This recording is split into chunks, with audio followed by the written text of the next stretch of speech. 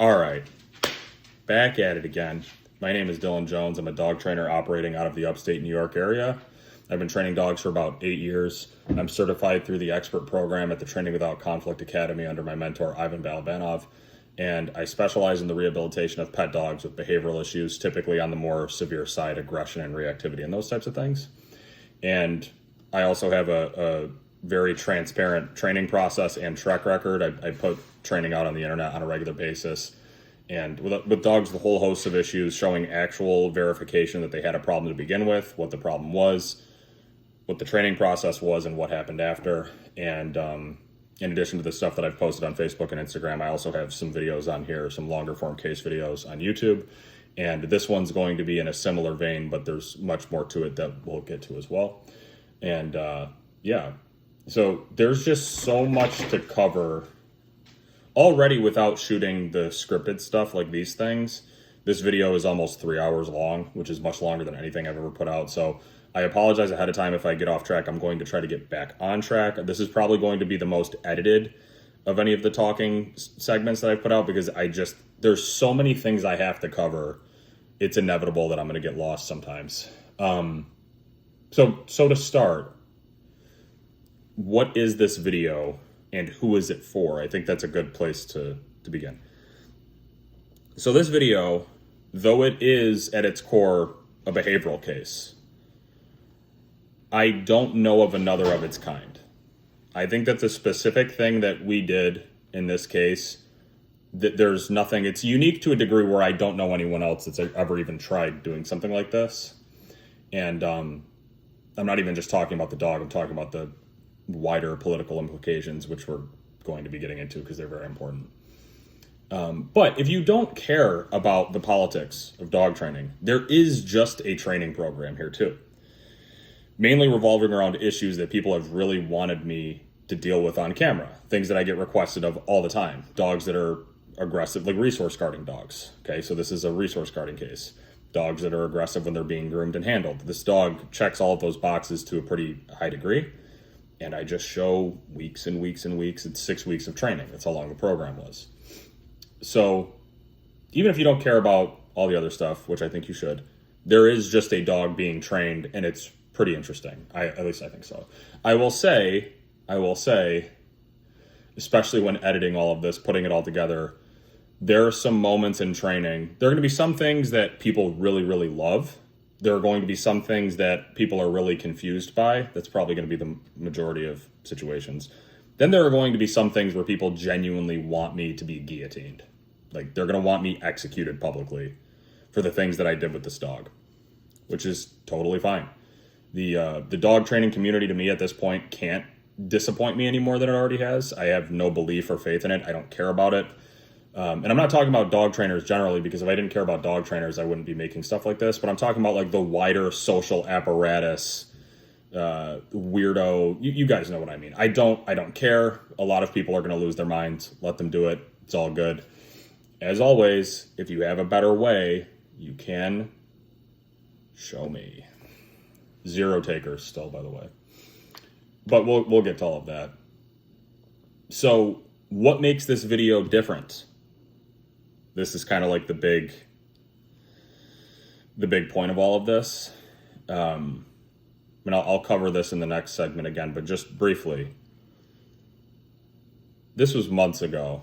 I had reached out into the internet ether and I had put out a message. Hey, if anybody knows dog owners, a family or a single dog owner, whatever, that has been burned by force-free trainers, force-free advocates, has gone through what I call the force-free vortex, where people get sucked in, they get emotionally manipulated, dogs get left on severe management protocols and lifestyle restrictions, they get medicated out of their minds with SSRIs, and oftentimes they end up getting scheduled for euthanasia.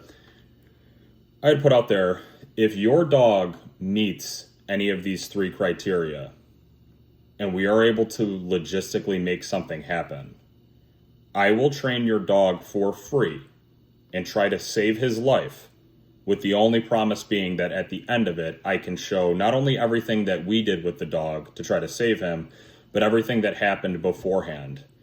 and what the force-free ideologues had been doing to you and doing to your dog to get him to this state and to ruin him. And I don't want to say it was a hollow declaration. When I posted it, I believed it, but I didn't realize I was going to get such a hit so fast, because very shortly after I posted that, I was on a 3-hour phone conversation with a family that has a dog that meets all 3 of those criteria to extremely high degrees. And the story that they told me, like I said, I'm on a first phone consultation with them. We ended up going almost 3 hours. My jaw was on the floor the entire time, for reasons that you are going to know. I am going to be talking about everything that was done to this dog and to this family, innocent people, innocent 6-month-old dog, why it was so bad, the problems that it caused, and how we attempted to reverse it. And then you can see what we did and what the result was. I am absolutely going to be naming certain individuals by name. I don't want to get personal to a degree. Like, there are people involved that I hate on a level that's kind of hard to explain, because to make myself extremely clear, you could call it bias, or it's just my opinion. There's balanced training, which, just generally speaking, we're the good guys in this moral equation, because we're the only of the 2 sides that don't have any preconceived notions or self-imposed limitations when we're trying to help dogs. No, not every balanced trainer meets that standard, but generally speaking, just conceptually, balanced trainers go in and they train the dog in front of them. That is what we do, because we care about the dogs first. And then you've got the force-free side, which I believe is not just like a competing ideology. It's not just a different idea. It's not just everyone has tools in their toolbox. I think that they're pure evil. I think that the practitioners of the force-free ideology are either completely ignorant or they are sick people. And a lot of people are going to be clicking off the video at this point, or they're going to be scoffing at it, and that's totally fine. You just haven't seen what they do. I have. I know what they do.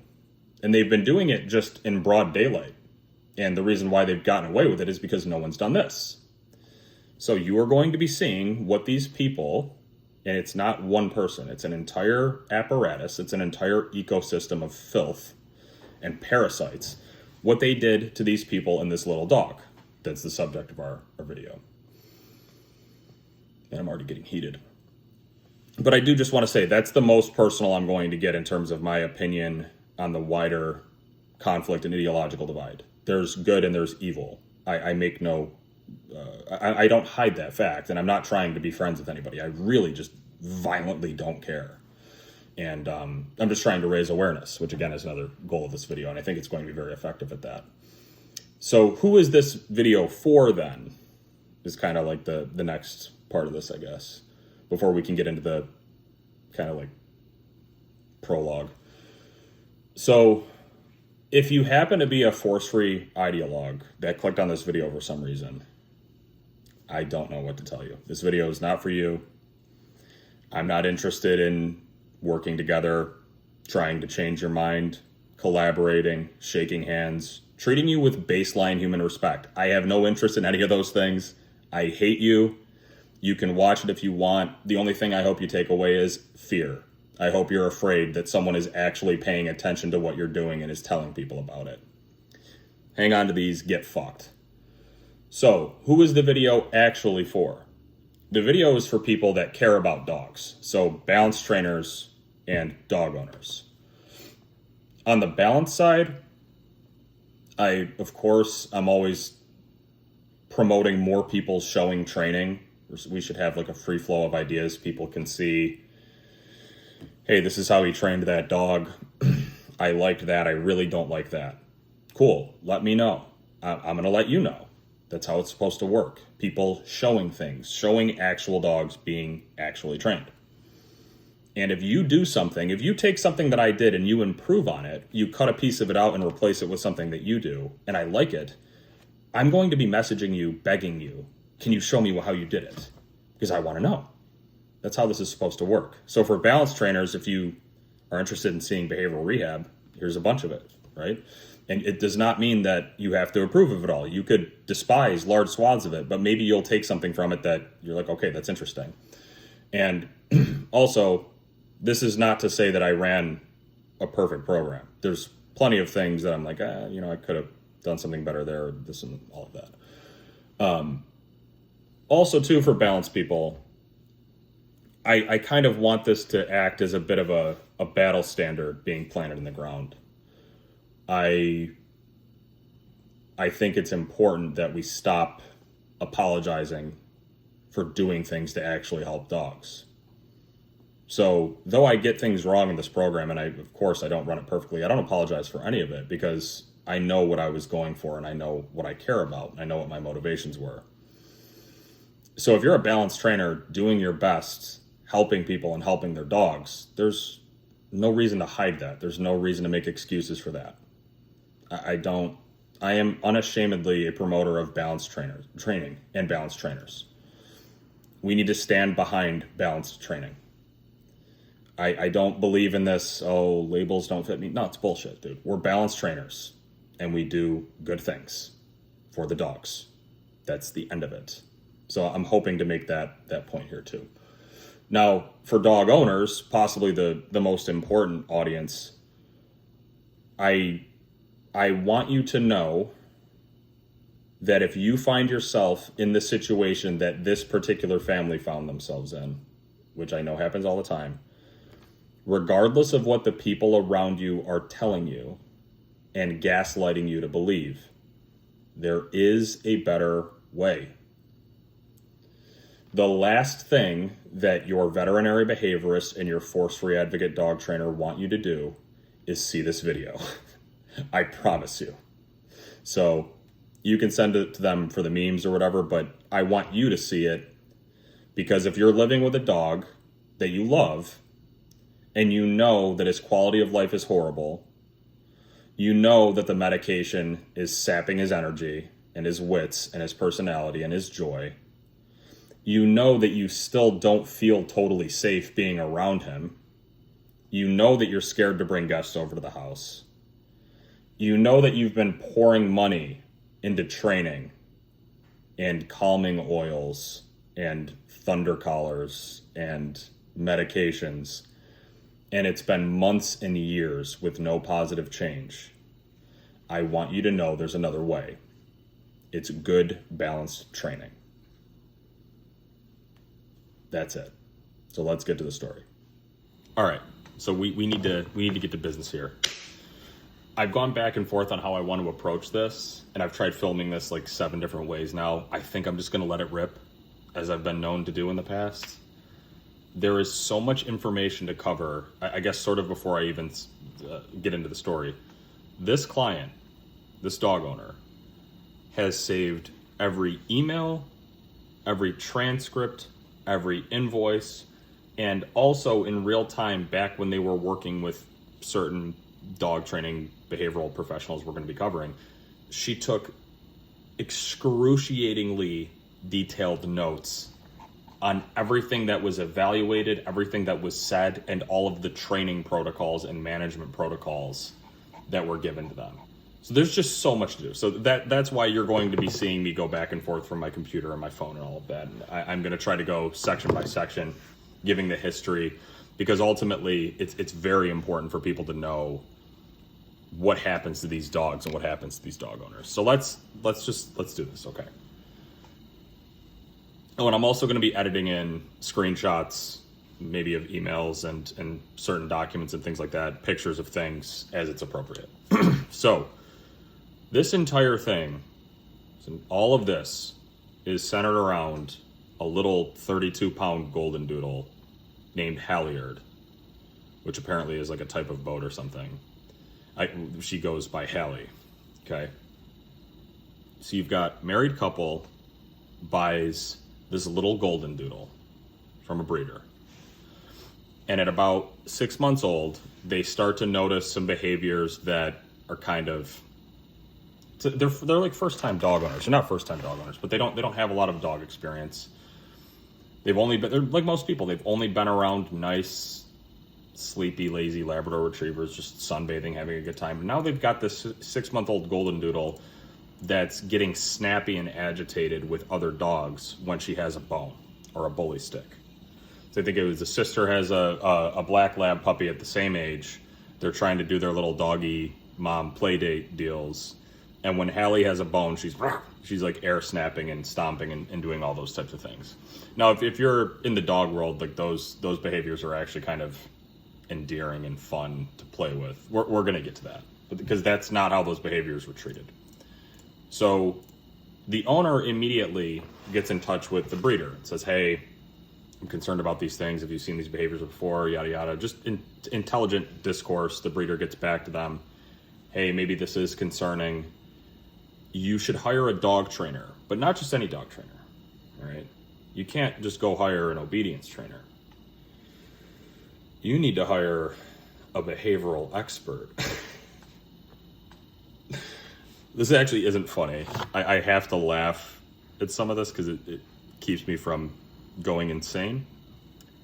But if you catch the reference there, unfortunately, the owners get on the internet. They look up behavioral modification trainers, and they have the absolutely catastrophic, cosmic catastrophe happen to them, and they run into a particular trainer named Thinking Canine, or her name is Gia Savocchi. So a lot of people are going to be doing like handstands and backflips right now, cheering, because I have a little bit of like a, again, I'm trying not to make this personal. I will just get this out of the way. I think that she is like a sick, demented person. And I've always known what she's been doing to these dogs and doing to these people, but now I have an actual firsthand account that's incontrovertible. Like, we actually just have the facts. I literally, like, I went to the scene of the crime. Like, I have the evidence. And so anyways, you've got this 6-month-old puppy that's getting kind of agitated around objects near other dogs. They get in contact with someone that they see on the internet, has a huge following, and she introduces herself as a behavioral expert. And the client actually, to me, when we were covering the series of events, they remarked that they felt relieved that such a high-powered, talented pro was so close to them, because she's in the same, like, a nearby town. So if you know, you know, but we're going to be getting into exactly what happened, and I just got to make sure I get as many of the details as possible. And again, I'm going through, like, they took all of these notes. So they hire Gia. She does in-home lessons with them, right? So this is when Hallie's about 6 months old. Pull up the right thing here. And this document just drives me crazy. Dog training with Gia. All right, so these notes and these guidelines and steps and protocols and training techniques were compiled over the course of the 10 private lessons that Gia had with this 6-month-old puppy. Okay, this is what she was having them do. This was her evaluation. This was her general strategy. Because around the time that they had her come by, like shortly before, they actually sent her, and I'll include some of this footage in the pre-training footage showing you guys what the dog was doing. Hallie was beginning to show some guarding with objects and food with people now. Like, this is starting to become a thing that's a little bit of a concern. I shouldn't say a little bit of a concern. It's like the dog thing obviously is very manageable. It's just like, don't let her have a bone around another dog. But now she's at the point, like, you're going to see, she's picking up inanimate objects and kind of challenging, like, yo, try to take this from me. Again, I would say for a real dog trainer that actually likes dogs, we look at those behaviors and we go, that's kind of funny. Like, we can play with possession. Possession does not have to be a bad thing. What you are going to see from Gia and this whole cohort of canine psychiatrists and behaviorists, they all treat possession, a very natural dog inclination, as just this objectively bad and scary thing that we need to sort of like dance around, instead of directly interacting with it head on, gamifying it, and putting rules. But you're going to see what I did there anyways. So just to read some of these notes as to what happened with this genius thinking canine. How is she going to contend? Surely a behavioral expert, this is just an ace in the hole, right? It's a 6-month-old doodle that's doing tiny little things and she likes to hold objects. I'm sure that this is going to work out great. General, use food as a training motivation. Don't feed her from the bowl. Use it as treats in training sessions. So cool, we're going to make her work for her food. That's awesome. The dog jumps on you. Don't use your hands to get her down. Turn your body away. So this is all just kind of like vanilla, nothing egregious, like things I don't like, but it's, you know, not too bad. Emergency situation. So this is immediately we're going to start stupid, right? And this is one of my major issues with the force-free ideology. In scenarios where it's just objectively factual that people and dogs are physically at risk, their contingencies and their plans for these high-risk situations where people and dogs can be harmed are laughable and are basically based around luck and chance. So the emergency situation that they're in reference to here is very much on the table with this dog. If she picks up and guards or possesses a toxic item, I don't know, something that's covered in pesticide, or she's eating plastic, like something that it's going to obstruct her stomach, she's going to get poisoned. Like, this is the dog's ability to live and be healthy are at jeopardy with these particular behaviors. So of course we must be preparing for these moments with the utmost sincerity and severity and just thoughtful approaches, right? So what we've got, if she picks up something toxic, is to try to distract her with a very high value item. That's contingency one. That's what we're going to do. We've got a 6-month-old puppy that's picking up inanimate objects and won't drop them. Yeah, by the way, if your doodle puppy tries eating a battery, just go like run into the kitchen and make like a ham sandwich or something and hope that she drops it. This is something that you're going to see in pre-training footage as the dog gets older and the behaviors get worse under Gia's tutelage, that it wasn't always about the value of the item. The dog just likes possession, which again is a very dog-like thing, but I'm kind of bouncing all over the place. This video is going to be 7 hours long. How about we just teach the dog a non-negotiable out and leave it that carry penalties for non-compliance? That is just brain dead, obvious, if you want the most reliable chance at an intervention that will save your puppy's life. Would you rather be in the camp where you are teaching the dog obedience and getting compliance in these scenarios with clear penalties for non-compliance, or would you rather be in the cotton candy fairyland where we just kind of hope that the dog spits out the, I don't know, fucking chicken wing bone before she chokes to death on it because we wave a bag of pretzels? Like that's the type of shit that we're dealing with here. This is the behavioral expert. And then the only other emergency situation contingency is hydrogen peroxide mixed with ice cream or yogurt to make her throw up. Great. So, okay, I had mentioned leave it. Now we're getting into more of like supposedly the training. And I should have prefaced this by saying that Gia was the sole custodian of this dog's training and behavior for 6 months. They had 10 private lessons over 6 months. They started sort of like in a quick cadence, like week to week, started spacing them out, and eventually just kind of spaced them out so far they just figured they would stop doing it for reasons you're going to see, because none of this shit fucking works. Oh, but I'm getting ahead of myself. So leave it. Oh, cool. We're going to start. This is a really important one. This is the first note that they have on here. Maybe they talked about this session 1. How are we going to teach leave it? Because it's just so crucial with a dog that is beginning to show potentially problematic possessive behaviors. This is what we're going to do. We're going to create a trap with bait. So a plate with treats on it.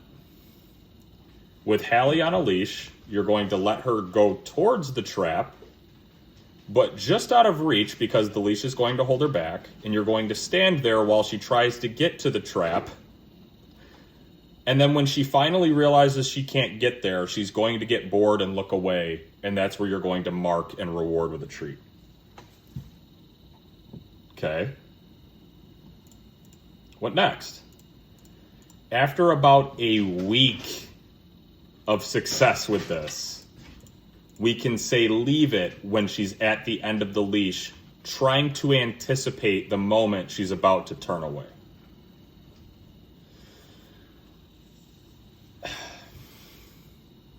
That's a week, dude.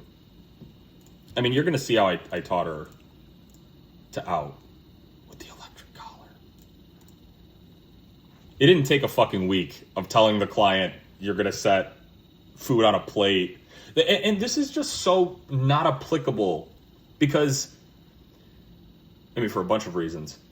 The dog knows she can't get to the plate. So you're eventually, the motivation is going to plummet to the point where you're telling her to leave something that she knows she can't possess. So it's like, I don't know, this is going to be like an extreme example, but it's, say you have like a violent person with handcuffs on. It's like, hey, don't beat me up. Okay, I won't beat you up. Wow, look at this great behavior.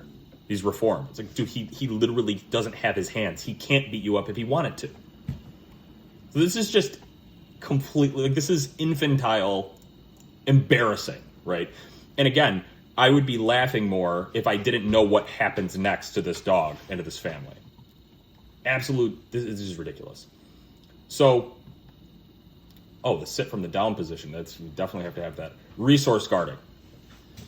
So now we're getting into the issue here, right?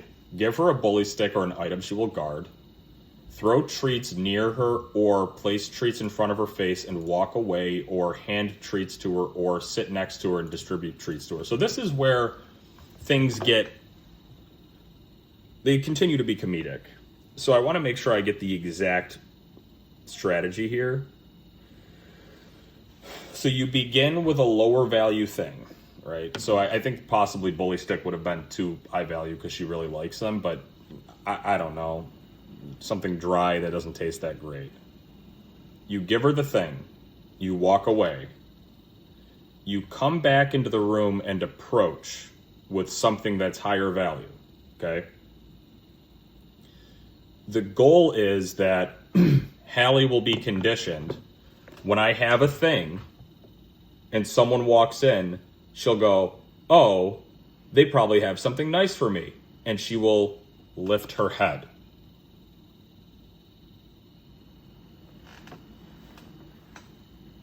That, again, is that like a step in the process?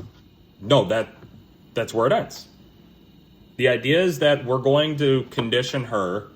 When she has something and she hears footsteps or a person's approaching, she will be conditioned to lift her head off of the object, and somehow she's going to relinquish possession of the thing that she has.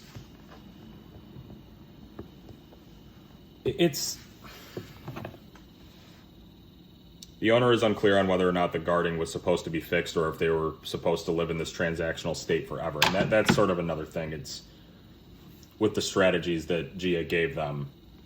Strategies. They sort of double as sort of like this. We hope, like their safety protocols. It's like if she gets something, we have to trade. They are proactive work. Hey, we're gonna work on this stuff. We have to trade. Going forward forever until the end of time. Yeah, you may just have to keep trading. So there's no actual behaviors being addressed. There are no core concepts that are being taught to the puppy that are going to translate into an actual better life, that are going to do anything to address any of these emerging issues. Because you need to keep in mind, as they're going across these lessons, she's starting to get worse. And I'm going to get into, again, like, before training starts, I'm going to tell you where this dog was left off, like what the true nature of the issues, because it gets ridiculous, dude. Dangerous and ridiculous. So, a comfort with collar, because around this time too, she's starting to show more touch sensitivity, right? So it's like putting a leash on, putting a collar on, taking them off. She's starting to get kind of snappy. So it's, practice grabbing the collar and giving her treats. Okay. If she gives side eye, practice reaching behind her head and not touching, and reward her like this. Just eye contact, hold treat out to the side. When she looks at you, give the treat. I think Gia has a video on that on her Instagram. It's sick. Get off the furniture. Say off, point to a point on the floor where there's a high value treat or a handful of kibble. Okay. Slow feeding, separation anxiety. Give her something extra special, like chicken plus with trazodone. Like, we're going to talk about the medication because that's coming.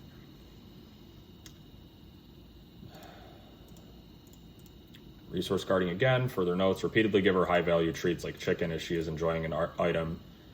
As she is enjoying an item she guards, the goal is for her to lift her head when you come into the room to see what you have and not get defensive.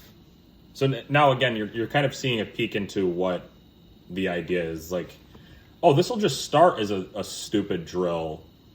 You'll definitely not need to do it forever, because at some deeper level, she's just going to emotionally change and no longer enjoy possession because she thinks you're going to be bringing a peace offering. Again, it just, to me, it feels like this is intended to happen until the end of time. That's the recurring theme. And then there's the grooming issue. So again, as they're doing these lessons with Gia, the lessons, training, they're doing, sit from a down position and look at this eye contact, and if you want her to get off the couch, just have food on the floor. That's fucking genius. There's also issues with grooming that are emerging now. It's like, now she doesn't want to be brushed. She doesn't like having her feet manipulated or her back legs. There have been incidents where, say she goes outside to take a number 2 and she's got dingleberry. You know how with this coat, the doodle coat, sometimes you get little dingleberries.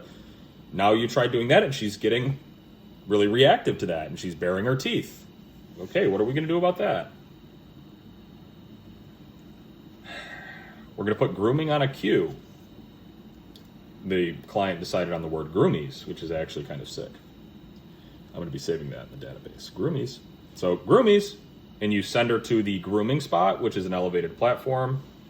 We're going to have peanut butter in a cup on the platform that she can lick, and while she's distracted by the peanut butter, we'll get some brushing and then stop before she gets agitated. So it's like you're distracting her with the food so she doesn't have to think about the grooming. Which again, it just defeats the purpose. Like, it's just so bad. And they never were able to get a normal grooming done. They ended up actually just hiring a groomer that would charge extra for Hallie because she's ridiculous. And shout out to all the groomers out there that are just kind of making it happen with nasty dogs. I don't know how you do it. I genuinely would enjoy following a groomer around for a day that takes riskier dogs. But the groomer would have to tell them sometimes, guys, we just can't do her nails today. I can't brush her legs down today. I can't shave her today. We can't blow dry because she's just, spicy, as they say. So, yeah, I mean, the general summary is here that Gia had 9 or 10 private lessons with them, accomplished absolutely nothing. The behaviors are getting worse, and they just kind of phased her out because it's like nothing's happening other than damage, right? So I think that we can actually just move to the next segment. This is where Gia becomes a background, kind of like a non-character in the story arc. She gets written out of the story pretty early, but then makes a vengeful return we'll get to. So after these 9 or 10 private lessons with Gia suggests that they go see a behavioral veterinarian. Now, also, too, I want to mention roughly around this time, she's going into full excuse-making mode, and this is something that's very convenient for a lot of, not just force-free trainers, unfortunately. A lot of trainers just do this generally, where it's like their tactics and their approaches that they swear by, that they promote, are just clearly not having the intended effect with the dog, so we fall back on the parachutes. It's like, the genetics. There's some sort of health issue, some sort of recurring pain issue. So at this point, Gia is starting to pivot towards, maybe this isn't a training issue, maybe this is genetics. And there was actually one incident too. I'll play some clips from this. And I call it an incident because it's just so she comes back for one of the later private lessons, and she walks the dog up and down the stairs and sits the dog repeatedly while trying to gaslight the owners into thinking that there's something wrong with her hips and she must have some sort of chronic pain issue. Keep in mind, this Gia is not a doctor. And she's watching a puppy walk up and down stairs and going, oh, no, definitely. So what does that end with?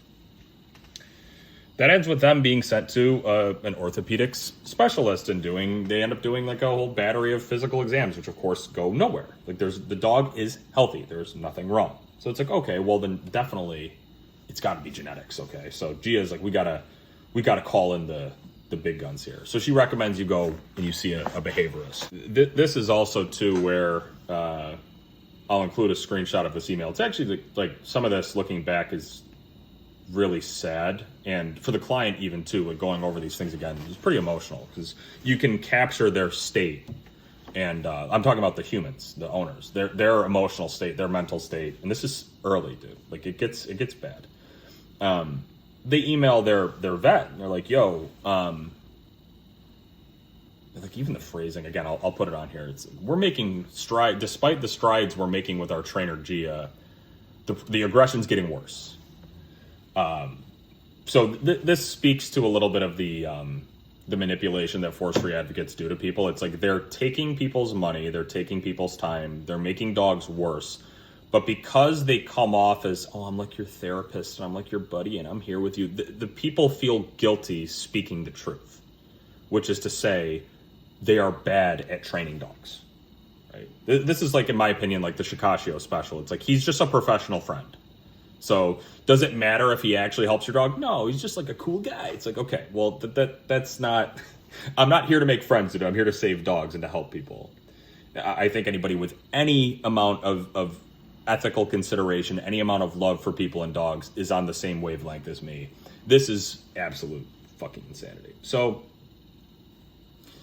the vet also emails back and agrees with Gia, yeah, you should go check out a veterinary behaviorist. And this is another recurring theme you're going to see. This family goes to great expense and effort, extreme effort, to try to do the right things.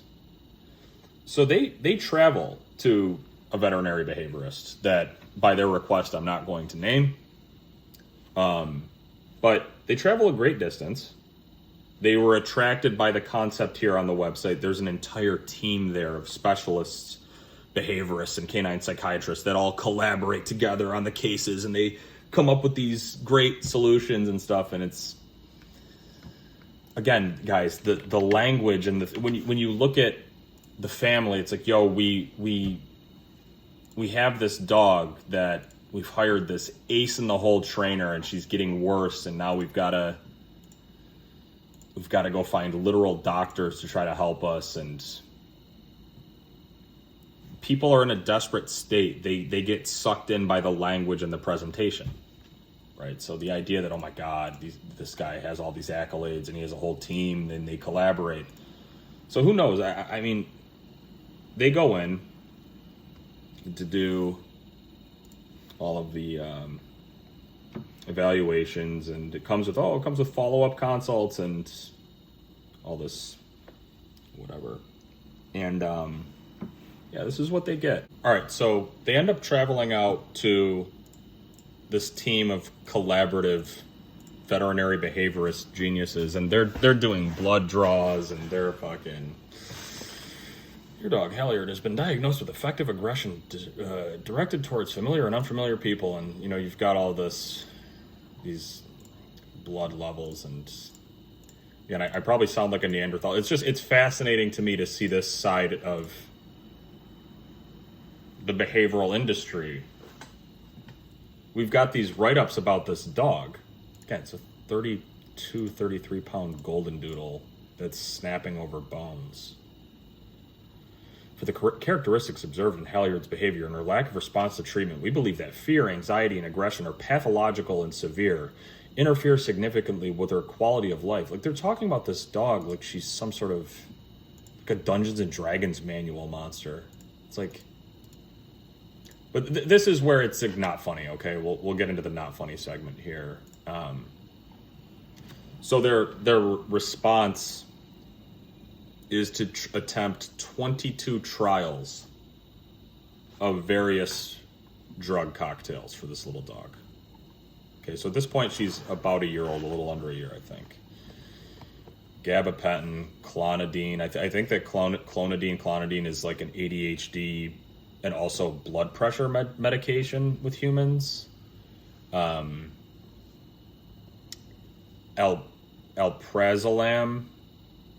I can't even see any of these names. Trazodone. Just clonazepam. Reconcile, which is, I think, fluoxetine. So they ended up settling. Like, this is a puppy. Not a puppy, but it's a young dog. It's a fucking doodle, dude. Like, you're going to see this dog and you're going to be like, the fuck? So they ended up settling on trazodone and Reconcile, which is the fluoxetine. And this was crazy to me, this part. For grooming, they have a drug specifically that they're prescribing for stressful events such as grooming. All right, so special grooming medication regimen here. So in addition to the trazodone and Reconcile that she's taking every day, say that tomorrow you want to brush this dog. 100 milligrams of gabapentin the night before, 100 milligrams of gabapentin the morning of, and then 10 milligrams of acepromazine, which apparently is a literal paralytic. It's supposed to reduce the dog's ability to move.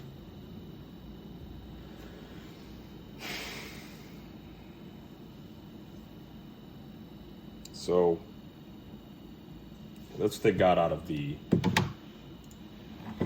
team of veterinary behaviorists. And again, the only reason I'm not naming them by name is because of respect for the client. They don't want to call this team out.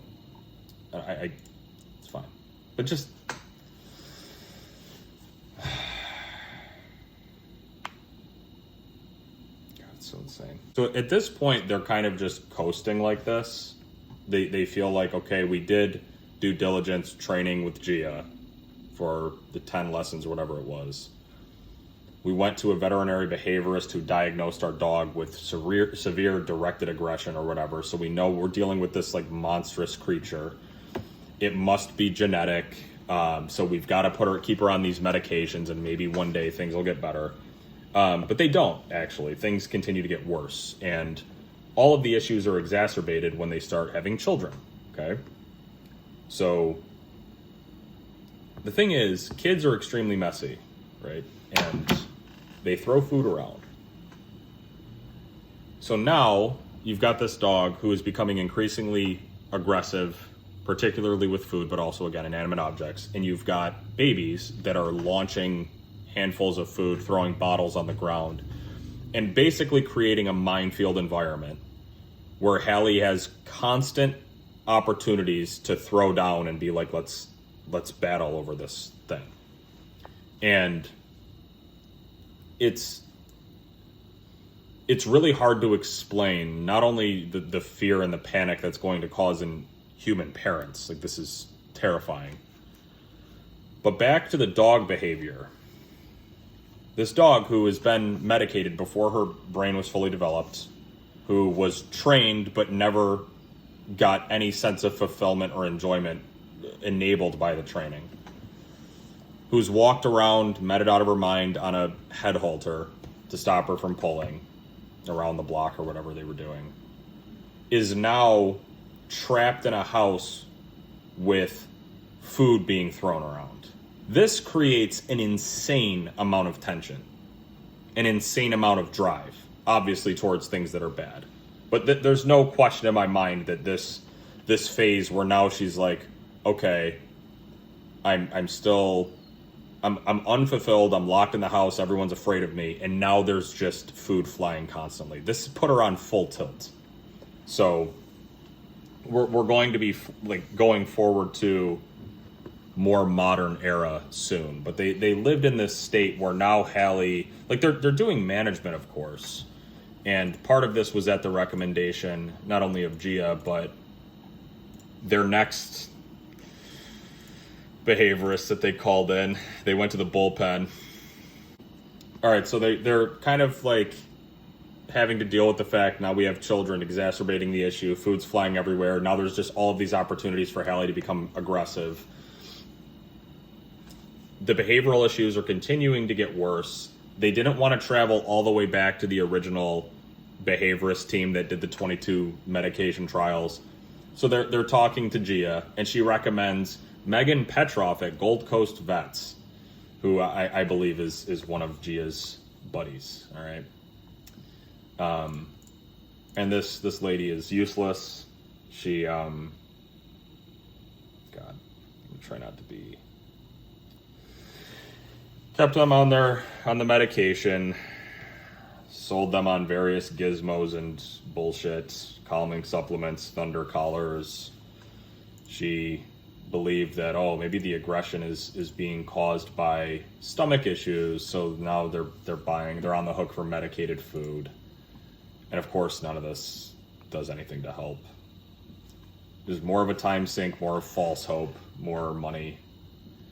And yeah, there was something that was really interesting from Megan, my good buddy Megan, that was like, and I'll post a screenshot of it when I read it. So this is, again, so Megan's got them on the medicated food, the thunder collars, which, by the way, the thunder collar, they stopped using it because Hallie would bite them if they tried putting it on. Of course, there's no solution to that, so it's just like, okay, I guess we wasted our time and money on that. So here's the dog behavior management recommendations email from Megan Petrov at Gold Coast Center for Veterinary Care over to Hallie's owners, okay? And I can include clips. I mean, I don't think it's really necessary, but dog behavior management recommendations. This is all very normal, common sense stuff. Don't let your dog kiss your dog on the face.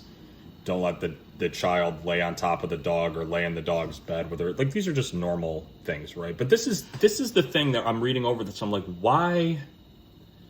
There's a segment called behavior modifications. Okay. So to me that reads, hey, we're gonna do a plan to modify behavior, right? But there's only one thing listed under behavior modifications. Aversive tools. Probably see where this is going. Numerous scientific studies have shown the harmful effects of aversive training methods and equipment. Punishment-based training methods, such as shock collars, have been proven to worsen anxiety and aggression in dogs. Additionally, these methods do not teach the dog the appropriate behavior that you desire. Positive reinforcement-based methods are more effective in teaching dogs desirable behaviors. Discontinue the use, if you are using them, of choke collars, prong collars, electric fences, or shock collars. So,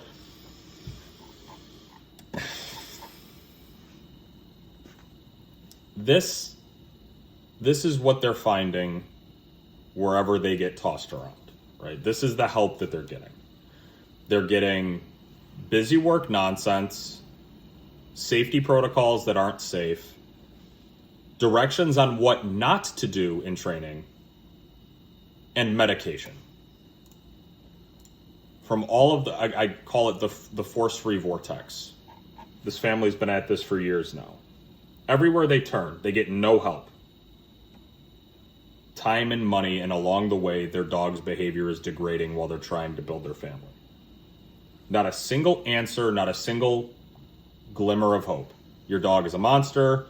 Don't use e-collars. Here's some fluoxetine. Hopefully she goes to sleep. It's... Yeah. I wonder what would happen if you used an electric collar with this dog. Maybe we'll find out. I actually, I sent a spoiler to Megan. I DM'd her. This is like a few weeks ago. I DM'd her a picture of Hallie running off leash, and I just said TikTok with a clock emoji, and then she blocked me. So that was like my warning, by the way. Yeah. Insane. So anyways, and these people are just doing this to dogs in broad daylight. So at some point along the way, Hallie also, like, this is funny, not funny. Now it's funny.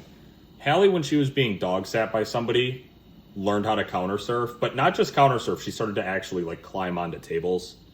And now at this point, like the literal dining room table is a battlefield. Not only the table itself, it's like under the table, on top of the table. This has become a severe point of contention. You're going to see in the before footage, the before training footage, that the kitchen and the table itself becomes seriously loaded. It's like a powder keg waiting to go off. So now she's getting on top of the table when they're trying to clean, and she's guarding and willing to bite over it. It's insane. So at some point, they tried on their own. They went out and got an electric collar. They tried using it for the barking, and just the application was very, should we say, creative. Again, they're dog owners, dude. They're desperate. And at one point, they asked Gia. They called G-Nuts back up. They went back to the wealth of skill and knowledge, and they texted her and they're like, "Hey, you worked with us years ago. Do you do e-collar training? Hey, I remember you. What for? Barking and or behavior." And Gia says, "Using pain to train her is likely to exacerbate any aggression, making her super fearful. You'd have to be prepared that she could become dangerous." So again, like that's the advice that they're getting is no, anyone doing things that we don't condone is off limits, and it's actually going to make everything worse, while these people are actively making the dog worse in real time. And I know that it can feel frustrating that initially when you're dealing with these types of situations, it may feel instinctual to be frustrated in the client. How did you not realize you were being lied to? You were being gaslit. Dude, you have to remember these people. Like, I'm not going to get super personal with them. Their personal lives are being drastically impacted by this high chaos, high anxiety situation that they were living in with this dog. They could not agree on how to move forward with this dog. It was tearing them apart. They're losing their minds. They're afraid every single day that their dog is going to just rip them to pieces, go after their kids, fucking kill a guest. Like, they're living in a state of serious emotional vulnerability and turmoil. And everywhere that they turn, with all of these high-octane professionals with nice websites and a bunch of followers and plaques on the wall, they're telling them the same things. We have all the answers. Everyone else wants to hurt your dog. It's not your fault. Let's put her on medication. Like let's do anything other than train the dog. Yeah, I can't help you with the collar, the e-collar, because our certifications have all banned them since they're so problematic. It's like, okay, then what do you call what you've done to this dog?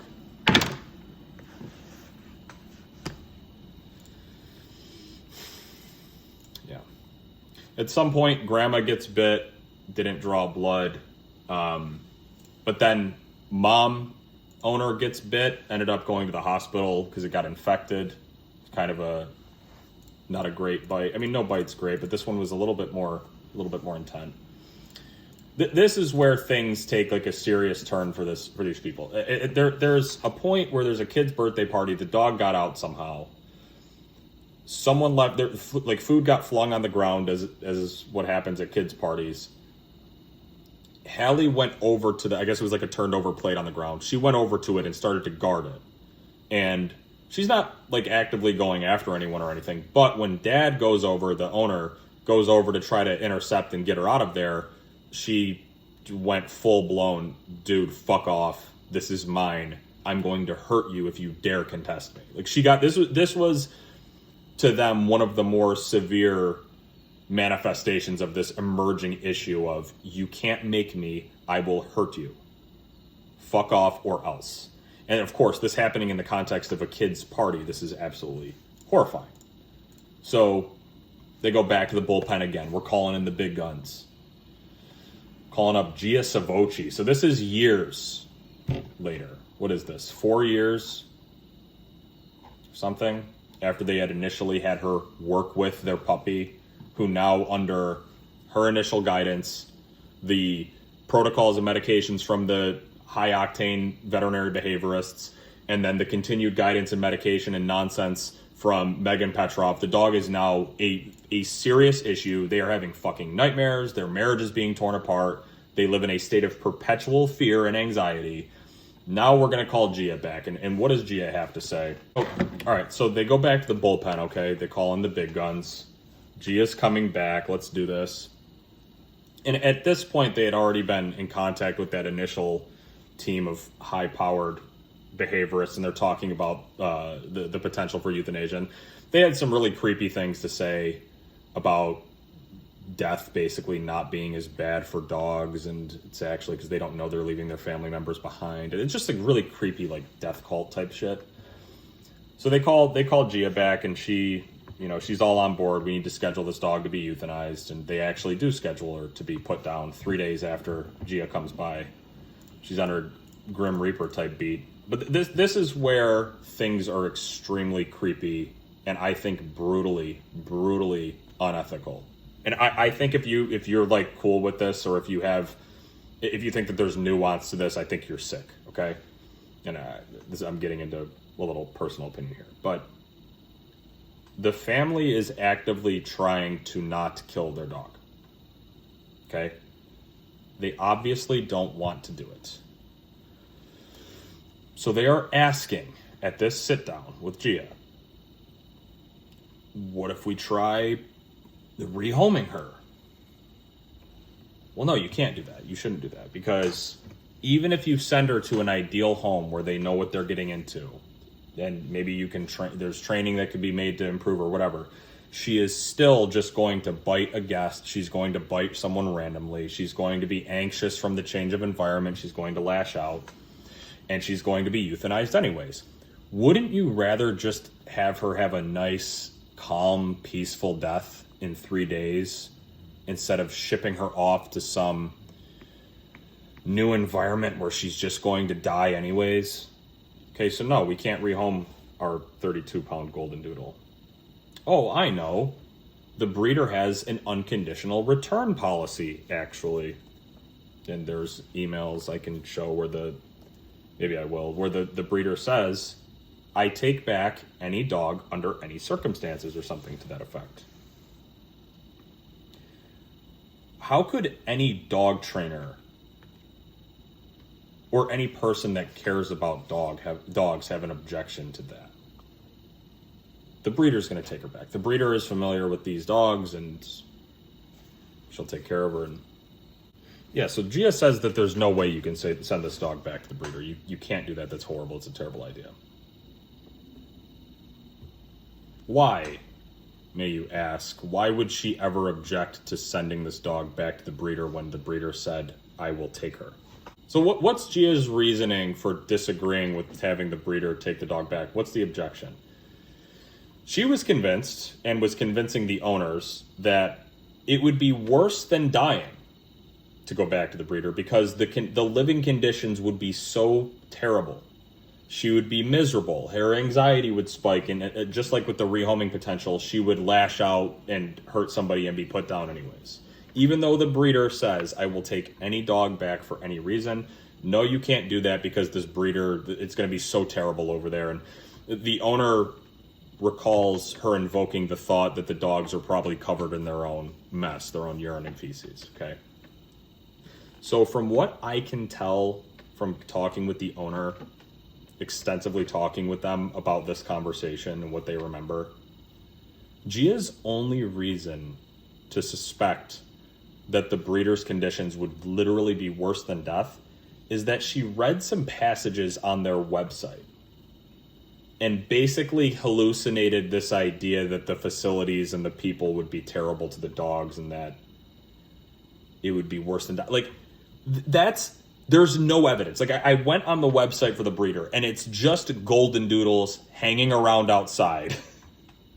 And apparently, years before, when Gia was initially trying to troubleshoot, what's going on with this puppy, she looked at the breeder's website and was like, look at these dogs, they're all anxious. She's doing her typical body language analysis on a literal still frame of Goldendoodles hanging out at a ranch outside. Oh, I bet they're abusing the dogs. Of course, that's the implication. The place looks great, dude. If I was a dog, I would live there. All right.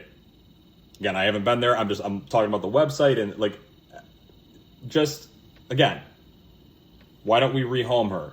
No, put her down. Why don't we send her back to the breeder who agreed to take her? No, put her down. Oh, but what about like alternative training plans? And like that, there were some messages where they tossed around the idea. What do you think about like board and train facilities? No, you know, she's going to be locked in a kennel and she'll be anxious. So it's, and like the weirdo, creepy therapy speak about how dying actually isn't bad. And they tried so hard to seek an alternative to killing their dog. And Gia had nothing of it. No, we're killing this dog. That's the plan.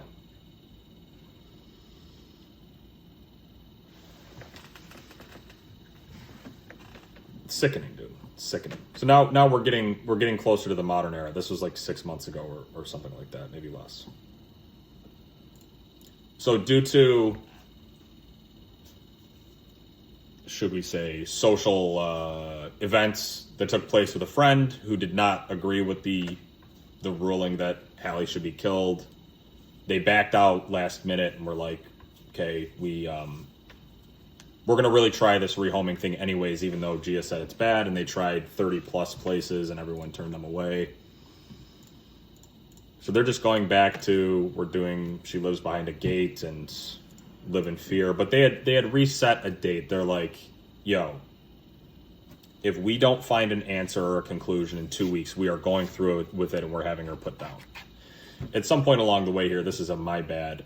They did try messaging me, and I just never saw their message, and she writes a cheeky note, no reply, with an exclamation point in here. That's my bad. Another incident where Hallie jumped on the bed. She never usually goes up there. When they tried to remove her, she got aggressive. They're crinkling treat bags to try to snap her out of these crazy events, blah, blah, blah. But like I said, they end up talking back with the team of behaviorists, and they give the owners want to be really clear about this.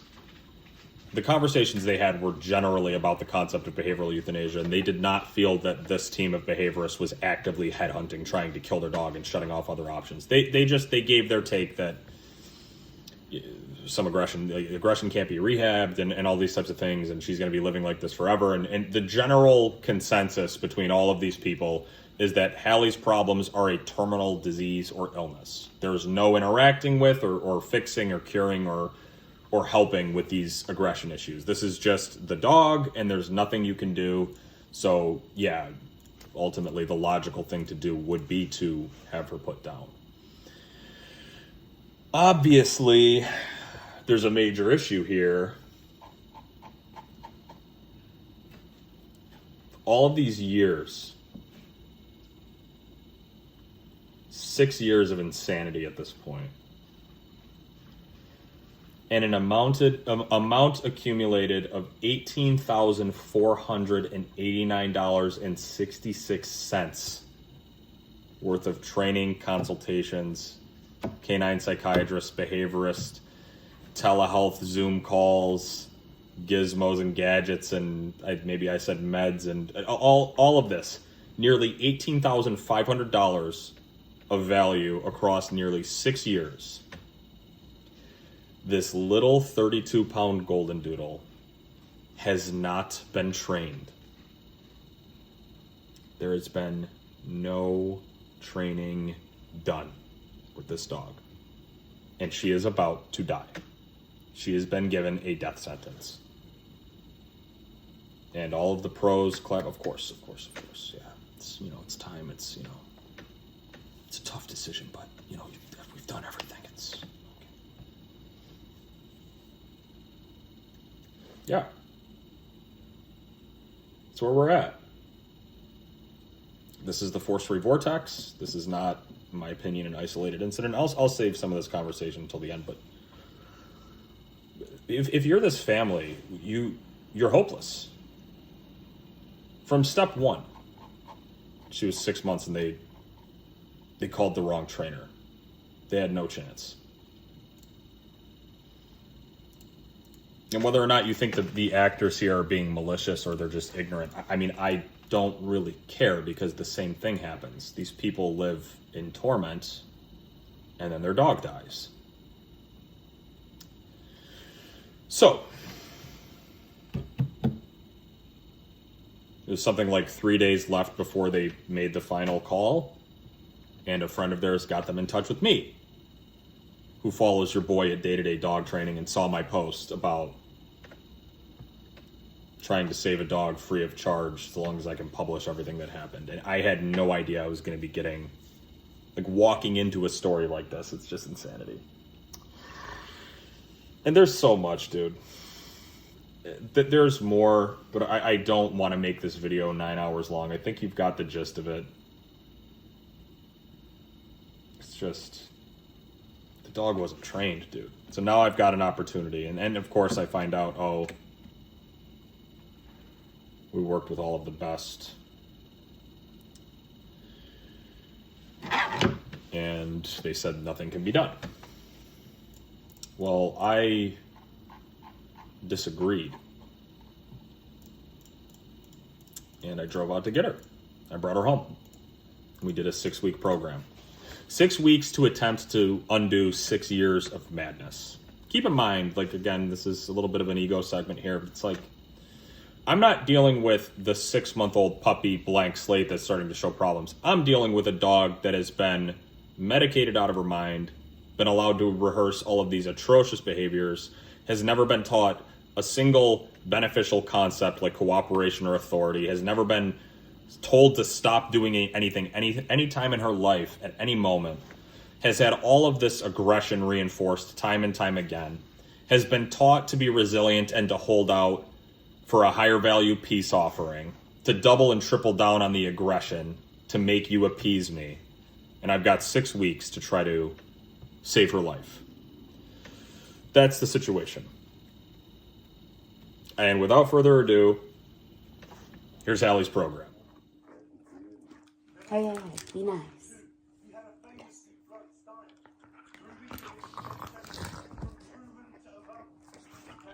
Hey. Hey. Gentle. Tired.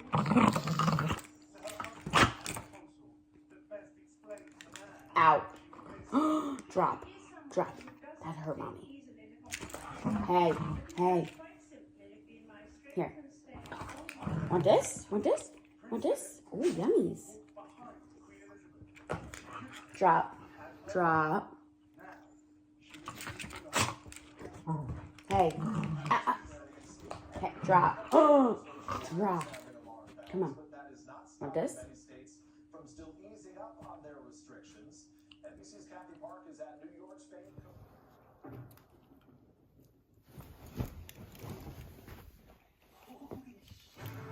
Hallie, drop it. Leave it. Yes. What's he doing? Yes. Good girl. Hallie. Leave it.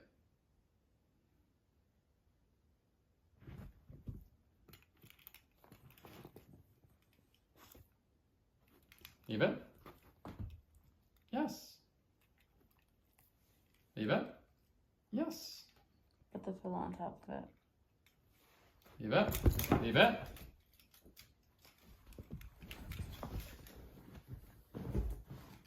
Drop.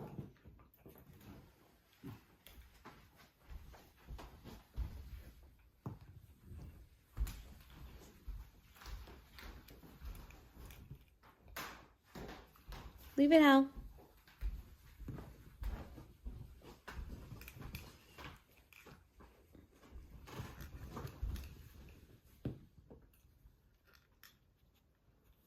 Leave it. Just take it, Brendan.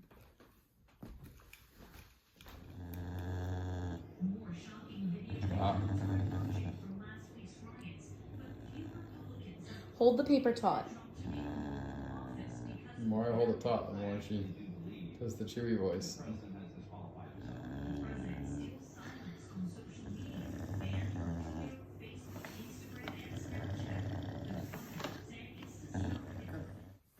Come on, trade.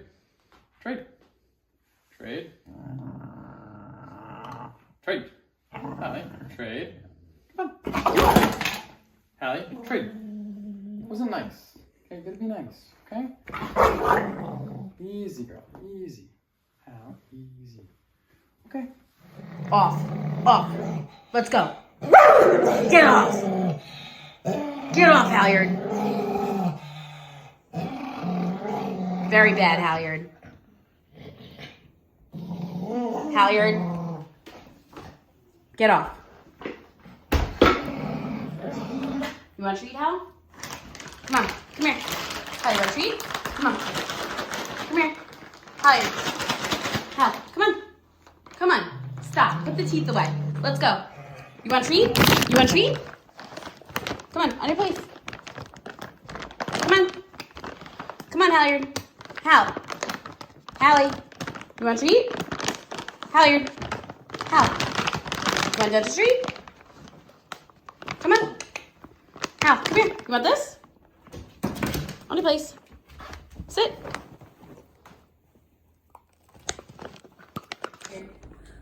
Halyard, come on. Get out of here, Hal. Halyard. Back up, Margot. Halyard, back up. Halyard, get out of here, Hal. Get out of here, Hal. Hey, you want dentistry? Hey. Halyard. Come on. Hey, come on.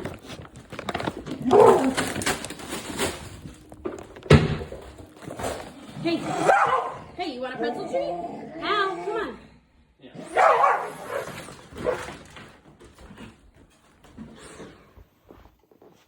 Can I have that?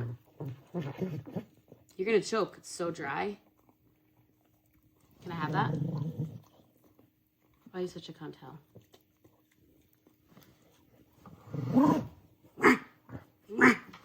Do you even like it? Halyard, it's the kitchen. Come on, Hal.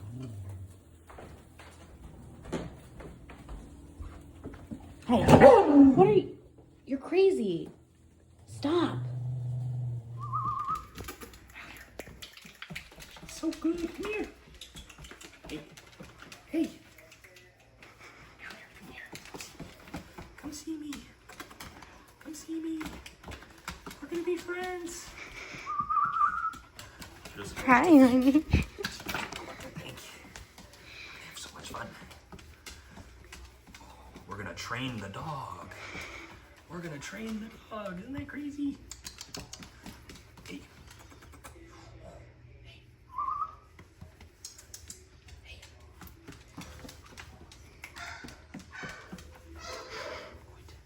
You happy girl. He's a good girl. Yeah, but wait until she gets her mouth on like a paper towel or something. I can't do it. I'm so excited. I'm gonna have my elbow gloves just sitting around all the time in the tripod, so when something happens, I'll be able to Yeah. show.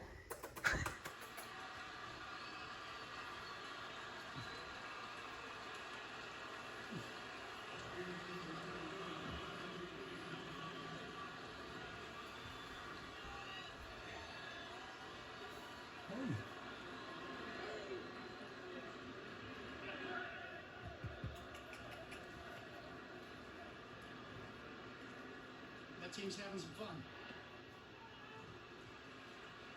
All this with 2 outs, 2 after the Seager misplay. Back to back. These are not high fly balls. Those are line drives, both of them.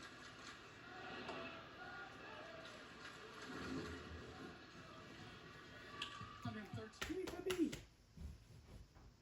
Come on. Come here. Come see me.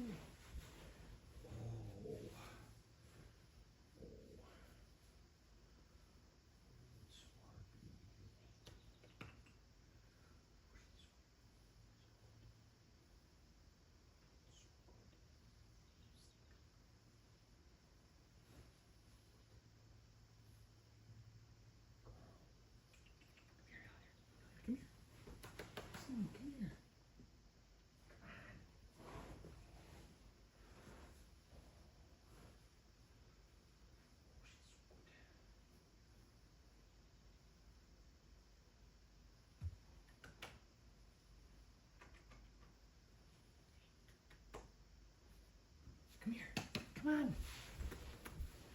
on, Halliard. Come here. Come see me. Come see me. Uh-oh. Uh-oh. Uh-oh. There's trouble. All right, so we just ran into some funny business for the first time. I don't know if she's snapped out of it or not, but I went to pick up her leash to go take her out. We're gonna go for a walk. She gave me the type situation, so I'm just gonna see what happens when I interact here. If there's anything here. Hi. Hey, what's wrong? Why? Why? Why? Okay, come on. Come with me. Come with me, come on. Come on, let's go play. Let's go play. Come on. Hallie. Hallie. Hallie. Come on. Why?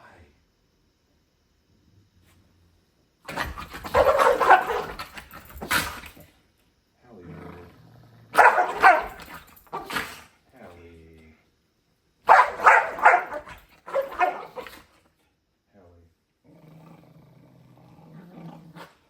Hallie, come on.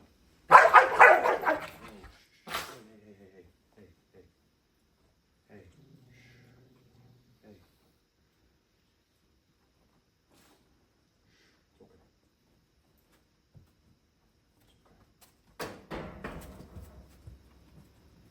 Scout, get out of here. Go. Hey. It's okay. Come on. Here, honey. Hey. Come here.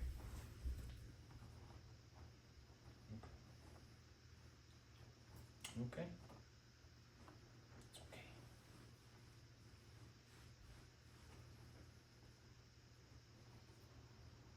It's okay.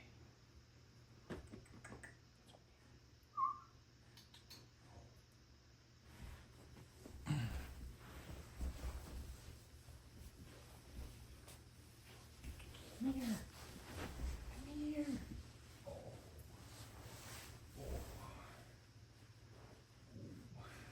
Crazy. She's so crazy.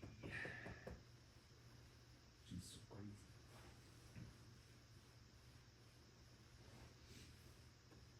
She's a good girl. Okay.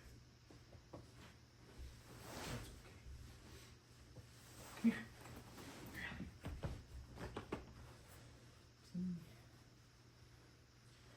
Good girl.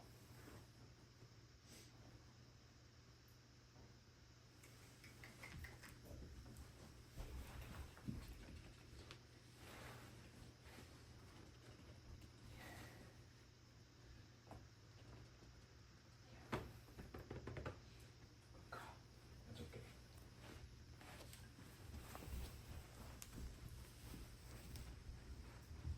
Quit. Let's go. Let's go play. Let's go for a walk. Come on. All right, so I was just trying to swap leashes with my little girlfriend over here. I got one leash off, and then she started to give me the demon treatment. So we're gonna try again. Come here. Yeah, I'm starting to be able to pick up on the signs. She's in a state. Come here. Hey, come here. Hallie. Hallie. Halliard. Come on. Dude. Halliard. Hey. Come on, girl. Why? Hey.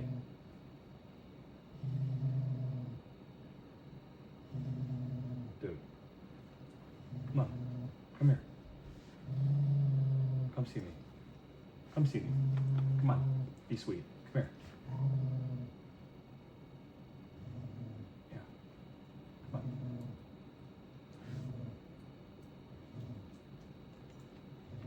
Come here.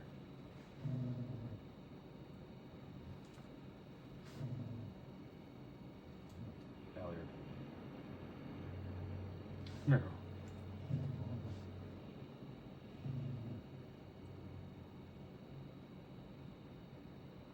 What are we doing? I'm gonna get my real gloves. Here you go. Papa. Hey, come. Hallie, come. Come here, come.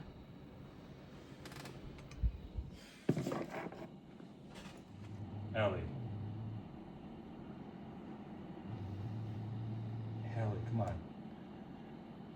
Dude, why? Come on. Hey, this is going on. We're doing this. Yeah.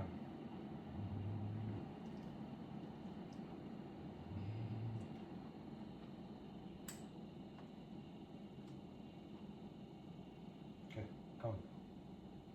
Hallie.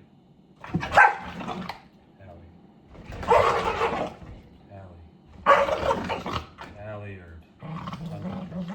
Halliard. Dude. Hallie. Hey. Hey. Hey. Hey. Dude, chill. It's okay. Chill.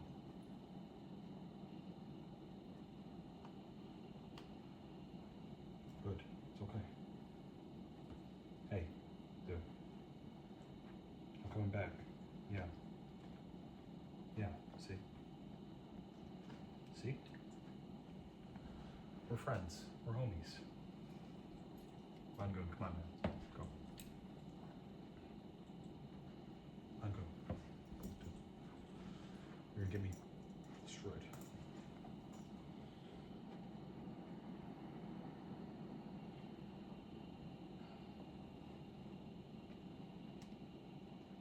Good girl.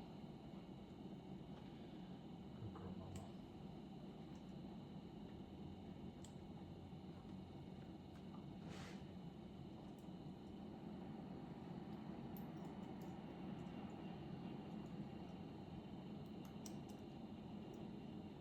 Where? Good. Good. So easy. It's so easy to be good. It's so easy to be good. It's so nice. Right? It's so nice. Yeah. No, this is going to be an example of when a dog is ready to start training. They're rolling around. Yep, just baseline, Being a dog. dumbass pet dog. Good girl. She's so good. Got a mark. Hallie! She's ready. Yeah, we can get to work. It's good. All right, so we're gonna try training, some dog training interactions. Okay. I think it's like the 5th day. But she's been showing some really nice signs of good attitude, like she's happy. So we'll see. When she's outside, she has less than 0 recall. She's constantly sniffing, constantly peeing. She's just kind of like a totally like a space cadet. Like the concept of cooperating with a person outside just actually doesn't exist. Ellie. Partly, obviously, like she's received 0 training all these years, but also because she's been kept on short lines. All of this is novel. Like this is insane. Like having space and being able to run and do all those things is totally new to her. Now we're gonna, because she's in a more clear mindset, we're gonna start to poke and prod and train a little bit. See where we go. And teach the release command, obviously.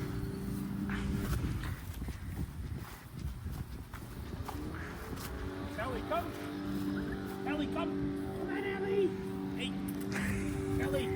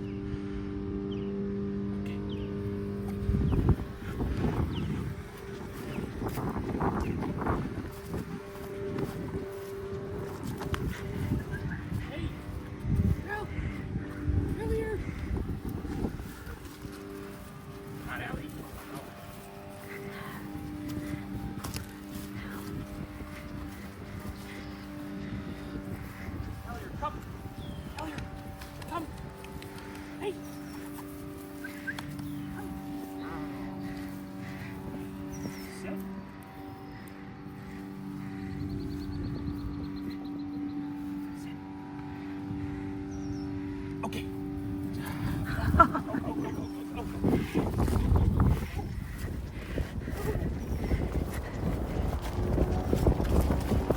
You'll always do. I noticed that. Even when you're just like walking with her again, we haven't been training. Yeah. We'll go for walks and like I'll stop and she checks. She goes 1, 2 on my hands. It's crazy. She knows her name though, right? No, I don't think so. Oh, because there's no recognition. Like, No. doesn't look like she responded. I'm pretty confident she doesn't know her name. Yeah. It's actually a good pet. When she did the sit, I felt like her emotion shifted a little bit. Halliard, come. Halliard. Come on, it's so good. Hey, come here. Come. Hey. Good. Halliard, sit. Sit. Okay. Like laying the early interactions because she's basically out here on her own. She's never actually had a cooperative back and forth with a human in any constructive way. So this is just like she's alone in an amusement park, new world. And I've got to try to get myself involved and get something going. Ellie, come on. Come on, go. Ellie, come. Come. Hey, Ellie, come. Good. Hey. Sit. Sit. So I'm going to bait mistakes and see how this goes. Hey.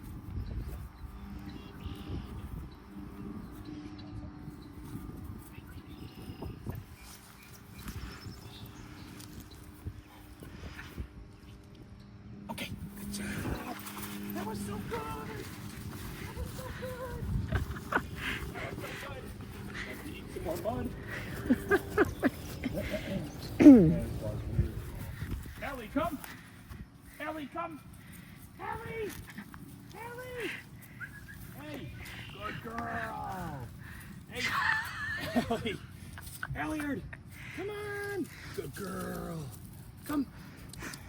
Oh, hey, hey, hey, hey. Love me. Love me. Come. Come. Sit. Ellie, sit. Sit. Sit. Oh, good.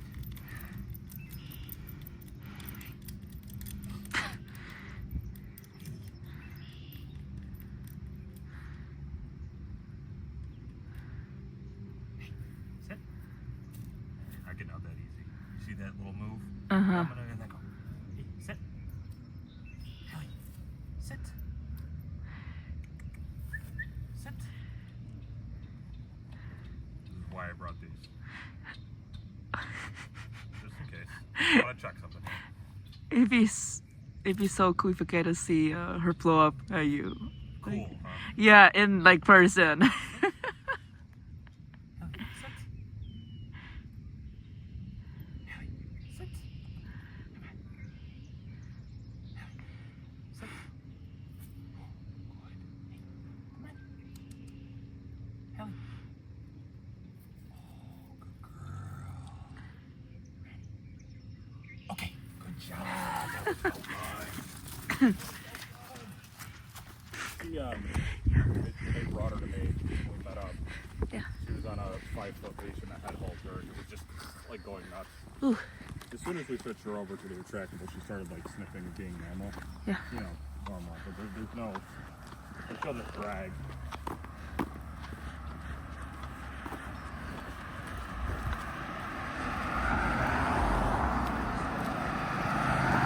Do they do regular walks with her, or? Just like the occasional head halter drag around. And they did say that when they took her off the drugs, every urge and every reaction went up, both the positive and the negative. Well, the aggression started to become more frequent, yeah. but also her playfulness and her interactivity and like eagerness to act on fun impulses also went up. Well, no shit. She's not That's like, what we want, right? she's awake. Right. Hallie, come. Hallie, come on. Come here, girl. Come on. Come on, Hallie. Hey. Good. Sit. Sit. Sit. Okay. Go, go, go, go, go, go, go.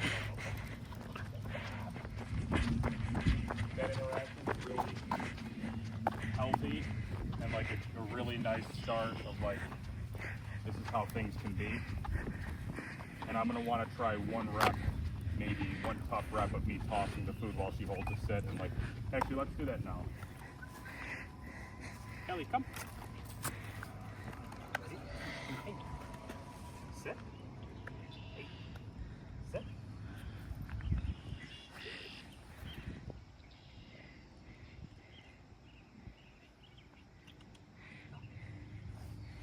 Hey, come. Sit. Come here. Sit.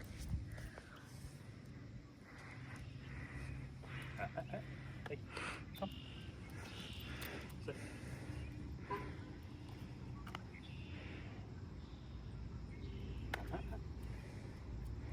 Sit. Sit. Come. Sit. Sit. Sit.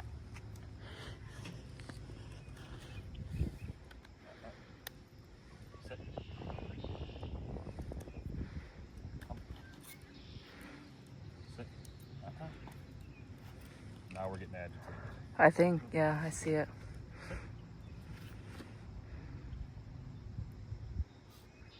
She desperately wants to sit right here because that's pet smart training that they've done.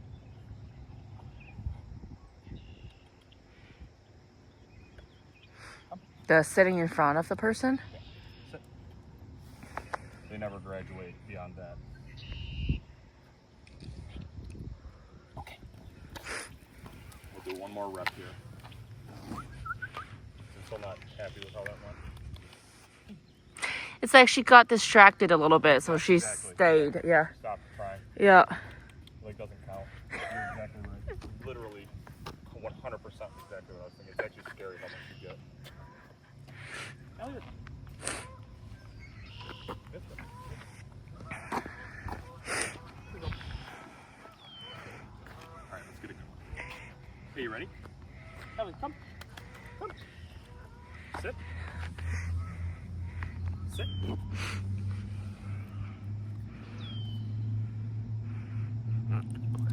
we go. Hey. Sit. Close. I already got one bite. Finished the job. Been bit by one dog today, and it wasn't her. Hey, come here, girl. Come here. Come. She's getting annoyed at you, so she's gonna. Sit. Ellie, sit. Sit.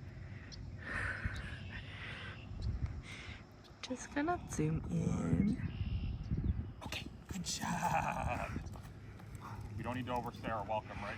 Make the point and then releasing. Have a good time. We'll get one more. Hey.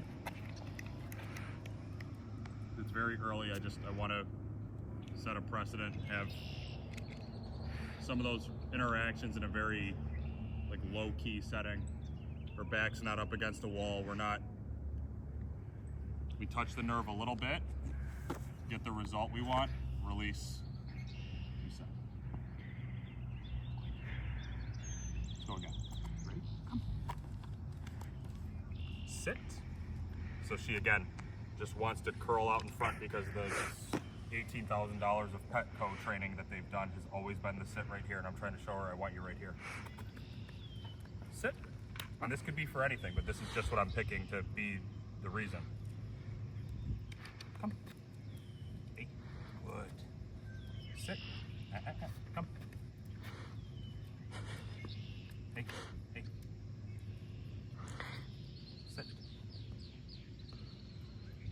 sit. Hallie, sit. Oh, good girl. Okay, good job. Good girl. Jackpot reward. Oh no. No, that's really good. That's really, really good. Thank you. You can cut it there. Yeah. That's so that.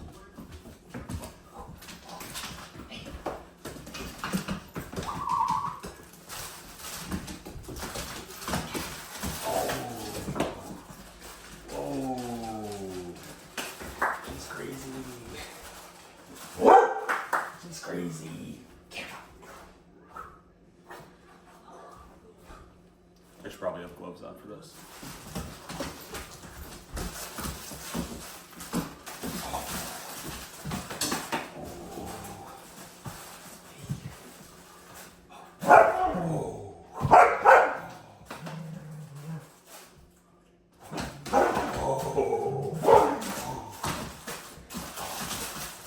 Wow, she's crazy.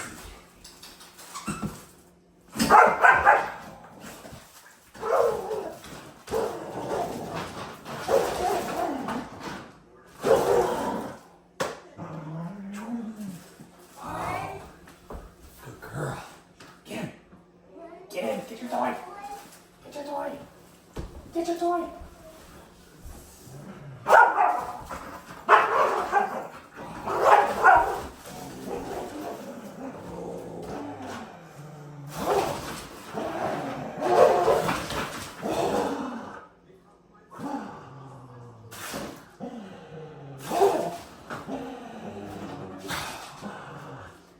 Good girl. She's crazy. Hey, come here. That's so fun. Come here. It's so fun. Oh, she's good. I think she's ready for dinner time. Hey. Oh, she's crazy. Oh, she's crazy. What do you want? Oh. Oh, what do you want? Oh, she's crazy. Oh.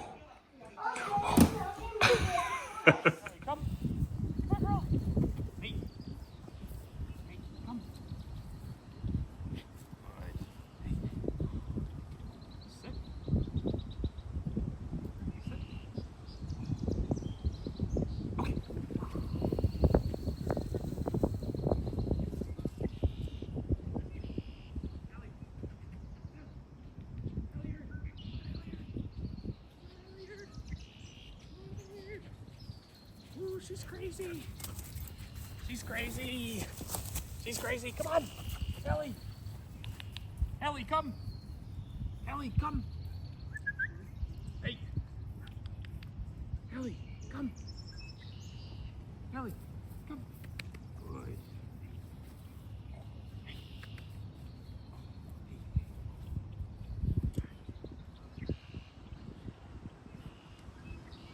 Set. Hallie, set. Sit. Hallie, sit. Sit. Sit.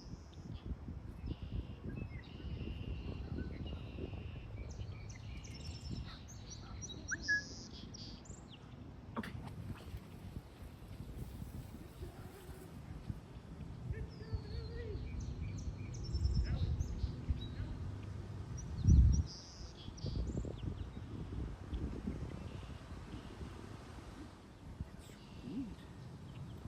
It's so good.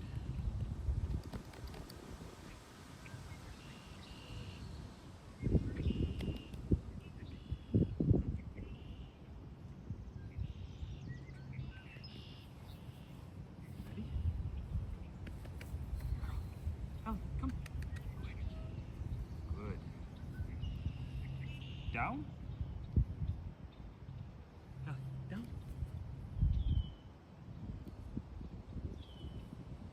Down.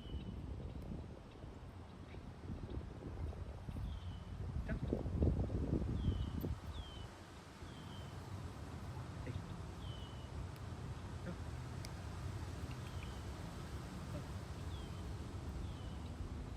Down.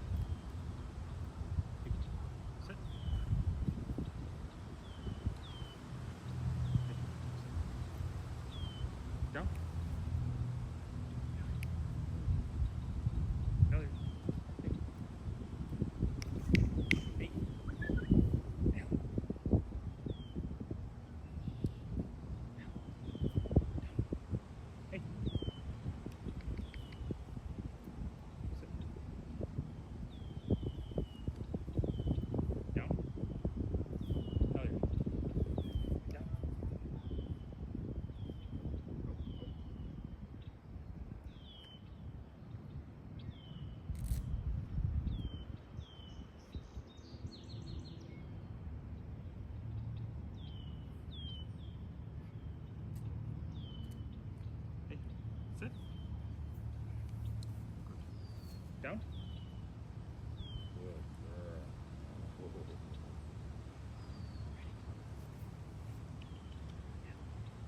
Okay.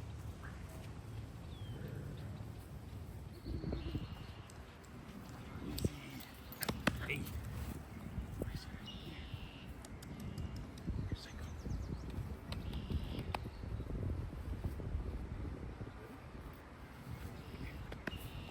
Sit.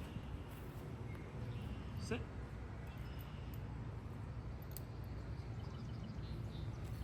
Down. Hey. Down. Down.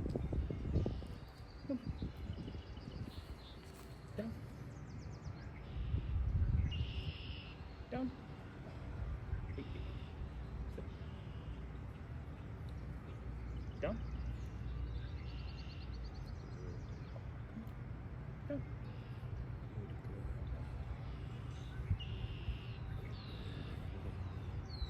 Good job.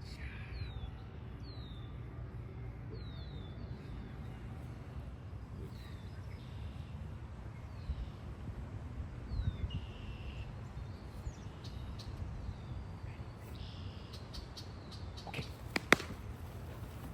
Starting with the e-collar with Hallie scared. All right. Hallie, come. Good girl, Hallie. Good job.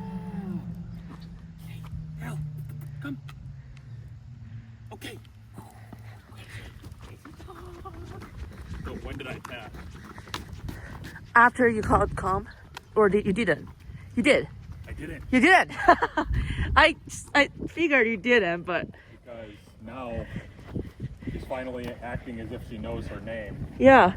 and she's being very interactive and responsive. And when I say very, obviously it's relative to the state that she came in. To her, yeah.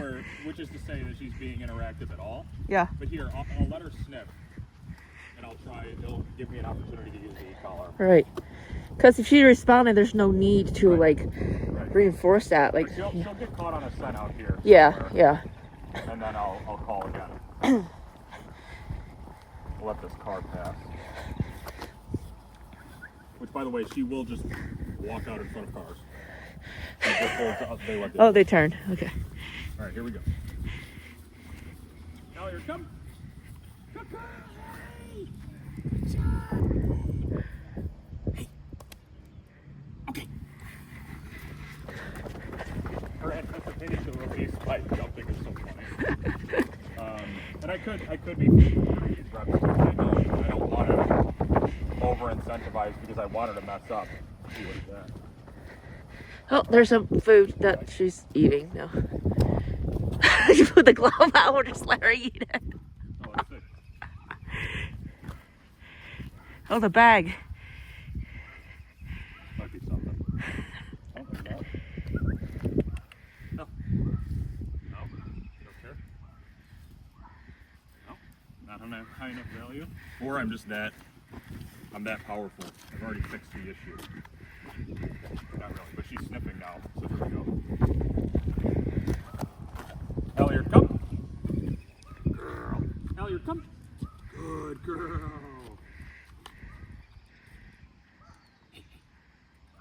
Okay. So I did get the tap there. I figured when she turned, yeah. Yep. She. Was it also leash pressure that kind of? I don't think I Brought applied her- any pressure in that one. Yeah. I may have. I actually can't remember. Oh. So there's been no work done with the collar. Elliot, come. Elliot, good girl. Good girl. Sit. Sit. I got a cut coming. Sit. Hey. Okay. Good girl. Her compliance is much better. So there on the fit, I was able to tap. Uh-huh. So it's much worse at the set. So that can be where we go. Yeah. Both of these cars to pass. And then we can cut recording after. I want to get one more good sit rep. But you saw too that she kind of like a little bit. That was on a 10. So we can go down to a 7. I was hoping she'd bite you over that bag, but she did not. If there was like a pizza crust in there, I bet we would have had a problem. Yeah. But but it was pretzel sticks. That's not Well, she ate a whole loaf of bread right. in the other one. Hallie, come. Hallie, come. Hallie, good girl. Good job, puppy. Good. Sit. Hallie, sit. Hey, sit. Sit. Hallie, sit. Sit. Okay. What level did you use for that one? It was on an 8. Bump it up a little bit. Sorry, what? It was on an 8 out of 100. Oh. But we'll get another one. Yeah. Want to let her sniff for a second.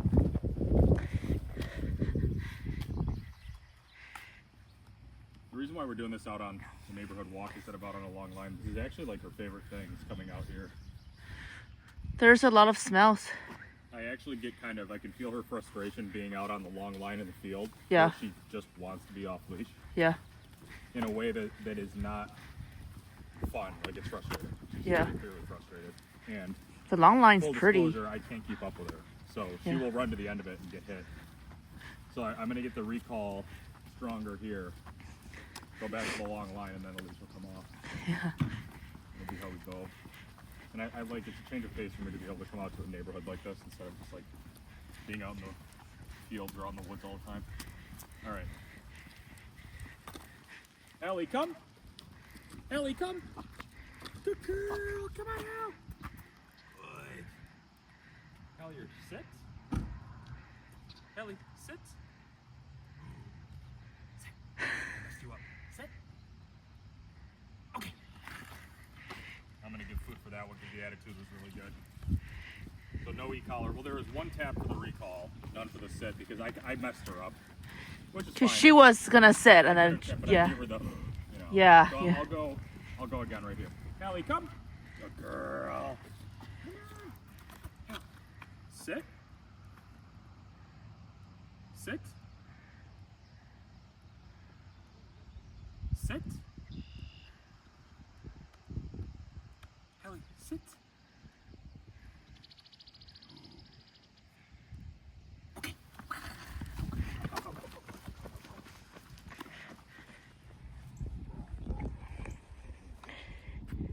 Good today.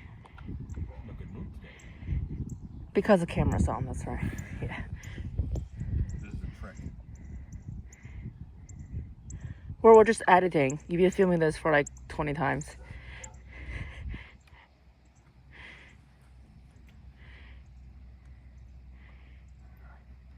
Let's go to work. Sit. Sit.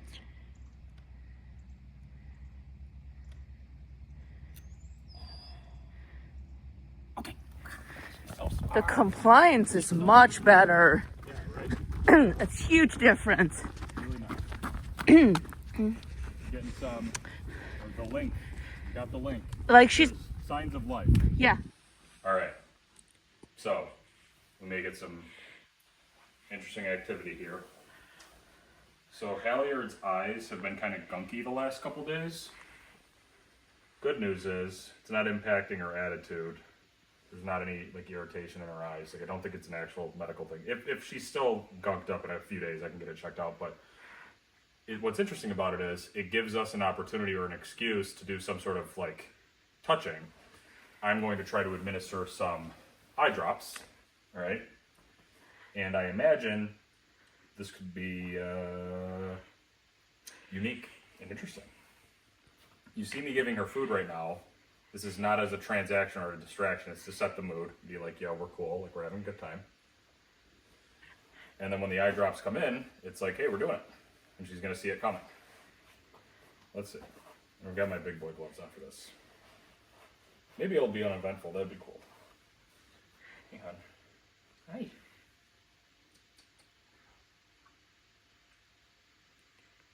Good girl. Oh, good job. That was a good one. That was a good one. I demand a refund. It was good. That was so uneventful. She Well, just we'll took see. it. We'll see now that she knows what it is. Yeah, should do another one. Yeah. Off chance that she'll have a problem. Yeah, there's some resistance. Yep. Here, hon. Here, honeybee. Hey, come here. Hey. Hallie. Hallie. Hallie. Come here, hon. Good girl, honey. Good job, Hal. Good. Oh. Good job. Oh, she's so good. Good girl, honey. Hey, that was so good. Good job. Good job, honey.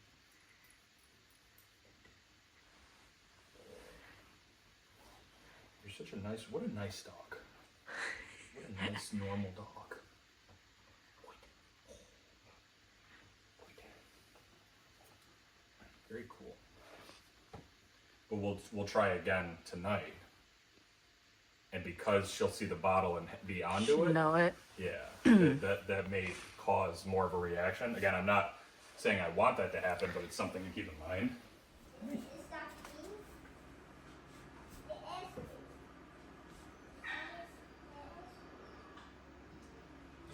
Girl. It was way too much.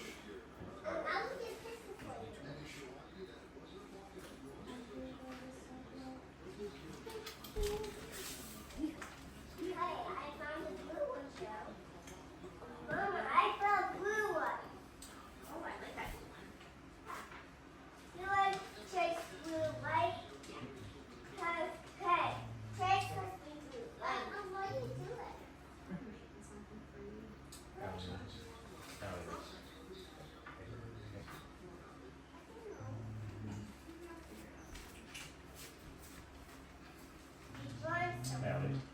Hallie. Hallie. Hallie.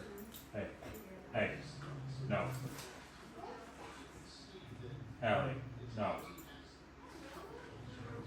Hey. Hey, come on. Hallie.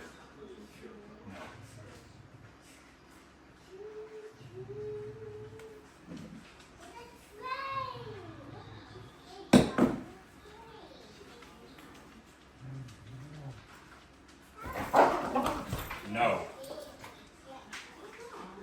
No. No. Stop. No. Hallie. Come on. Come on. Here.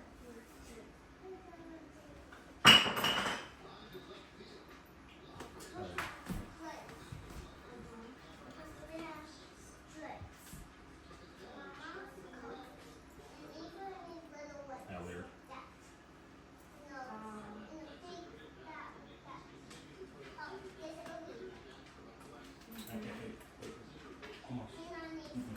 Hey, hey, stop. No. No. Stop. Hallie, stop. No.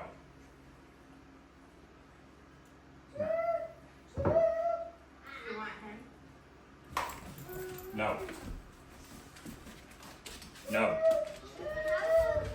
No. Hallie. Stop.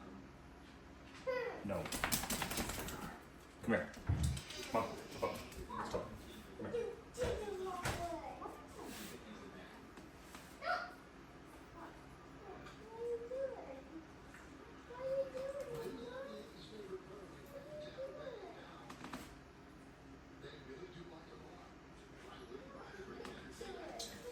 Hey, hey, hey, hey, hey, come here. No. Hallie. No. No. Hey. Hey. No. Stop. Stop that. Come on. Come on. Come on. Hey, dude. And another wheel for the tread cars. And another wheel for the tread cars. Come on. We only go to Anderson. The tread. No. No. No. No. Stop. Hey. You stop. Come here. Why? Why? Why? Why? Good girl. Good girl. Good girl. Good girl. Good job. Good. Hey, Good. I need a track.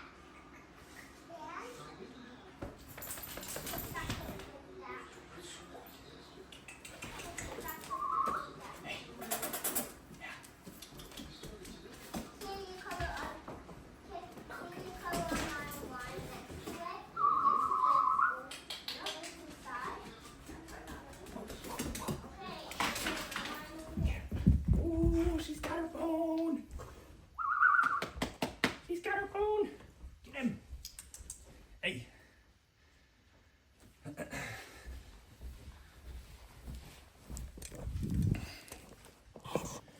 Crazy girl. Crazy girl.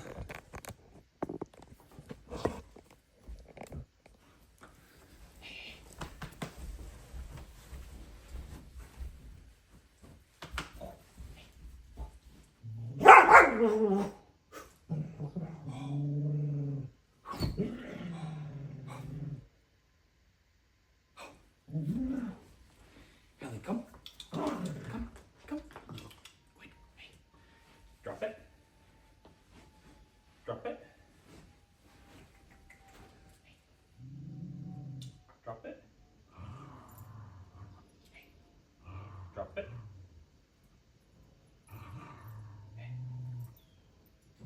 Drop it. Drop it.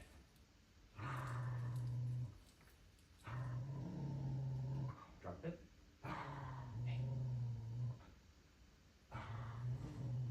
Drop it.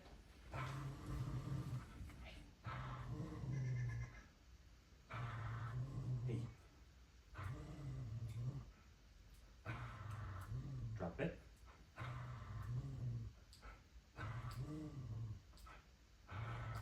Drop it.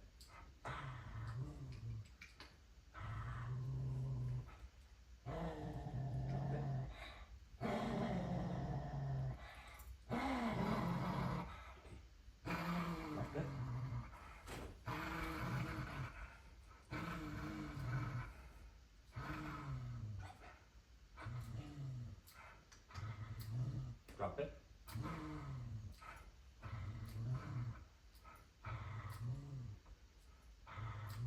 Drop it.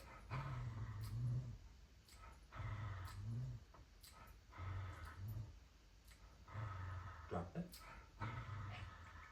Hey. Drop it. Drop it. Drop it. Hell, drop it.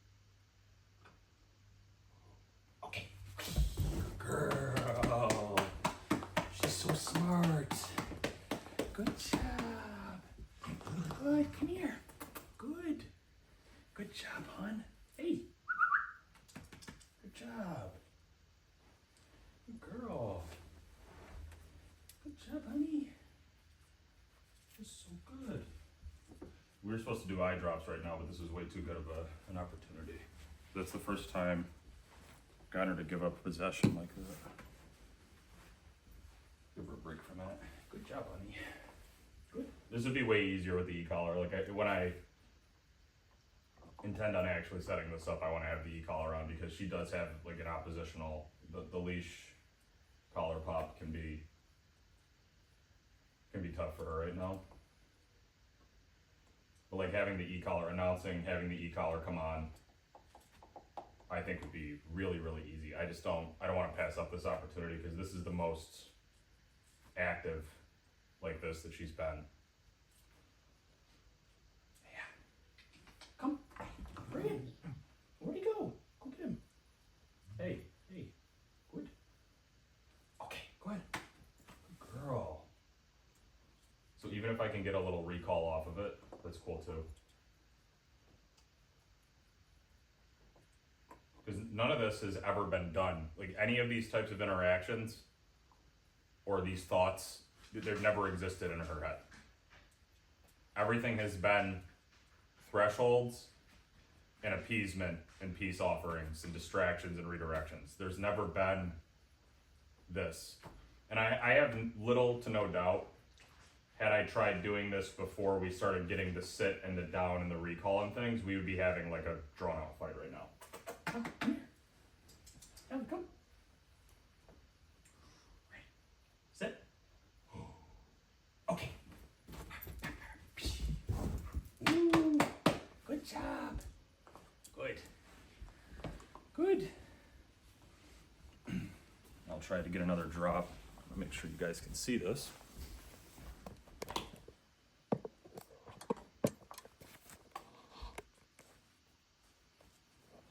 Hey. Yeah, get him. Wait. Get him. Get him. You all done? All done?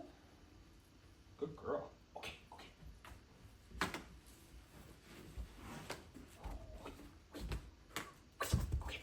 You all done? Get him.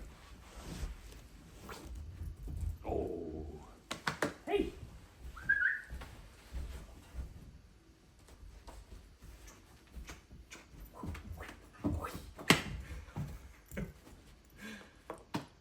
Crazy girl. Crazy. Whoa, hey. Hey. Easy. Get him. Okay. Go ahead. Okay. Go ahead. Okay. Go ahead. Okay. Go. Get him. Good.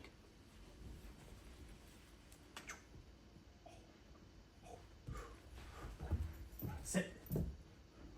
Okay.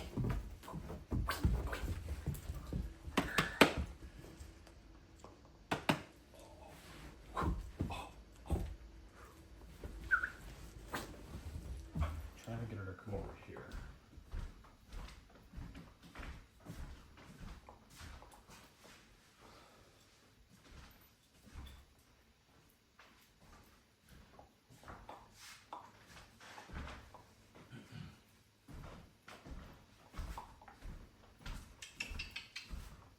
Hey, girl.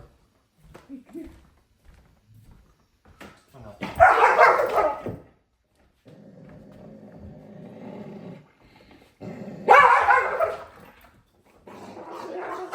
No. No. No. No. No.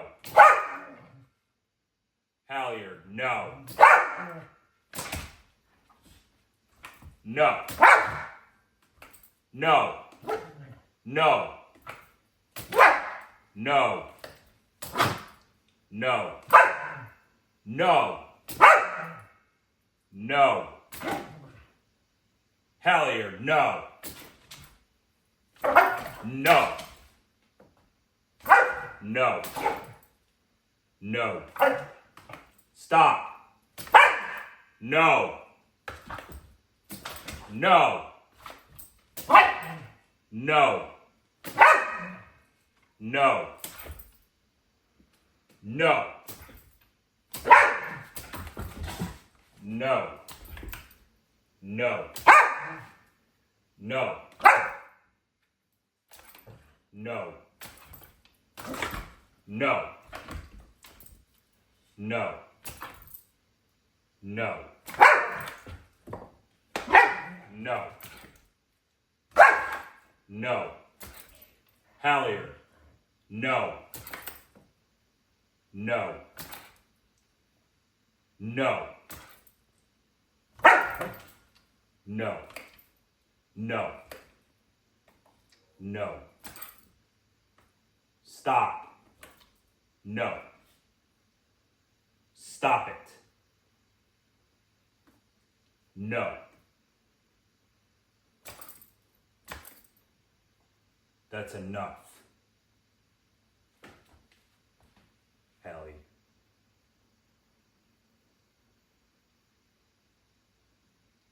What do we do? No.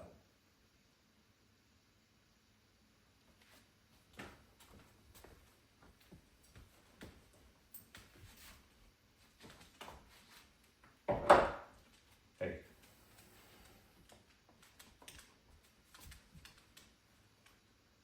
Yeah, dude, that was crazy.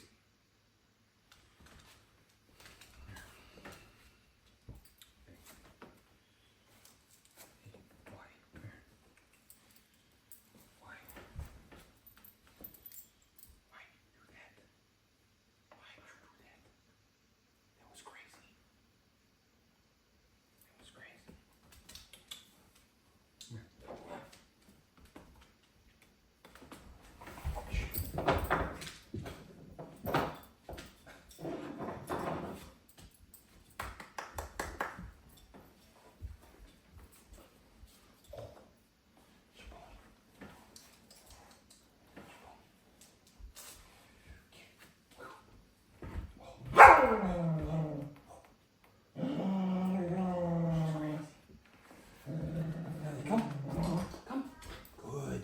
Sit. Okay. Good girl. Good. Good job.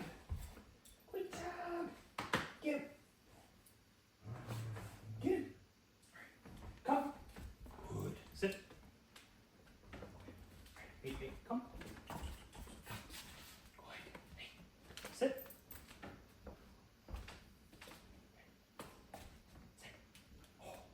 Okay.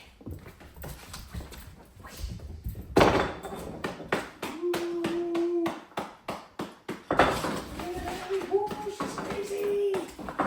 She's crazy. Hey, girl, get him. Bring him with you. Come on.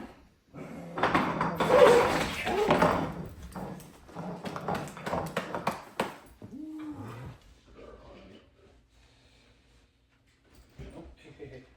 Come here. No. No.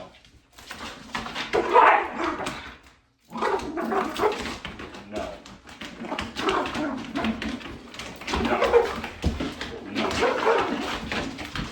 No.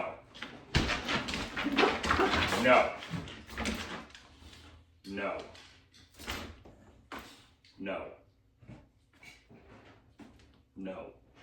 Stop. Stop. No. Enough of that.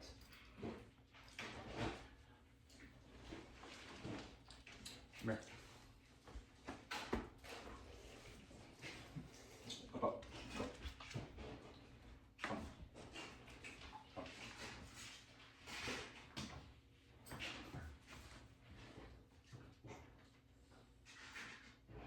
Good.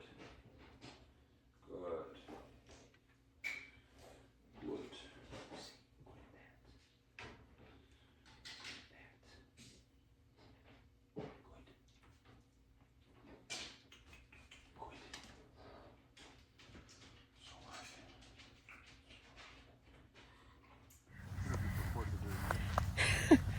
You can stay right there. Okay. Yep, right on time. Be funny again. Hallie. Hallie. Come on.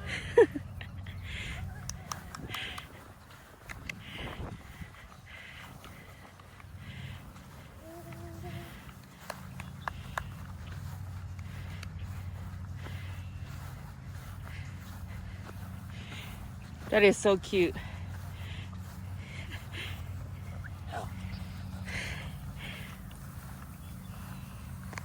Hallie! Come on, Hallie! Hallie, come on! Come on!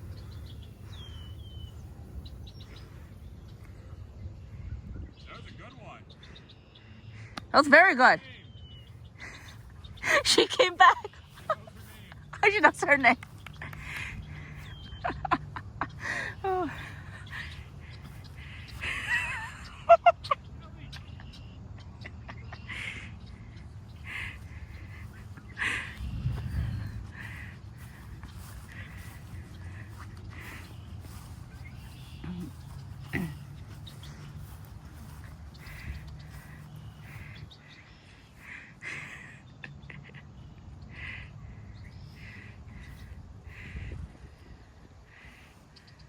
Cardio level. Actually gonna try to get it down. Sit. Hallie, sit. Sit. Down. Sit. Sit. Sit. Down. Okay.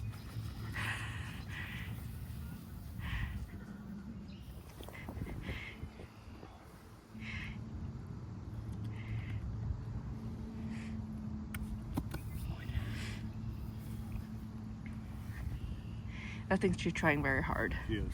Yeah. Really, really is. Yeah. She's a good dog. It's the like Having a good day. most dog thing. Right. Like, Having a good day today.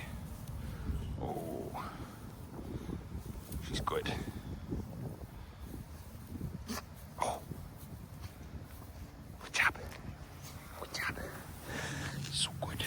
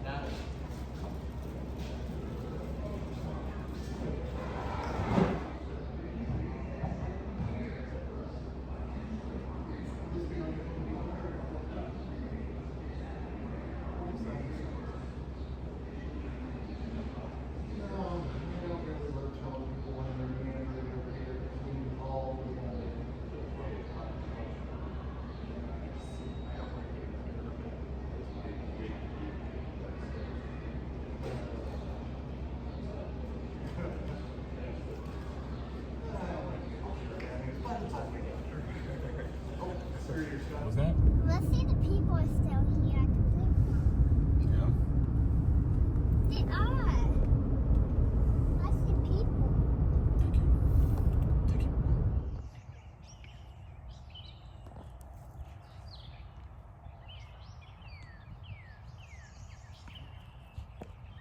Hey.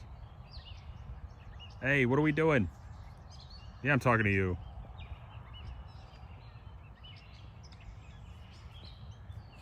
I really hope that's not something dead. Hey. Hal, come on. Let's go. We're supposed to be working. Let's go. Let's go. Come on. All right, so I guess I picked a bad morning to do this because there's lawnmowers everywhere. Hopefully you can hear me, but this is mostly going to be training, so hopefully it's not relevant. But this is the first morning that I'm taking Halliard out to use food as a conflicting motivator in training. Now, if you follow my training, you know that I basically despise training with food and I think it's mostly awful. But the thing is that Halliard was largely ruined by food training. And I think it would be really useful and good for her to see food used in a way that's actually coherent and constructive. And also, she just loves food, so I'm not... Just because I don't like doing something doesn't mean I won't do it for the dog, because that's... You're supposed to be training the dog in front of you. That's how that works. So, I'm going to be using the obedience commands that we've worked on largely through negative reinforcement and the release command. Recall, sit, down, and she just started to learn a healing, like a pet healing command. The food is not going to be used as a lure, and it's not going to be used as a mark reward from my pocket. The food is going to be out here somewhere. She's going to know it's out there somewhere, and she's going to have to make a decision to blow me off to try to be opportunistic and go for the food, or to listen to me, at which point I can decide to release her. The point of this, and I am going to stress this, okay? The point of this is not to make it as easy as possible. It's actually the total opposite. We are trying to create points of friction where I can assert myself and insist. Because up until this point, food has been used as, you know, in business deals or as a plea for mercy, like, please, I'm gonna throw the food over here, don't hurt me anymore. There's no bribes. There's no peace offerings. You have to do what I say, and then yeah, sometimes you get food. And by the way, it's going to be right in front of you, and you have to make a choice. That is the point of training. That's how we're going to get her out of this mess.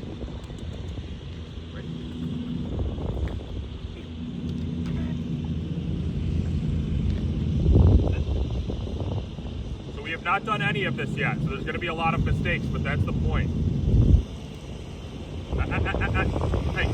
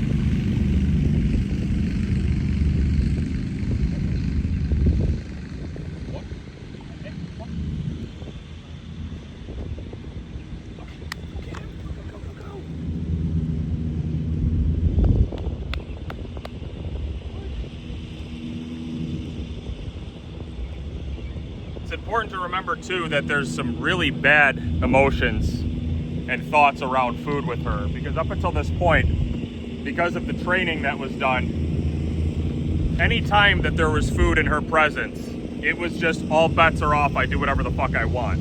So there's an added benefit to that too. It's like the thing that normally would give me a blank check to be a hammerhead shark, now I'm having to actually think about what I'm doing.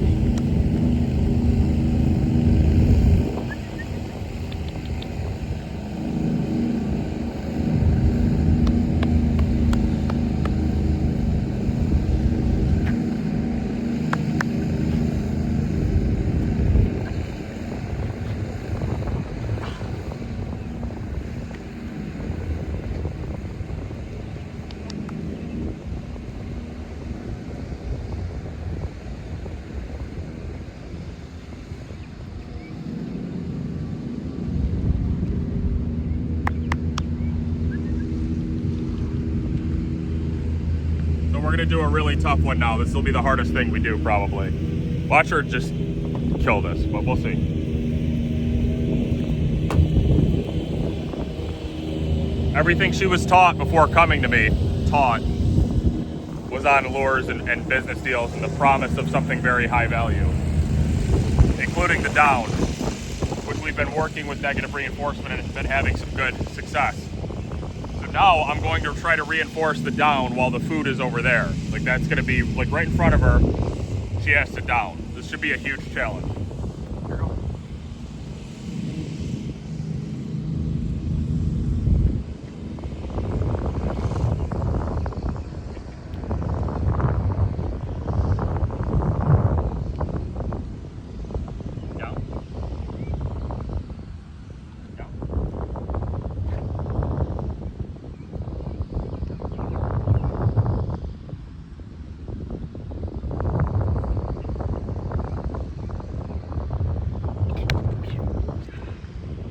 Never mind, that was really good.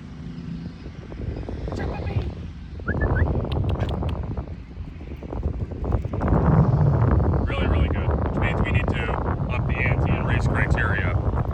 I can also be using the e-collar to reinforce this stuff. I think that what I'll do, I'll reinforce the walk with the e-collar actually. No, you know what?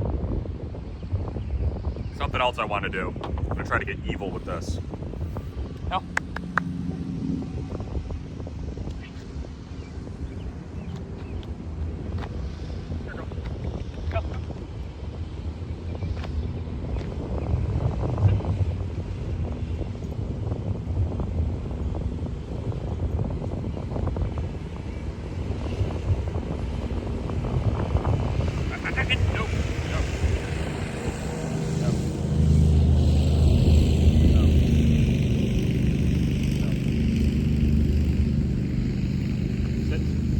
No. No. No. Stop.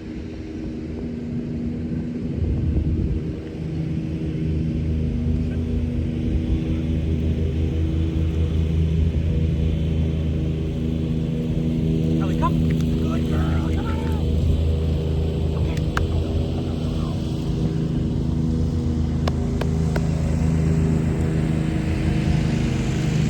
Absolutely gorgeous. Like these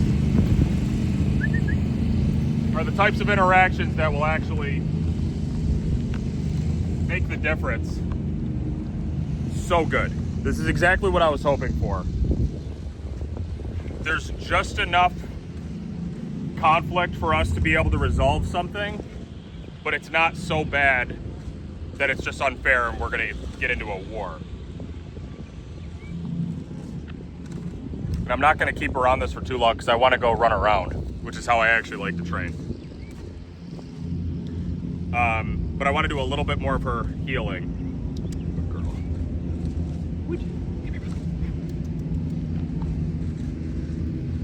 Good girl. Here you go. Hallie. Here you go. Sit.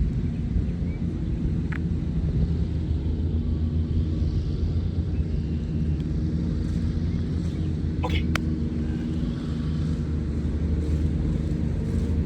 That was too good. I had to release her right away. Come on.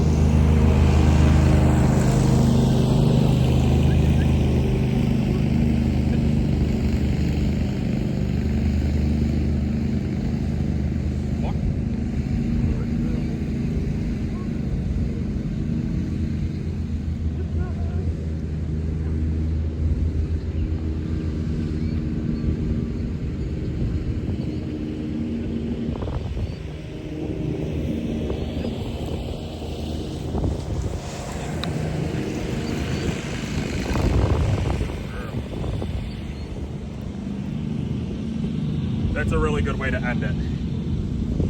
How long was that? About 10 minutes? Yeah, 10 minutes. Short, get some good reps in. And then there are a lot of things I can toy with to increase the challenge. Obviously adding more commands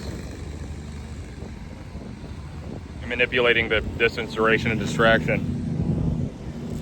particularly the distraction part and the conflicting motivation part, I can use increasingly higher value foods. Like I could come out here with like meatballs or something and really dial in the compliance, you know what I'm saying? Really good. We'll probably do this maybe once a day, just for a few minutes. And then we're gonna get back to our regularly scheduled training, which is running around on a long line. So yeah, we'll see you.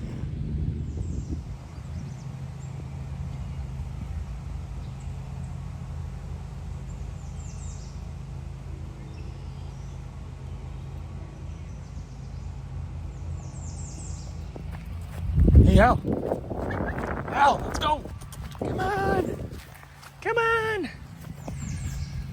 Oh, good girl.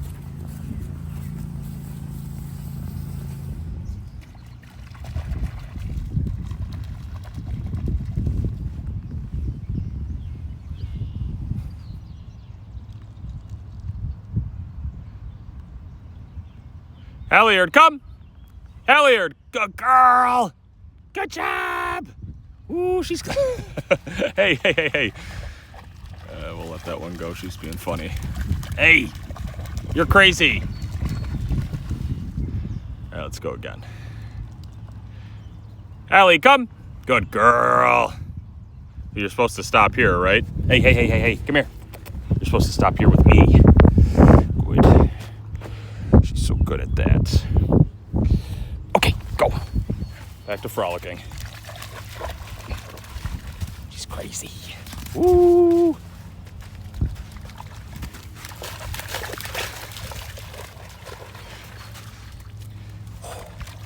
Look at her go.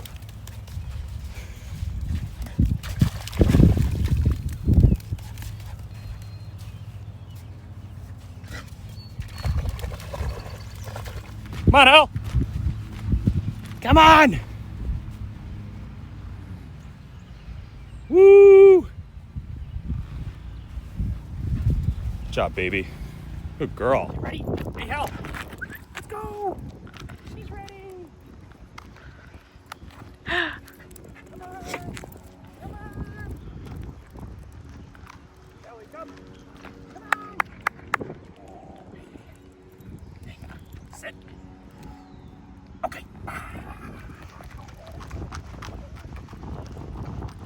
crazy girl. She's really cool. I just got her running off leash yesterday out here, so what I'm going to do now is I have the short line on, and we're going to start reinforcing a little obedience.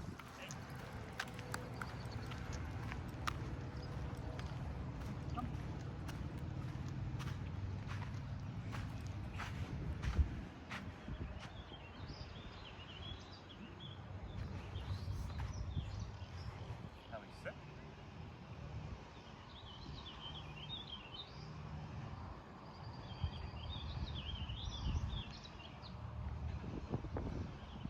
Okay.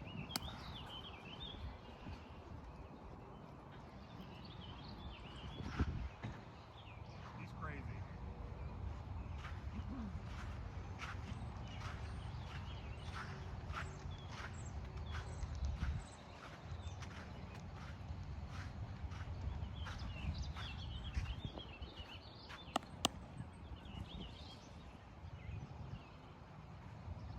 And water gives her zoomies. It's really fun.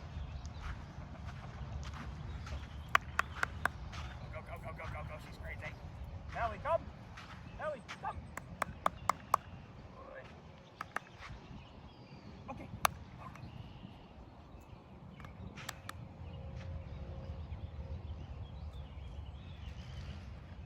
So calling her out of that state, I mean, this is just basic dog training, but getting her into the high state of arousal, calling her out of it, sending her back in, very important. Hal, come. Walk.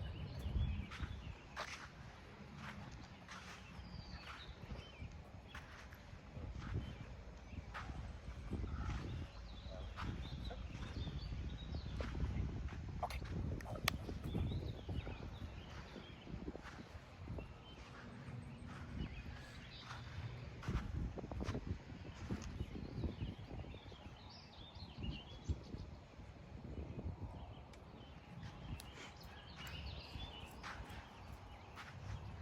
She tangled herself.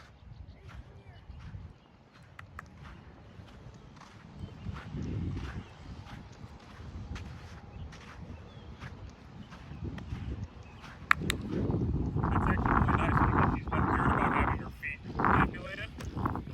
It was really good.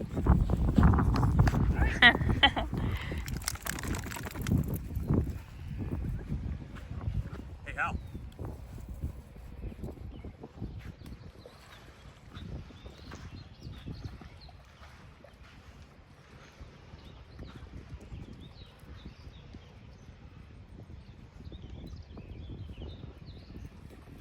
We'll go for it down.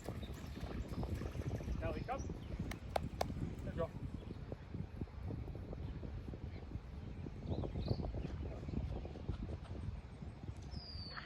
Down. Good. That's the first unassisted down. No tap, no leash. Okay.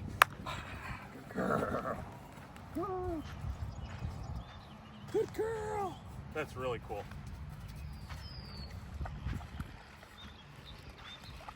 Because up until that rep, I had been literally getting on the ground and like, yeah. I was looking for an e-collar reinforcement rep there, but it just wasn't necessary. We'll find it. Maybe with the walk command. Hey! But it's just when you see this attitude, you pretty much can base an entire segment of a program just like right here. Everything you want to teach can be done here with a release command. Really, really simple. Well, negative reinforcement release command. We'll go this way a little bit, yeah. But the attitude is just, you're seeing the ideal, which is that the compliance is obviously way different, way better. And the attitude, not only is the attitude not declining, the attitude is improving at the same pace as the compliance. Which is sort of like the art form of it, doing pet obedience. Walk.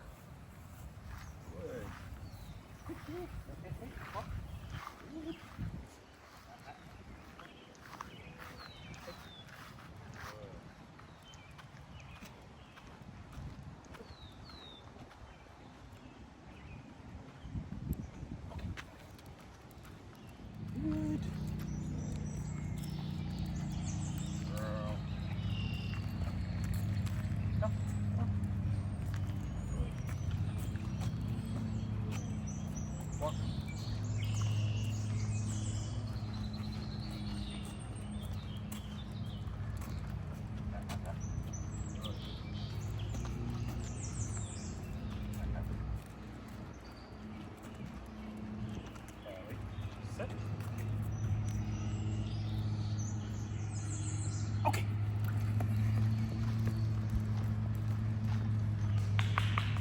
Walk.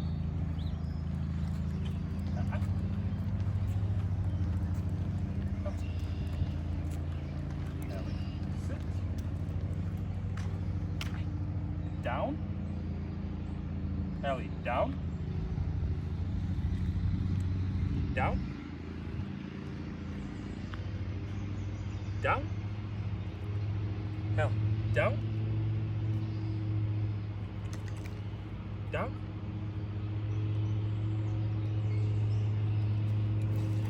Down.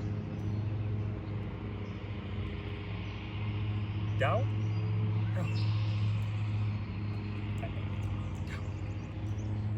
Down.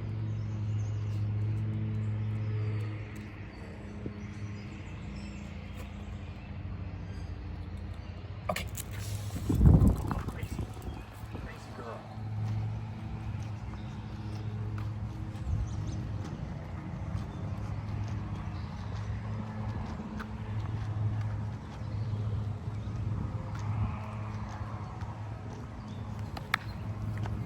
Hell.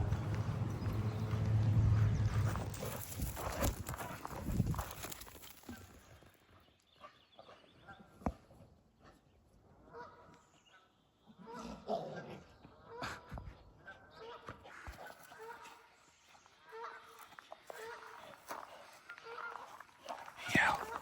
Max, drop it. Oh, she's ready.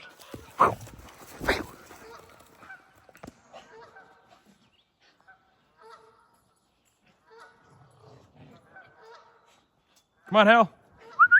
Come on. Ooh.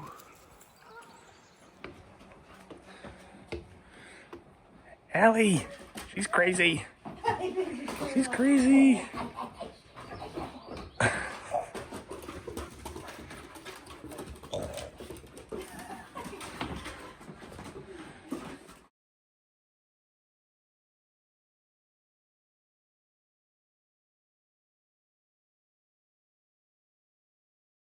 Come on, Goonie.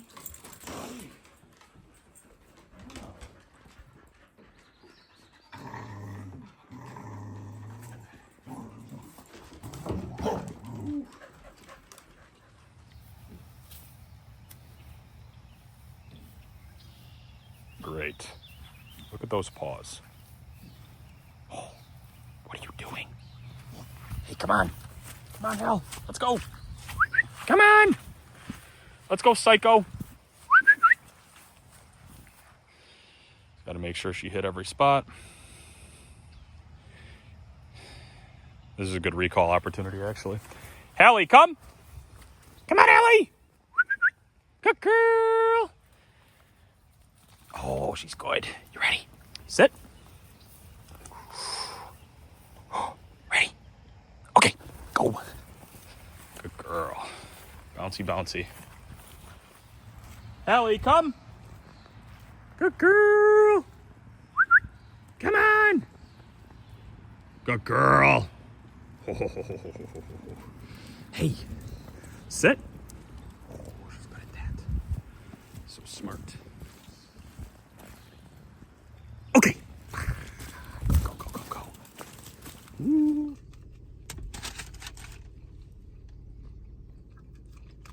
You got a pizza type situation here.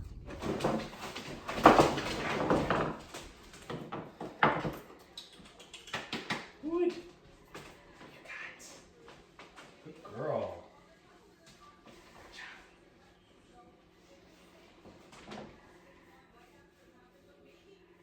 Good girl. Good. Good job, buddy.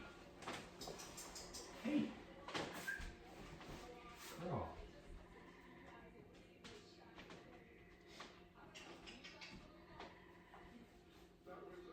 Good girl.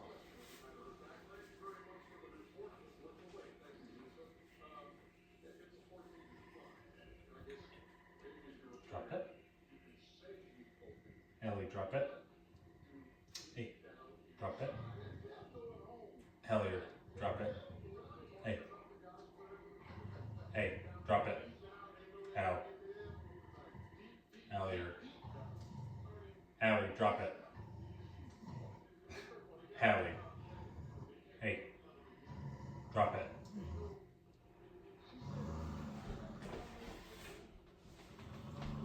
Hal, drop it. Hallie. Hey, drop it. Hal, drop it. Hallie. Drop it.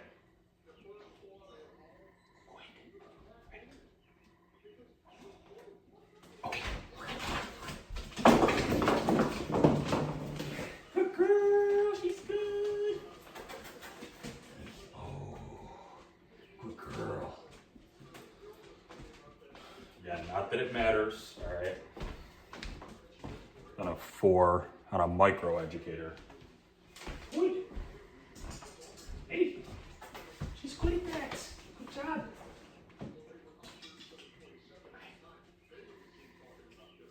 And I don't want to turn this into like a drop simulator right now. She's being really good, like the emotions are really good. I want to let her have her bone. There's no real world application necessarily with like a bone where I'm saying drop, release, drop, release. That's a play thing, right? Which hopefully we'll get to. But like with the bone, the intention is I give you the bone, you can just have it. But if for some reason I need to take it, you need to be able to give it up. Hey, but this isn't supposed to be like a catch, release, catch, release, catch, release type thing. So we'll get maybe like one more. Good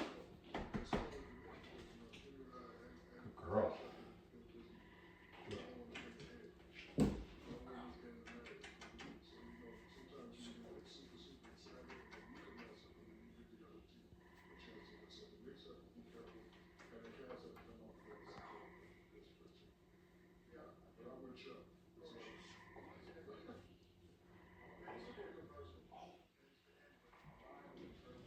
There's a little attitude.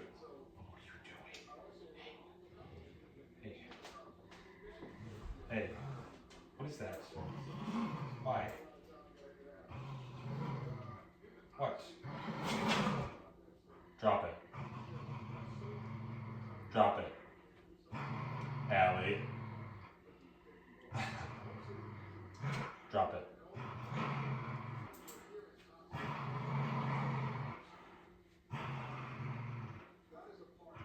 Drop it. Sit.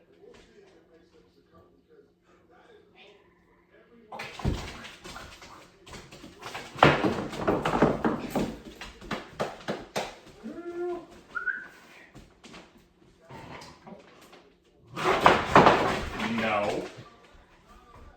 No. No. No. No. Hey! No. No. No. No. Hey! No. No. No. No. No. No. Hal. What are we doing, dude? Why? Why? Hey, dude. Come on. Come on, dude. Here. Stop doing that.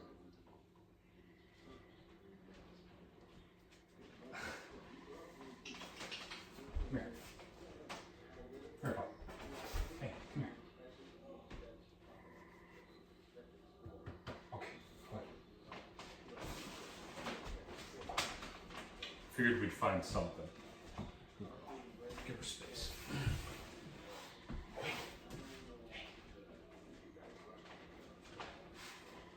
That was being way too smooth. Wait. That was going way too smooth. But she was kind of, she initiated that. Well, the most interesting thing about that is she initiated it by coming over and sticking her head into my stomach while she had the bone. And it's startling. So like, there is something about that fight that is just, I think, really thrilling to her, where it would be really cool to be able to get some sort of possession game going with her. Just play has been slow going so far. And obviously, like right now, it's really important for her to know that it's interacting with me while she has the bone is not bad. It's a very specific thing that got her in so much trouble. And that's going off on me, right? She can have the bone, she can run around with it, she can leave, she can come back. I can touch her, she doesn't have to. This is all behind the line.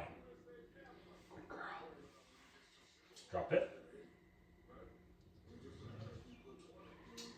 I'll drop it. Okay, wait. Good girl. Good job. And like right now, because this is a new level of challenge using a food item here, any of the growling and stuff is cool. Like if I'm working the drop and she's having a little bit of a hard time, I'm going to allow her to talk, to back talk a little bit. Eventually that'll be completely penalized, like there's no way. It's just, it would be way too hard right now to expect her to be totally, after 6 years of doing this, and worse, much worse, it would be way too much to expect her to just suddenly be yay about dropping an object like this. We'll allow a little attitude. It's just the biting that is now totally off limits. There is no context right now where her putting her teeth on me is anywhere even remotely close to being allowed. It's totally, at this point, it's gone. It's totally gone. Hey. Good. It's so good.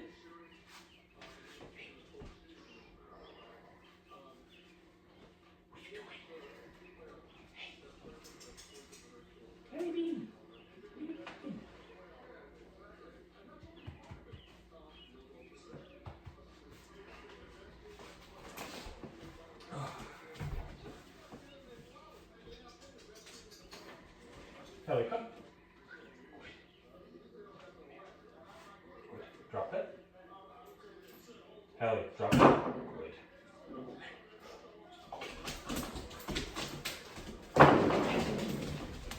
Good. Good girl. Come on. What you got? Come here. Hey, come. Hey, you can bring him. You can bring him.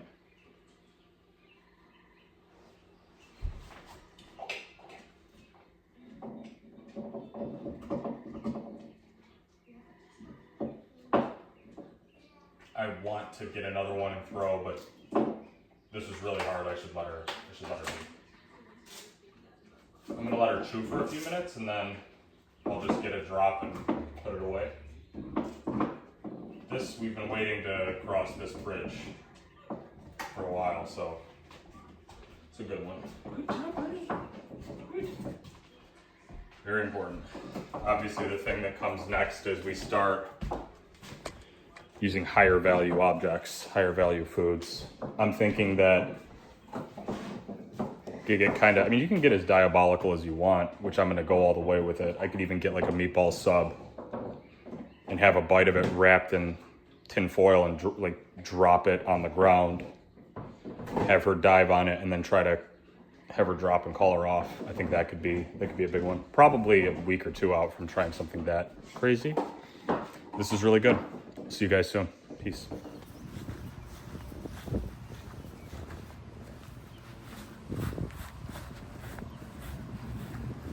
She's crazy. She's crazy. Hallie, come. Good girl. Come on. Sit. Oh. Good one. Okay. Go, go, go, go, go, go. Ooh. Good. Come. Good girl. Good. Good girl, Hal. Good job. Good.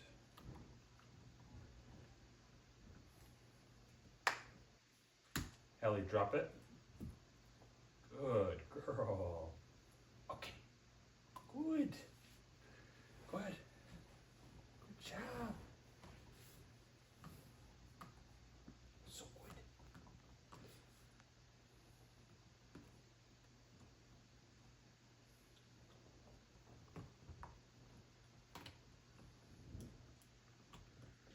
Hallie, drop it. Good. Okay. Good. Good job, Mama. Good. Good girl, Hal. Drop it. No. Hey, no. Hallie, no. No. No, no, no, no, no, no, no, no, no. No, you don't. No. No. Hey. Drop it. Hallie, drop it. Hey. Hey. Drop it. Hallie, drop it.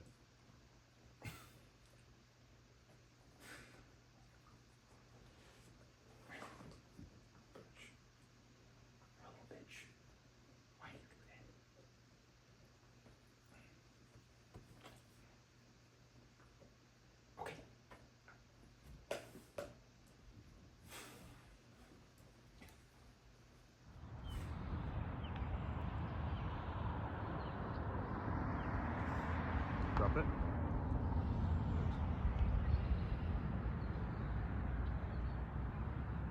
Drop it. Drop it. No.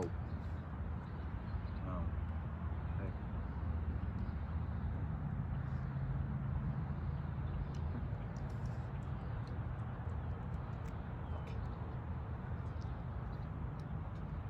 Drop it. Good. Okay. Good.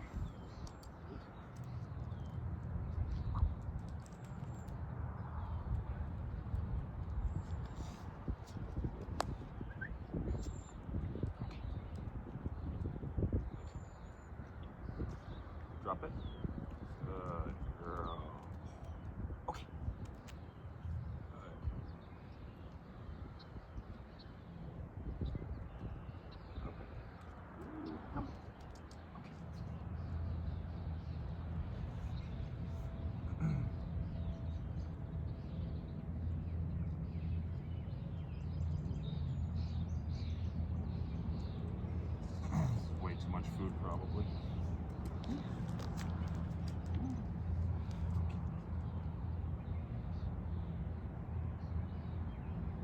Drop it. Okay. Good. Drop it. Sit. Okay.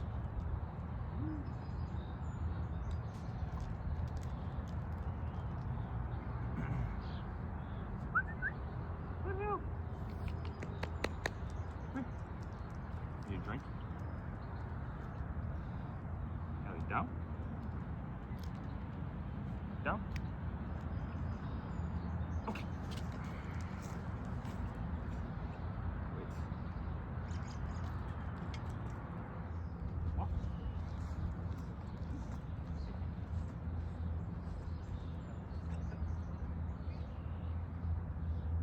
Okay.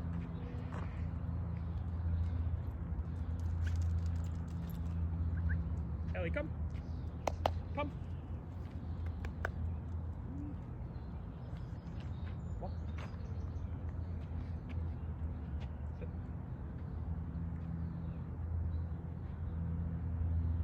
Walk. Sit. Okay. Good job. Sit. Okay. Now here, come. Come. Come. Come on. Okay.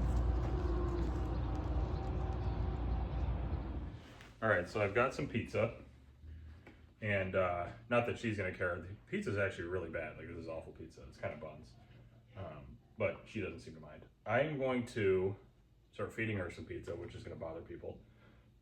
But the goal right now is, oh, come here. We're gonna be trying to maintain the compliance, exercise the compliance in the drop with the implied leave it. And then on the back end, trying to show her, again, we're gonna be whittling down on the avoidance so that she knows very specifically, hey, knows very specifically what the rules are around food, right? So the presence of food is not bad.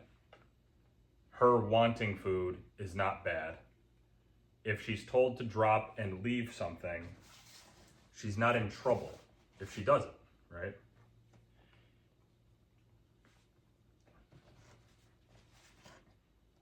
Drop it.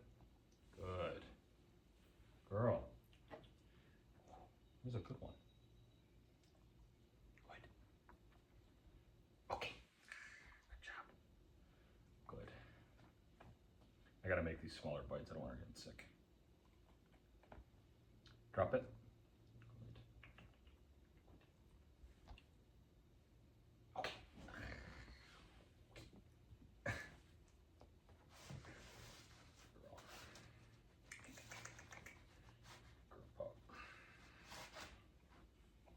Hey, come, Hallie. Okay. Now she's anticipating the drill. She is, with food, just a weird set of emotions. Hey, you don't even like it? Yeah, you eat it. It is bad. Like, the pizza is not good. And this wasn't even supposed to be dog pizza. Like, I got this for me. And I took a bite and I was like, I might as well use it for her. Hey, come. Hey. Okay.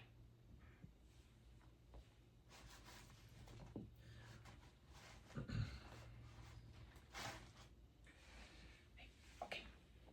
Drop it. Good. Good. Hey. Okay. Good girl. Good job, puppy. Good. Do one more. Get a bite with some sausage on there. Drop that. Good. Grab it. Come here. Come here. Come. Yeah, come. Oh, good.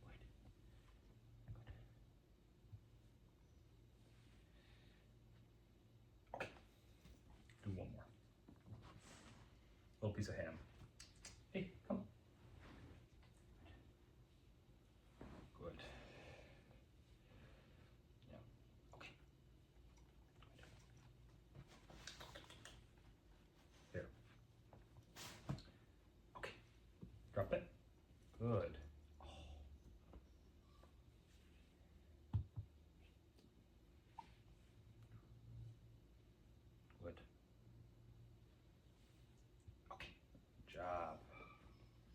Good girl. All right, that's enough pizza for today. Good girl, Mama. Oh, she loves the pizza. She loves the pizza. Ooh. Yeah, don't get used to that.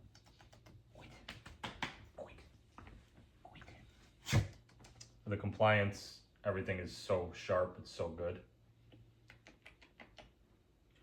I just want to make sure we're very clear that just because I told you to drop something and leave it alone does not mean you're in trouble. You have a chance to do what I want, right? And having food be there, you wanting it is not, it's not a sin. It's not something you shouldn't feel bad or tense or anxious about being a dog that wants some fucking pizza. That's normal. Every dog wants pizza. You don't need to feel bad about that, you know? Okay. She knows the bites that are just crust with no sauce.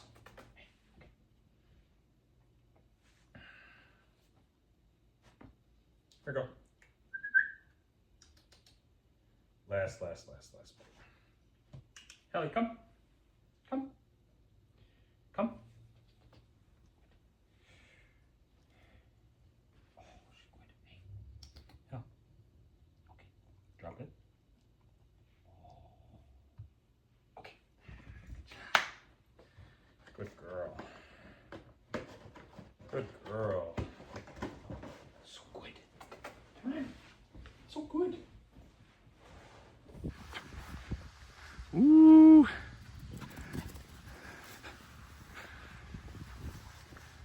Good girl. Come. Come on, Hallie. Come on, Hallie. Woo. Oh, hey. Halliard. Down. Down. Hey. Down. Hallie, down. Good. Okay. Go, go, go, go. He wants to play really bad. I think she might get him, or he might get her. Oh, we're close. We're close. Oh, tell him. Tell him. Tell him, Pop. Hi, sweet girl. Oh, she's so cute. So we've got instructions on here, and at the end it says to make sure you praise your dog so that it's a good experience. The toothpaste is kind of yummy. Probably a good idea. Yeah. So we could go the coward's way and use the brush, but we're going to use the finger one. Oh, hi. Hallie, come. Hallie, come. Here. I gotta get the full view. Sit.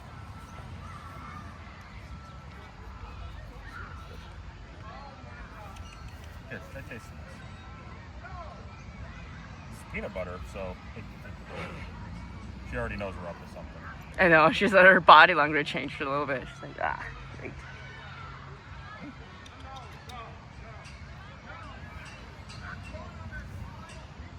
Oh, Jesus. We don't like that.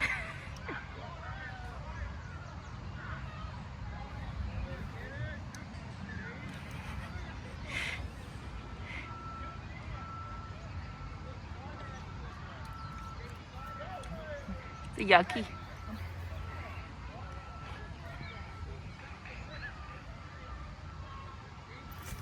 No. Hey. No. No. Here. Sit. Sit. Up.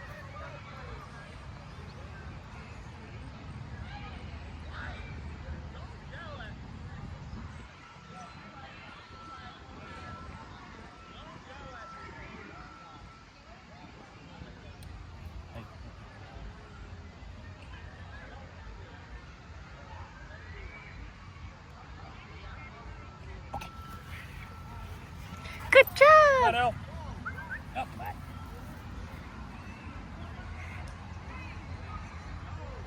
Hallier.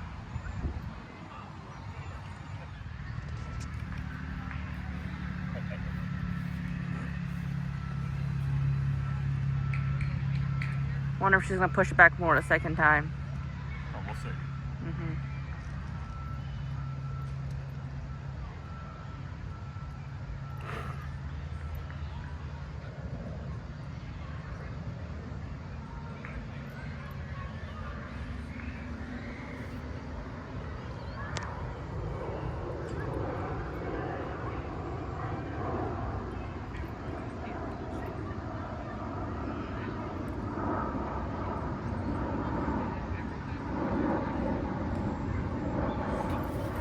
Hey, you're so fast.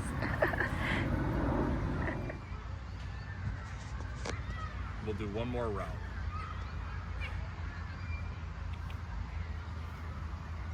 Here you go. Come. Go ahead. Sit. Sit.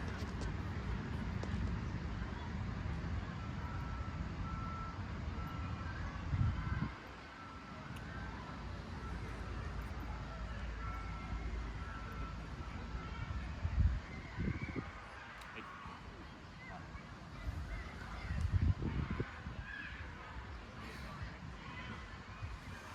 hey, hey. Come. Hey, hey, no, no. Now you're. No. Good.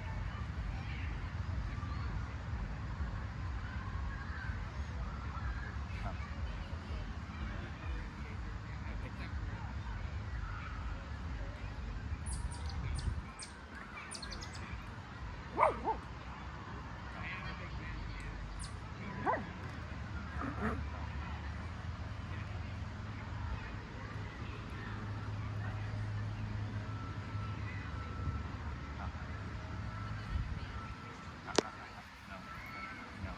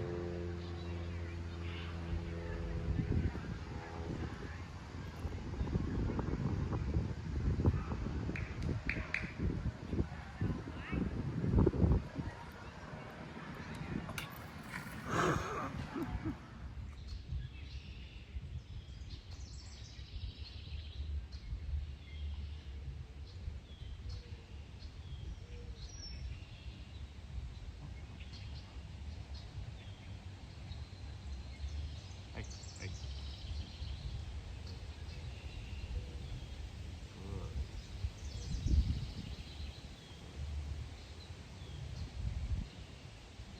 Good girl.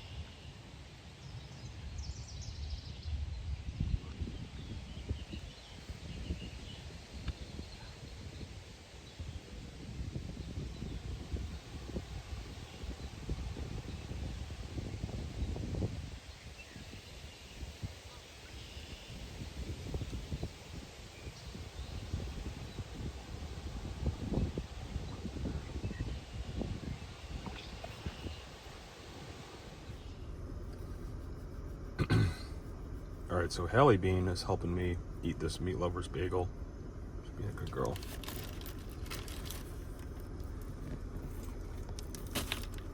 Hey, hey. Gotta wait. Yeah. Good.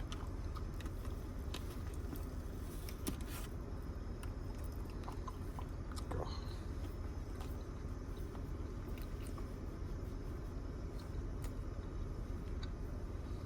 Patient girl. Good. Have some more later.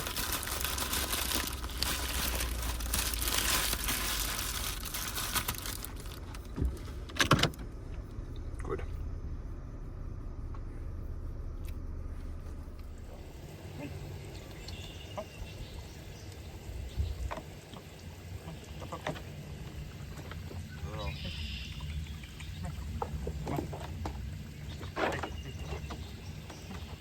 Good. Good.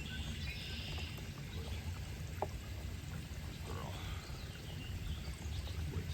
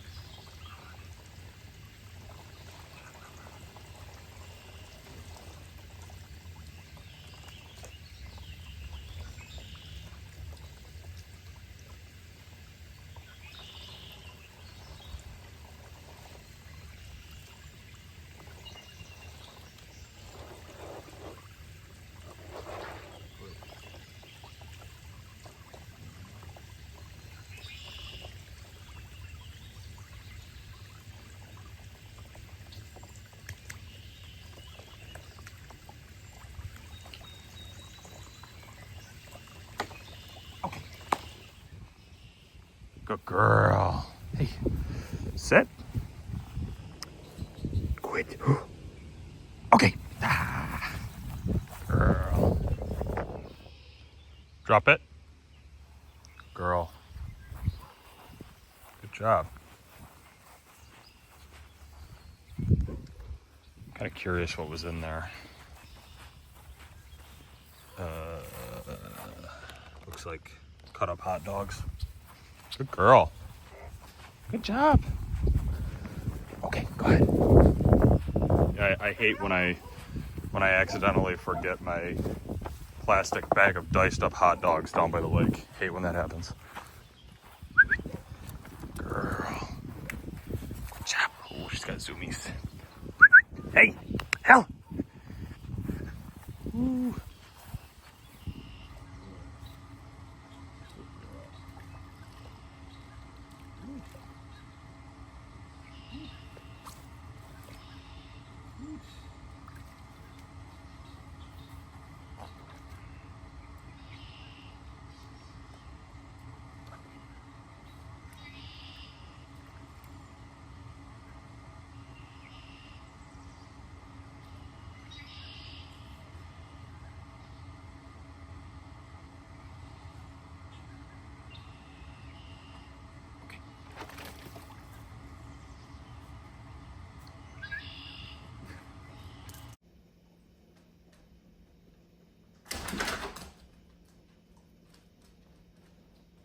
Hallie, come.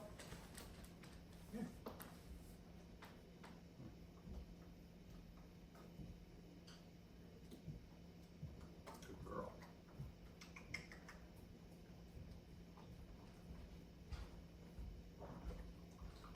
Good.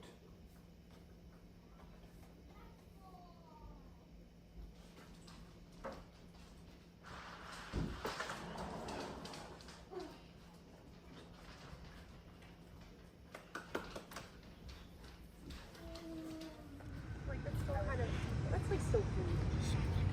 I mean, I don't know.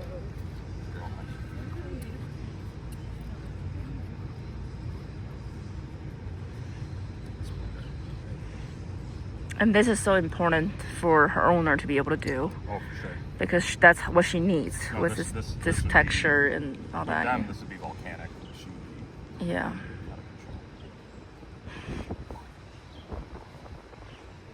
control. And it should be like somewhat of a nice bonding experience. Somewhat.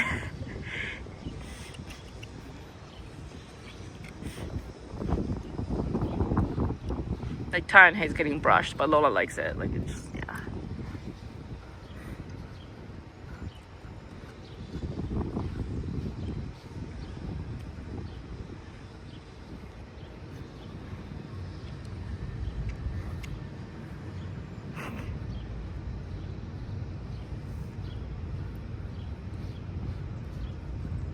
Yeah, now brush her butt. Yep. This should be the danger zone. Supposedly.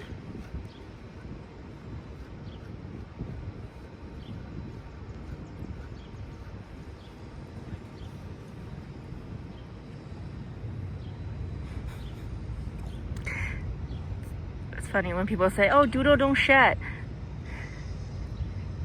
Look at the brush.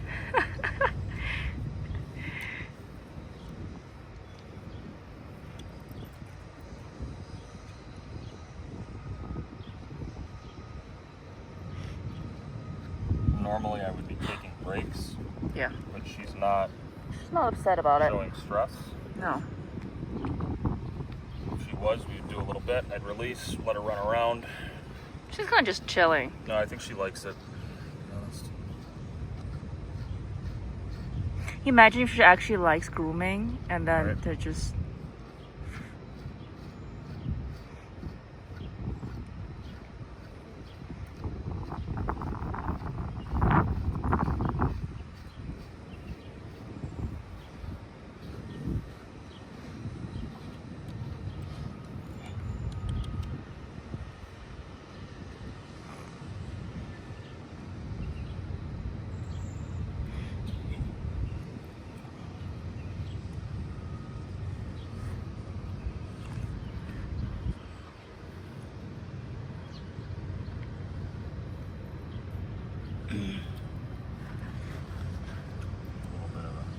We did a little. Little snarl right Yeah. there.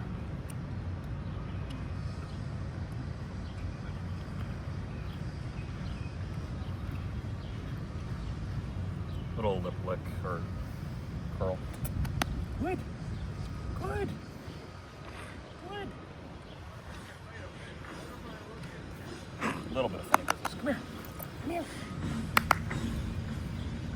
Let's take a quick break, and we're going to start on the other side. Hi. Come here, go. Down.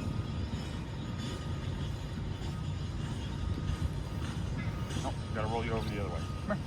Come. Down.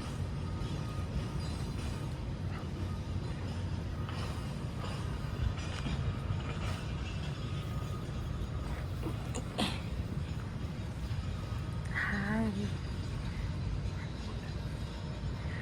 Dude, the background looks so good right now.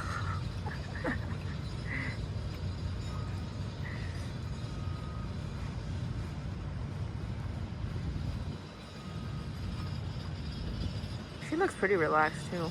Yes. It's like her eyes are like kind of closed and she's panting.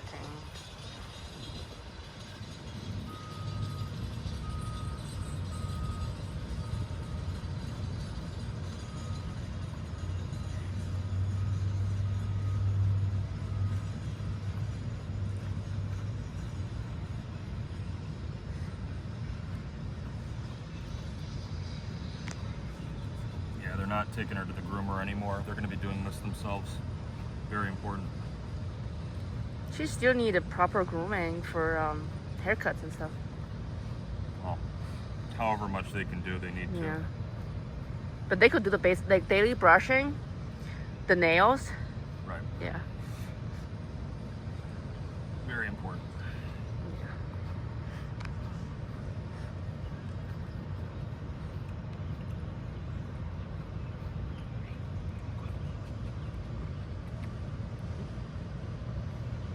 Butt wipes, That's coming next. teeth brushing.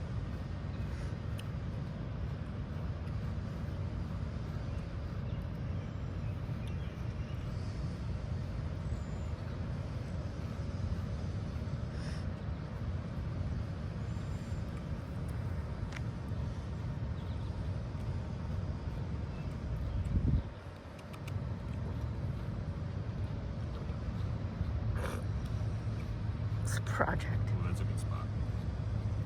Ooh, she likes that spot. Yeah. Yeah. Then you put on hair a little bit.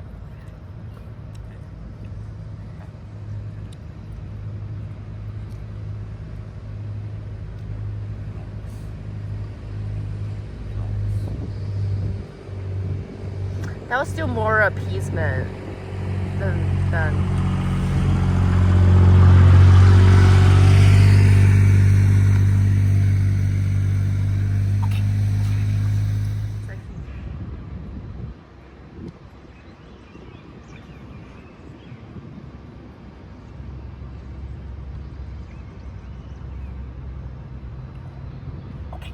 Job. Good. Not too bad, huh? Good. Good girl. so good, girly. Too far. Hey, dummy. Help.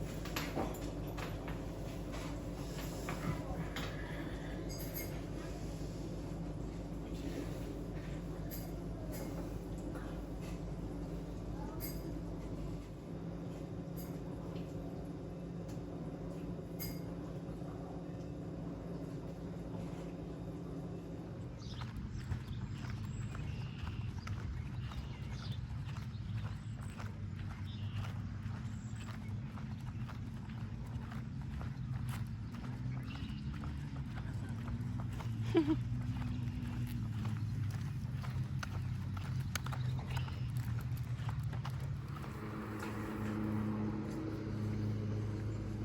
are we doing?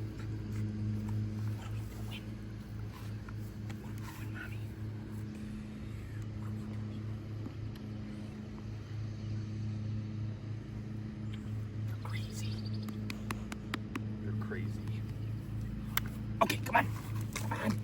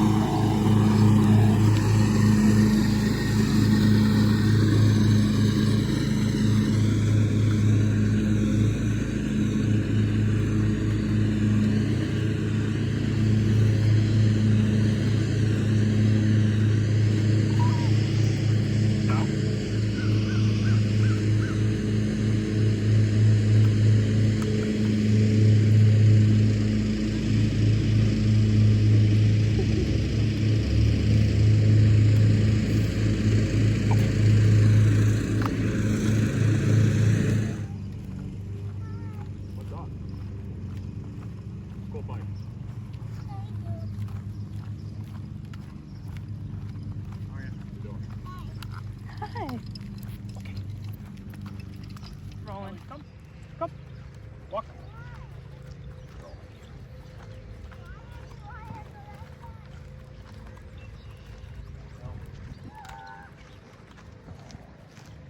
I'm just gonna walk right in the middle of the road.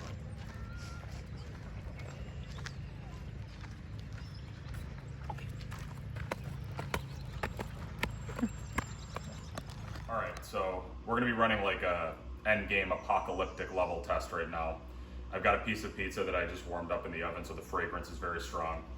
I had her skip breakfast this morning, so she's very motivated to eat. Dylan uses starvation tactics, confirmed. And I think what I'll do is I'll just come out and drop it on the floor and maybe leave the room or something, let her start to eat, and then come over and command her to drop it and try taking it from her. This obviously, prior to training, if there was food left on the floor or she had stolen it and you went over while she was sniffing it or eating it or even being around it, that's either she shreds you or it's a lost cause and you have to let her keep whatever object or food it is. So yeah, we're gonna see what happens. And last thing too, not that this has any bearing on any of this whatsoever, if you understand dog training at even a fundamental level, she is not wearing her electric collar, okay? This is not some sort of tactical decision. It has nothing to do with the program. It is simply to remove doubt claims that are going to be coming from people that are horrible trainers that are coping over the fact that I saved this dog's life, who would be saying that there was actually no change to her behavior. She didn't learn anything. She's just afraid of the shock. We are going to find out right now. She's not wearing the e-collar. Deal with it. All right, so let's give it a shot. Let's go. I'm going to give her a piece of it before we even start, so she's like gassed up.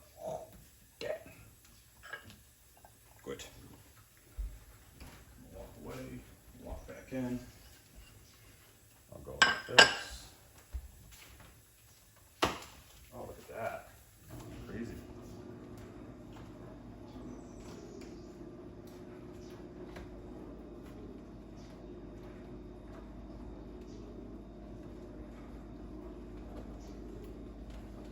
Drop it.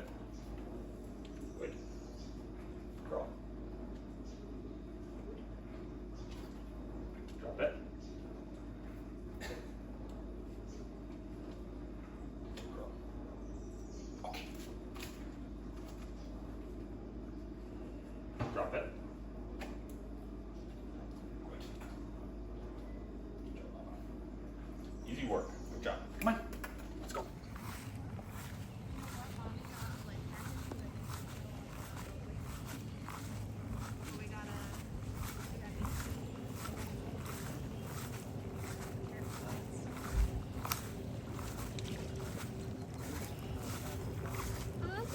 Hallie, Hallie, sit. Hey.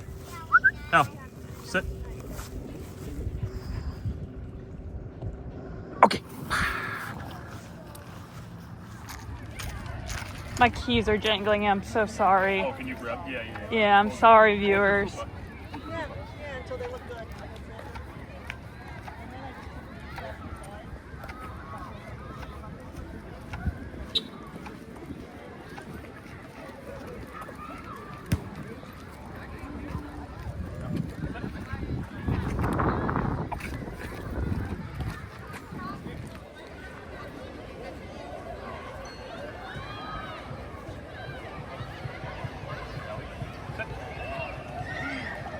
Walk. Hallie. Down.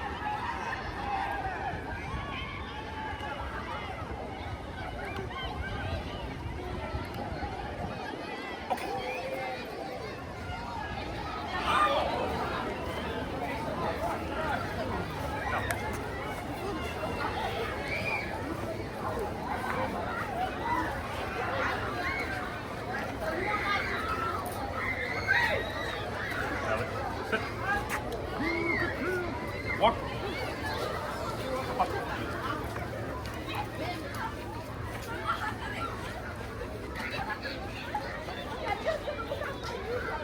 Okay.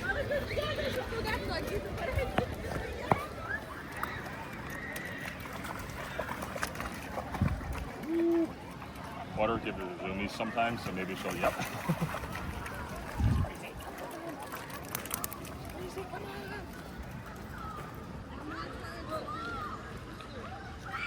Yes, I'm asking you to record other people's children. That's what it's all about.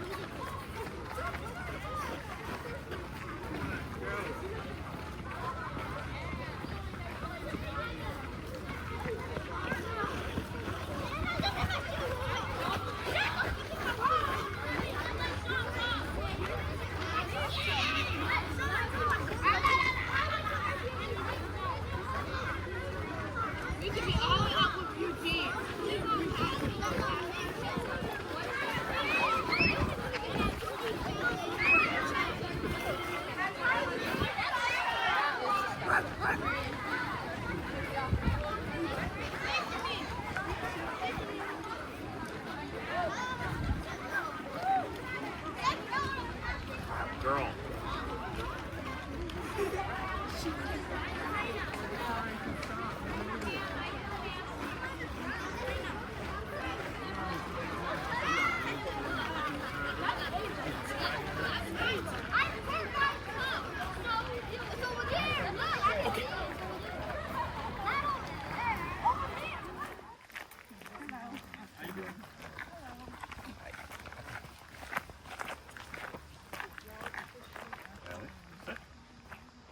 No.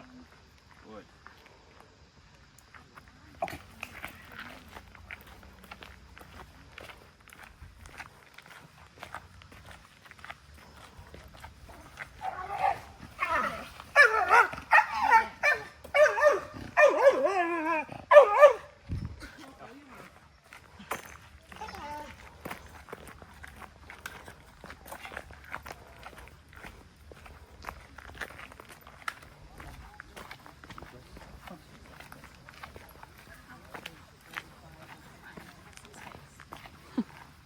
Hi, puppies.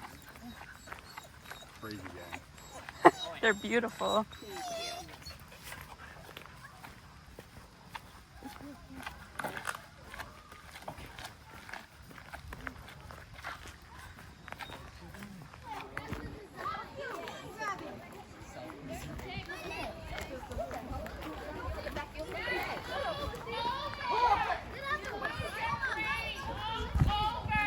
What do you mean never listen? You never listen. Oh my God.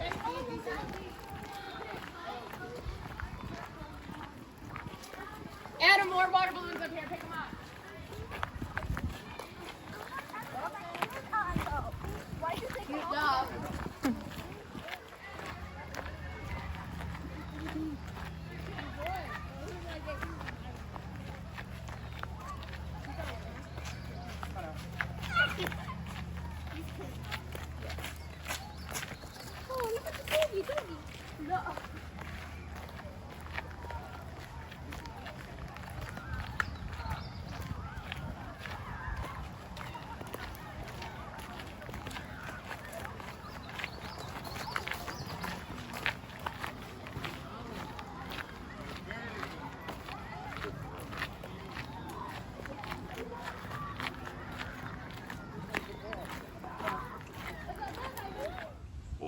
Oh, she's ready to go home. She's ready. Go, go, go, go, go. Hallie, come. Hallie, come. So good. Oh. Okay, let's go. There she goes. She's ready. She's ready. Come on. She's ready. Ready. Oh, oh. Who's ready? Let's go. Good job. Go, go, go, go, go, go. Okay, so that was Hallie's program. You can probably imagine the sections that people are going to be clip farming, the screenshots and stuff. But it was, I think, just over 6 weeks. I don't know. I'm bad with dates. You're going to find that. But it was around 6 weeks long. And, yeah, it was time for her to go home. So now we're going to be covering the go home process, which, if you do board and trains, you know that this part is arguably the most crucial piece of the process, right? We have to do the handoff. And this is also, too, like, there's a lot of force-free propaganda because they hate board and trains, because I think they hate board and trains because there's an expectation that a dog would actually be trained. So they're just like, no, we have to do these scam private lessons where again, they're like therapy sessions and do little trick training. And then, you know, you give me my $200 and everyone forgets that it happened. Board and trains carry this sort of like severity of expectations. It's like, yo, this is a legit thing. Something needs to happen. So force-free advocates hate it. And one of the things that they'll say to disparage board and trains is, oh, well, when the dog goes home, it just doesn't, nothing matters. It's the antecedent arrangement. It's like, okay, well, let's fucking find out, dude. Let's find out. There is a process, in fact, and actual dog trainers can approach it with strategy and continue to improve on it. I'm always trying to fine-tune the go home. And this one was really interesting to me. It was sort of the first one of its kind for me. So it was extremely clear to me before we even started the program, where I'm watching the footage of Hallie on the table and stealing stuff and guarding the door and being a maniac. I knew we needed to do the go home at home. There's no way we can meet up at a park and do some obedience and everyone. And no, it's not going to happen. I need to be there in the home, and I need to do the hands-on stuff with the client in as many real-world scenarios as we could possibly come up with. Basically just run through their entire day, right? And not just one day. I ended up being there for almost 4 days. So this is what ended up happening. Well, this is the way that this part of the video is going to work. The client is privacy-minded in a sense, and they're already putting themselves out there in a huge way by allowing me to even do this. So I did shoot footage. We recorded some stuff. I'm not going to just play it raw. What I'm going to do is I'm going to talk through the process, and then I'll have some videos rolling when appropriate to demonstrate, like, hey, this is what it looked like and this is what we were doing, probably in like the corner or something. So anyways, time to go home. With traffic, it ended up being over 7 hours to get there, which was kind of buns, and my air conditioning was broken in my car at the time. We stopped on the way there to buy gloves, leather gloves for the owners. This is something that this is something that kind of blows people's minds for some reason, good and bad, but it's actually extremely important to me, and I'll explain why. But there are people that will be like, oh my God, you trust so little in the dog's rehab that you're still having the owners wear protective gear. The gear is not for the dog. It's for the owners. This is just an extremely narrow-minded interpretation. You have to remember, these people have been battered and petrified by this dog for half of a decade, over half of a decade. I am not going to expect them to learn all of the handling and all of the mechanics and start to fine-tune her emotional state, while also having in the back of their mind just like a primal monkey brain wondering, is this little dog about to shred my hands to pieces? By using the gloves, they are allowed to dull and shut off a certain percentage of their worry, and their brain can be more so dedicated to what we're doing, right? It's actually using protective gear in cases like this is a show of empathy. That's what it is. It's extremely important. Anyways, we stopped and got some gloves, and then we had like 7 more hours to drive, again, kind of buns. We go home. Interesting note, not super important, but it was very interesting to me. We stopped probably 20 minutes away just for bathroom break, water break, and Hallie was visibly in a state of arousal, agitation. Not a bad one, like an excited one. She knew where we were, I think, just by smelling the air. It was so crazy. Like she shifted. I want to say even when we turned onto the exit, which was like an hour before that, she was visibly alerted. Like she was like dialed in. She knew she was going home. It was really cool. Anyways, bring her home. As I always do with any go home, whether it's in public or at the home, you got to let them say hi. There's no rules. Just go have a good time. And she was extremely excited to see them. It was really cool. And then, like I said, we had 3.5 days or something, and which ended up being a really good amount of time. There were a couple things that, maybe one major thing that I wish we had more time for that I will talk about, because we ended up having to address it post-program. And I'm going to show you some footage of what we're doing with the particular issue. It's not even really an issue, but we'll get to it. If the client thinks it's an issue, it's an issue. I'll put it that way, and we'll touch on it later. So we start extremely low criteria, extremely low stakes, extremely simple, right? Come home, everyone says hi, we're having a great time, we go inside. We still haven't done any training. I am going to play the footage of this particular moment because it was so cool. We're hanging around the house talking. Hallie runs and picks up a crock and goes under her table, the living room table, which is a place where she has gone berserk in the past. The tables ended up being much more significant to her than I had realized. But particularly the living room table, because it's lower and she feels like she's in like a den. They call it den mode, like she's in den mode. Typically when she's in den mode, you don't put your hands down there, you're going to get attacked. So she grabs the crock, dives under the table, and then I go over and I do this.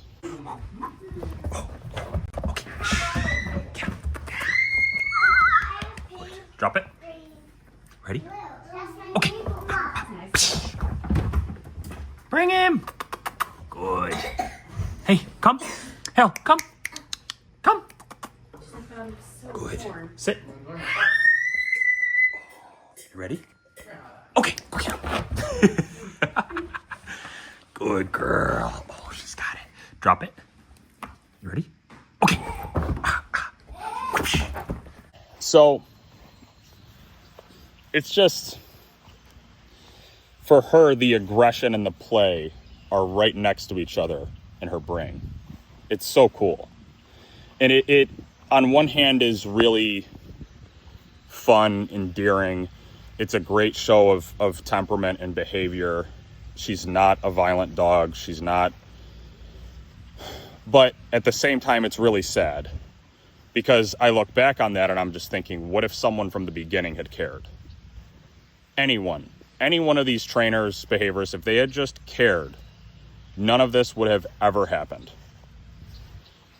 When she was 6, 7, 8 months, whatever, if you turned this into a game, you applied rules and boundaries, made it cooperative, there never would have been an issue. No one would have been bitten. Over 5 years of chaos and fear would have never taken place. Someone had just played a game and added some rules. So yeah, it makes me sad. Anyways, so now it's like, okay, hang out for a little while. Now we're going to start doing some training. And we start immediately with the stuff that they need.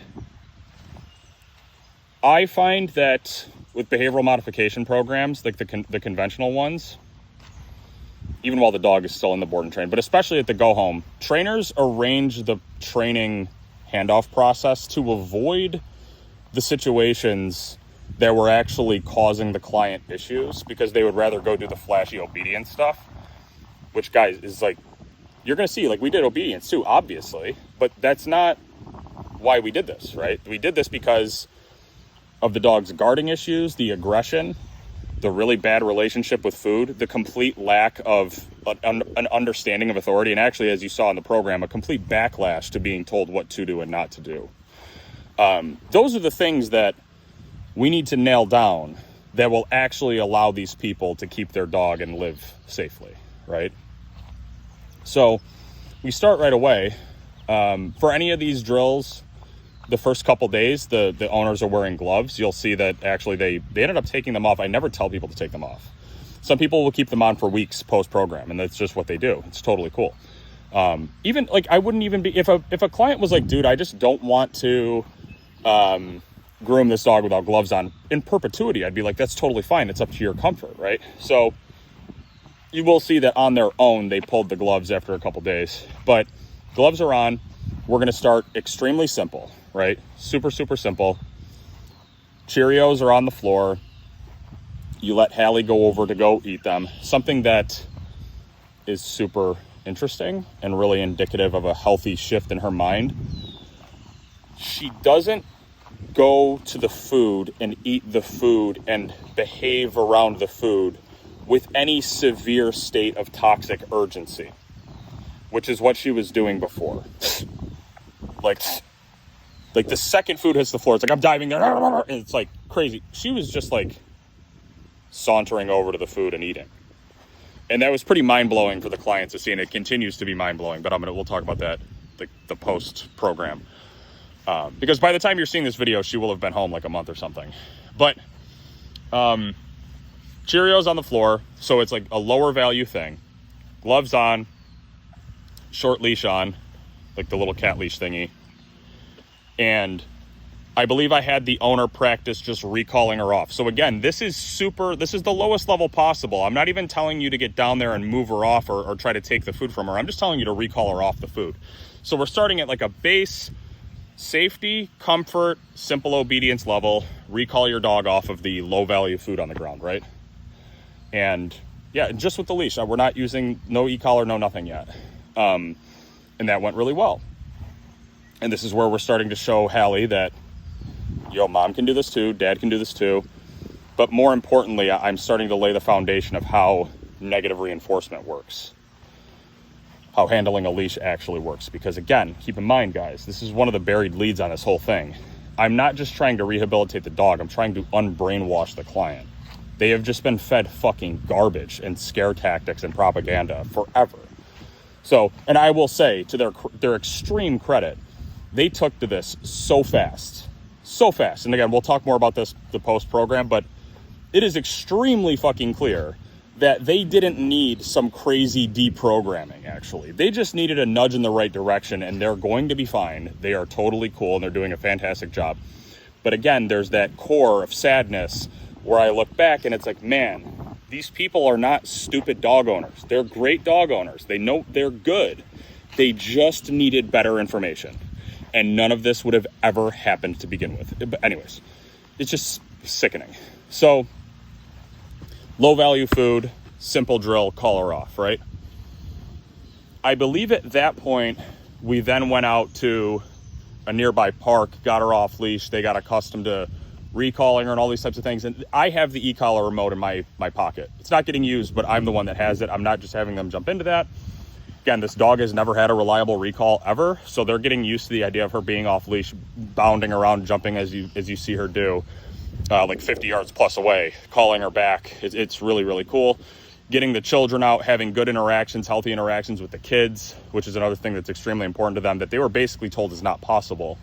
But when you actually evaluate and train dogs, you know, like Hallie is not a threat in these situations. She's just not. And also she's not a threat in basically every other situation. But again, I'm getting ahead of myself. Still, regardless of how you perceive the result with a dog, you still should not just pull all management with kids. It's just a horrible idea. Anyways, go out, do some of just like the recalling. I don't even know if we really did a lot of obedience. I think at this point, we're still having a lot of conversations. They're getting accustomed to her attitude and the freedom and all of those types of things. We go back, take a break, come back. And I want to say at that point, yeah, it was, oh no, this was so good. This was so good. Okay, this is where we had a big moment. I believe we come back after break and it's lunchtime, okay? And they've got the gate. So it's like dining room, we're all eating at the table. Gate, Hallie's just laying on the other side. They remarked early that, hey, she's not like at the gate trying to get over it. She's not screaming. She's not panting or or clawing the ground or like trying to break in. She's just like laying there, which is exactly right. Again, because her concept of food, her relationship with food has been repaired. Anyways, at some point, food gets flung under the gate into the room where Hallie is. Okay? This is perfect. I couldn't think of a drill better than this because it's happening in real time. Hallie has no idea. It's just like a sudden real life, hey, this used to be if you go near the dog while she's eating, you are dead, right? Not literally, you know what I mean. She's a doodle, but you're going to get lit up. So food goes under. Mom goes, that's cool that she has that, right? It's like, yeah. And then I went, actually, it's cool that she has it, but I still want you to go over there and try to recall her off with the short leash that's still on her. And I've got the e-collars on her and I've got the remote. I was like, I want you to step back and just try calling her off. Goes over, goes to pick up the leash. Again, she's afraid to pick up the leash because if a hand reached down anywhere near her while there was food on the floor and she was eating, she would ditch the food to go after the person. She doesn't. She's totally at peace with mom stepping over the gate, picking up the leash. There's no hypervigilance. There's no reaction. There's no aggression. This is super fucking cool. However, mom then says, Hallie, come. All right. And this was a much higher value food. This was chicken, I think. Much higher value than the Cheerios. Hallie, come. She doesn't. Hey, Hallie, come. And I said, give her a pop. Doesn't. I said, tell her Hallie no. Hallie no. And she pops the leash and goes to her. At this point, Hallie growls at her. And then they had it out. I've got the e-collar. I had it set to, I want to say, a 30. Which for Hallie is reasonably high, actually. And they had an event that looked similar in the process and the emotion to a couple of the ones that I had where they're just extremely diminished in the intensity. But like the procedure and the conversation and the way it was, the conclusion and agreement they came to was exactly the same. And at that moment, a sense of calm washed over me. And I was just, oh my God. I knew, but it wasn't at the front of my mind that we needed to generate a moment like that, at least one, while I was there. There is always this lingering fear in the back of my mind with these dogs that during my time with them and the client, they are not going to refuse. They're not going to have a bad attitude. They're not going to be combative in a way that we need to punish. Like that, you have to punish that behavior. That is no longer tolerable. You cannot backtalk. If you backtalk, something bad happens to you. That is the law of the land. That's how we do things now, right? And the important element is she needs to see that mom and dad can do that. And it is really, really hard to coach average dog owners over the phone or over a video call to do this correctly. You need to be there as the trainer, seeing the emotion, seeing it happen. And I'm just kind of like, hey, tell her no, give her a little pop. And I'm tapping the remote to help her out, right? And it was gorgeous. It was absolutely gorgeous.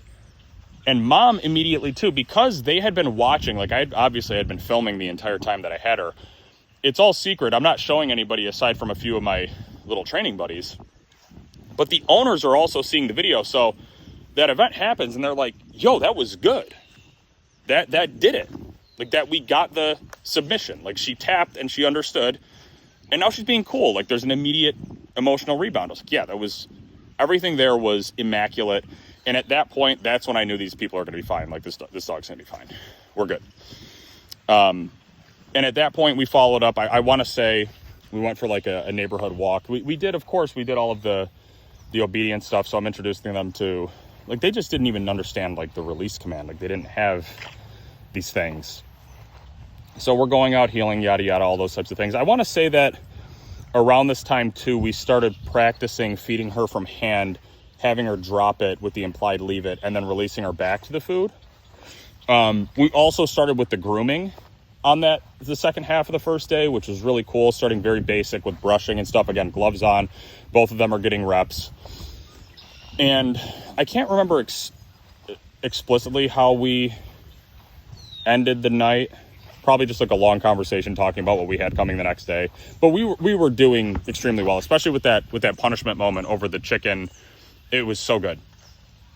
Next day, upping the ante on the obedience. I want to say that, yeah, we went out to a beach. No, that was day 3. What was the second day? Oh, shit. It was honestly kind of a blur. And I was staying at an Airbnb that was, I think, like a crack den or something. Didn't have warm water. It sucked. But it was really interesting to actually go live basically in town. Wake up every morning and go train. Like, I really enjoyed the format. I just couldn't do it. I couldn't do this a lot. Maybe a few times a year or something, because it does take a lot out of you. You're basically doing like a private workshop, you know, for 3 or 4 days. Day two. We definitely did more grooming. At some point, we're doing nail clipping, and again, all of these things they couldn't do before. You know, they're wiping her rear end and doing all these things, all of the handling. We went out to a beach at some point. I think that was on day 3, but around day 3, I started having them, or halfway through day 2, I had them start operating the e-collar remote themselves. I do the coaching as I do it, where I have them practice on me before turning them over to the dog and all those types of things. On the 3rd day, we really tested the obedience. So if you do pet obedience training, you know that there are certain environments that are sort of like in that pinnacle level of distractions where realistically in a pet dog's life, they're not likely to see shit that's crazier than this. And we had that in spades. We went out to an outdoor market, which again, if you're a pet trainer, this is like foaming at the mouth. We got to go train out there because it's just so, you get so many distractions. It's such a unique environment. And mom and dad both got a lot of reps. We were going into other stores in town. It was in her attitude and compliance were just, they were so good, dude. So good. And there was also, I think back on day 2, they took me out on their boat because they like bringing Hallie out on the boat. And that was at some point after I had posted a clip of me sharing a hamburger with a Goldendoodle. And that's what that was. So that was something that during the program was important, was like sharing food with her and showing her this isn't totally off limits. It's just what I say. You know what I mean? Like, you don't have to feel bad about that. I'm not saying everyone has to eat food from a dog's mouth. Like, you get what I'm saying. So it was really cool going out on the boat. She loves being out there, and she did really well. We worked on, again, we're eating in close quarters, and she's, you know, hey, try putting her into a down, try having her out of command, try throwing some stuff on the ground, having her leave it, and everything was going really, really well. When we dialed up the grooming, we're going to like clippers and all of those types of things. She started getting a little shitty, and I want to say mom and dad both had to get on her a little bit, which is totally cool. This is where we started to get into the difference between her back talking and her just having involuntary physical reactions. So it's sort of unfortunate with some of these dogs, the way that they kind of brace themselves and wince for something like to tolerate, hey, I don't like having my butt touched, but I know you got to do it. It's not the end of the world, so I'm just going to do that.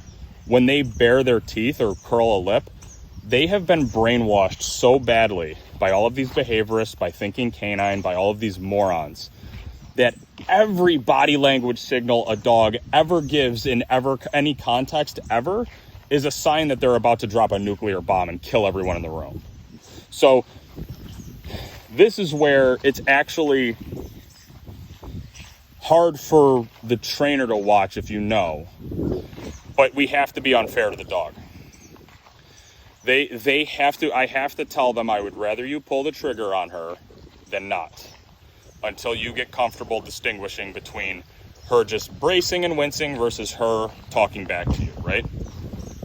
But luckily, and you will see, they have gotten extremely, extremely dialed in on her emotional state and her behaviors. And everything is so fucking casual now that they know it's like, hey, if she's being a little bitch, I can get on her a little bit, some leash pops. But I know here she's just kind of being like, okay, do it, and then we're done. That's just really, really important. Oh, they also gave her a bath at one point. Yeah, I was there for that, wasn't I? Yeah. They were able to give her a bath for the first time ever. And of course, they're like losing their minds. Like, dude, we never thought we'd ever be able to do any of this. And one of the first things that they did too is they fired their groomer, who they liked. They liked the groomer because I think it was probably one of the few people that would take a dog like this. But I told them ahead of time, you're going to want to not go to the groomer anymore because I need you guys to do this handling because it's so important, because it generates these moments of authority, right? And acceptance. This is something that I've never really considered to a large degree. That's kind of blown my mind. And I think I'm going to be incorporating more grooming and handling in that way with my aggression cases going forward. And maybe I'll grow to regret that. But I'm going to, because it generates these proactive ways that we can be like, hey, buddy, give me your foot. I'm going to do this. I'm going to brush your teeth, whatever. Really, really cool.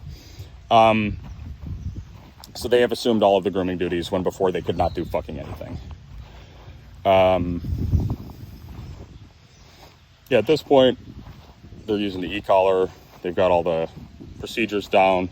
They're understanding the difference between punishment and reinforcement. And of course, like in some of the follow-up stuff that they've sent me, there are little things that we have to tweak. I'm getting ahead of myself a little bit.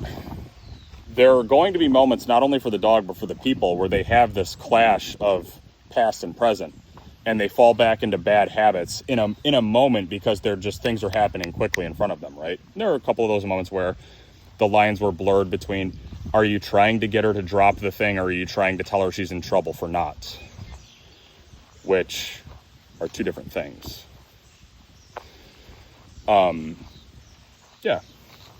It was really fun. Really, really cool. We kept dialing up the food to extreme degrees. Pizza, fucking sandwiches, and everything. The drop command, the leave it, feeding by hand. They remarked too, they're like, dude, she's not trying to get on the table. She's not stalking around waiting to go. It's like, yeah, she's just like a normal fucking dog. And you'll see, I'll post some pictures and stuff. So that was the go home process. They have been very diligent in staying in contact with me on how things are going. And that'll be the next section. It'll be how things are going, tweaks that we've made, because there's actually something we added this I think people will find interesting. But yeah, that was the go home process. I drove home again with no air conditioner and no Hallie. But yeah, it was a really cool one. So on to the next part. All right, so that was the go home process for my girl Halliard, aka Hallie Scary, or the artist formerly known as Hallie Scary. She's not scary anymore. No one else has thought the name Hallie Scary was funny, just me. It is what it is. So yeah, the go home process was really cool, really fun, exhausting, physically and mentally, but there's something there in that format of training the dog, bringing the dog home, being on site at home for days at a time. It's very interesting, and I want to iterate on it if I can find more opportunities to do that type of program. So now the question is, what happens when the trainer's not there? Because this is sort of like the force-free cope. It's like, oh, well, now that Dylan, the suppressor, isn't right there with the e-collar remote in his hands and, seeing red, ready to crush this dog, she's just going to go right back to killing everybody or guarding, or, now that Dylan's not there to scare her, it's like the presence of the Punisher is suppressing her. So now that he's not there, all the feelings are going to resurge. It's okay. It's totally fine. They're going to be saying that unto eternity. They'll say that until the dog dies of old age. And that's many such cases. This happens all the time with dogs that I rehab. So what has actually happened? She's been home for, I think we're coming up on like a month now. There's always the chance, and the owners at this point have very much earned the right to be skeptical of dog training, not just the people that they've interacted with, but the profession itself. So like I said, along the 6 weeks that I had her and I'm filming all these videos, I'm sending them regular updates, sometimes multiple times a day.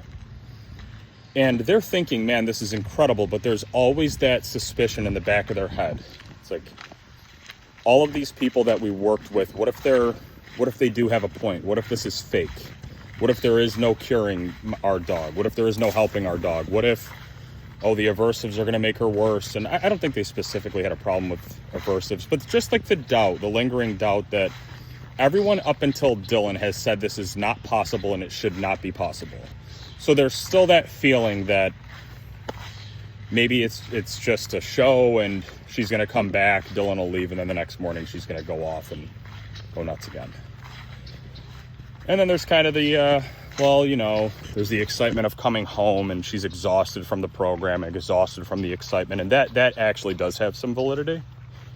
And sometimes dogs, like, they get back home and they just crash because they're like, oh my God, like, they know it's over and like, we did it and I'm back with mom and dad. So the real test comes, obviously, when the trainer's not there. And, oh, well, the great Punisher is not standing over her. Now she's just going to start kill. All the suppressed emotions are going to flood back. Hasn't happened yet. Actually, things are going extremely well. Not perfectly. We can go into some things that we've tweaked and little trials and tribulations and all that, but no, she's not biting people. She's not guarding anything. She's not twitchy and anxious and freaked out.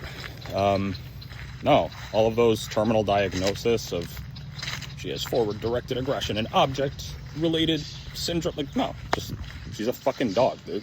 She's always just been a dog. An extremely unlucky one with the people that preyed on her and her owners, but just a dog. Goldendoodle, dude. Okay. So I come back home and I tell the owners, hey, obviously, like, I care about you guys. I care about this dog. And this is something I tell every client. Yo, dude, like, I want you to stay in touch with me as much as you want. Send me videos if you want.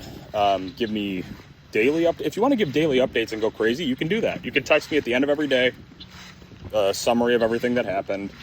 You can text me in the moment if there are concerns, and I'll get back to you as fast as I can.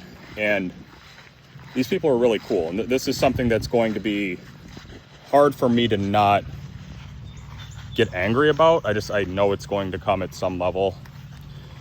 The force-free side, they're going to be, if they're not saying it outright, they're going to be thinking, oh, it must just be that these are like the laziest clients and they just couldn't keep up with our pristine positive reinforcement strategy, so they had to be lazy and go shock their dog. So these may be the best clients I've ever had in my entire career.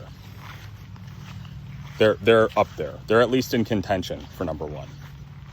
In terms of caring, dedication, the willingness to learn, and the genuine love for their dog, these people are A+. Like, I genuinely, at this point, I could start sending them fucking behavioral cases and they would rehab them better than the average trainer. Certainly better than any force-free trainer, not even close. They're unbelievable. They are unbelievable. They just needed a good start. And what they got was 4 flat tires and a blown up engine at the start line. That's what you get with the force-free ideology. So they just needed a push in the right direction. And I mean, with me, they got like a body slam in the right direction, or a ballistic missile in the right direction. So immediately they take me up on that offer and they're sending me videos every single day, which is so fucking cool. Okay. Drop. Oh, good girl. Wow, look at you. Okay. Potato chip girl. There's the one she dropped. I'll get them for her. I'll get them for her. Here we go. Good girl. Have a kiss? They're sending me videos of them out and her running off leash and some of the walking and, you know, the off leash reliability and the attitude when she's off leash. Like, she just knows, dude. And it's another one of these just simple things. Force-free ideologues, they do not care about the dog's overall state of mental and emotional well-being. They have no consideration for it. It doesn't cross their minds. So they see a dog inside of a home doing things that they believe are dangerous, and they just get fucking ridiculously obsessed with these pointless details surrounding this fake issue, and they end up fucking the dog's life up. And at no point do they think, is this dog happy? Hey, you've got an 8-month-old Goldendoodle. Can she run off leash? Does she have a reason to wake up in the morning and be excited? And no, I'm not talking about your fucking sniff mat and the puzzle boxes and shit. I'm talking about, yo, can we train her to go off leash and chase squirrels in the woods? That doesn't even cross a force-free ideologue's mind, not even for a second. So, and that should just be baseline. That's not even behavioral rehab. That's just training a dog. Anyways, doing incredibly off leash, the obedience, all of that still looks really, really clean. But that's not the major deal, right?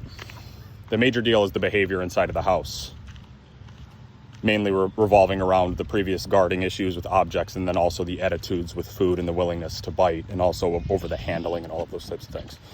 So what does the family start doing? They start immediately sending me like 35-minute grooming videos. They're sending me like the amount of material that they've kept in touch with me with is unbelievable. They've just, and I wish every client would do this. I actually, unfortunately, I may have to kind of like change. I may start making demands. Like I think they've set a precedent where I'm like, dude, I want to see fucking everything because they've been so well documented and so thorough. So I actually think that part of it is the relief. They're like, dude, we can do good things with our dog. We want to go do things with our dog now, right?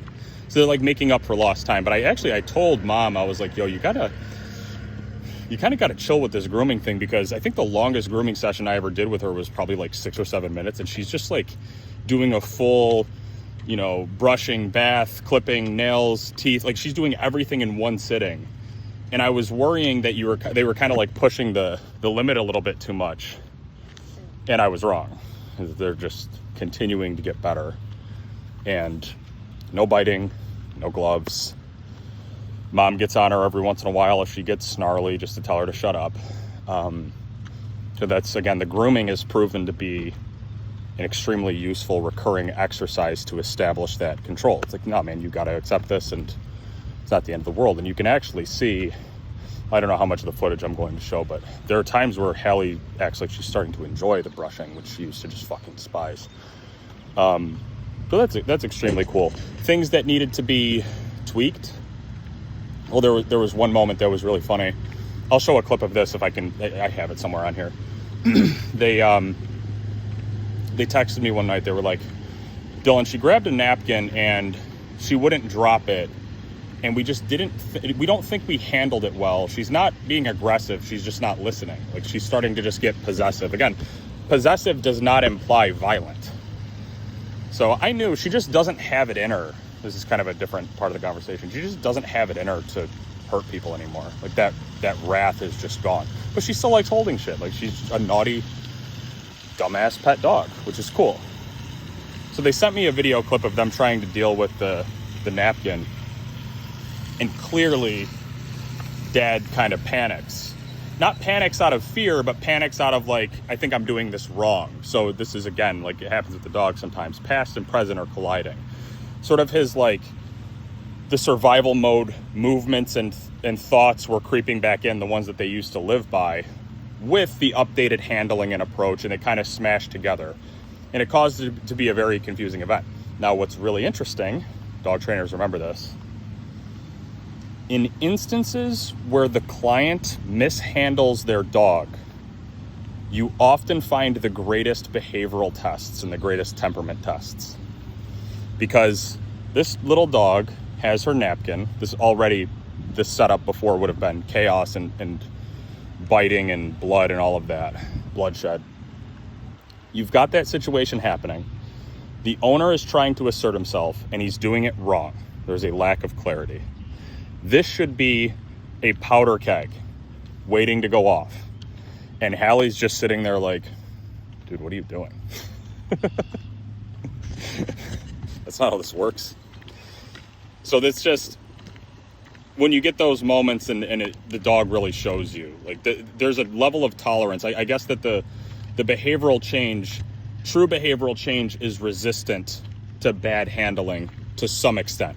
Right? If they were fucking things up every single day, could she fall off the deep end again? Yeah, probably. But there shouldn't be like one event and then the dog just goes back to being a psycho. There shouldn't be like 2 bad days and the dog goes back to being a psycho. That means it wasn't a true behavioral change. So when I saw her kind of looking at Dad like, what are you doing? With no signs of stress or agitation, I knew like these guys are great. They're really good and the dog is doing really well. So what exactly was wrong in that instance, by the way? In a way that I will approach some of these conversations,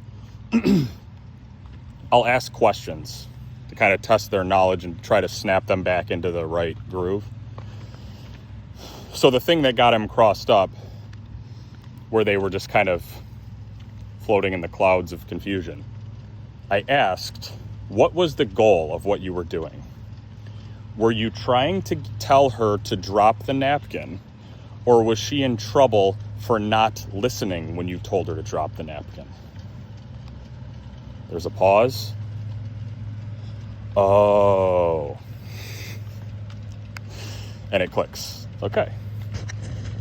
Were you trying to reinforce something or punish something? I was trying to punish something. Okay, cool. Either would have been fine. I like that second one, actually. It's good practice, low stakes, cool. That's what I would have done too. It's just then you have to do it, and then we walk through the procedure again. Instantaneous, locked in, dialed, dude's got it. Legit as fuck, right? Really cool moment. So something that I had mentioned earlier, something that we had added. I'm just kind of like aimlessly walking around this parking lot with my iPad. Something that we added. There was client concern around the table. Mainly, well, both tables, but mainly the lower table in the living room, where Hallie, they texted me one day, hey, she's still being kind of guardy under the table, and they sent me a picture of her just like laying under the table. Again, like this stuff, I'm not trying to trivialize their experience. They're the ones living with the dog. They lived in an era of complete depression and fear and anxiety. So I'm not trying to knock them for being a little bit more vigilant on potential aggressive behavior or whatever. But it's a dog laying under a table and she grumbles. Like, it's not the end of the fucking world. However, if it's a concern to them, it's a concern to me. If I don't think it's a problem, but they think it's a problem, it's a problem. So let's do something about these emotions, because there's just a lingering sense for Hallie that when I'm in my den zone, even if there's not an object or anything, like I just kind of, don't touch me. Like I'm going to tell you. Again, this has been tested. They have tested it back home without me there. She will not bite. She won't even attempt to bite. She just grumbles, and I should also mention too, they have complete control over her. They can just recall her out. That's totally fine. This isn't like a control issue. They are just kind of, they don't like the image of their dog grumbling for any reason. So, okay, what could be going on that's causing that? To me, it's clear that it's sort of residual holdover negative emotions from the years of going under there and coiling like a cobra ready to strike. There's just the tension.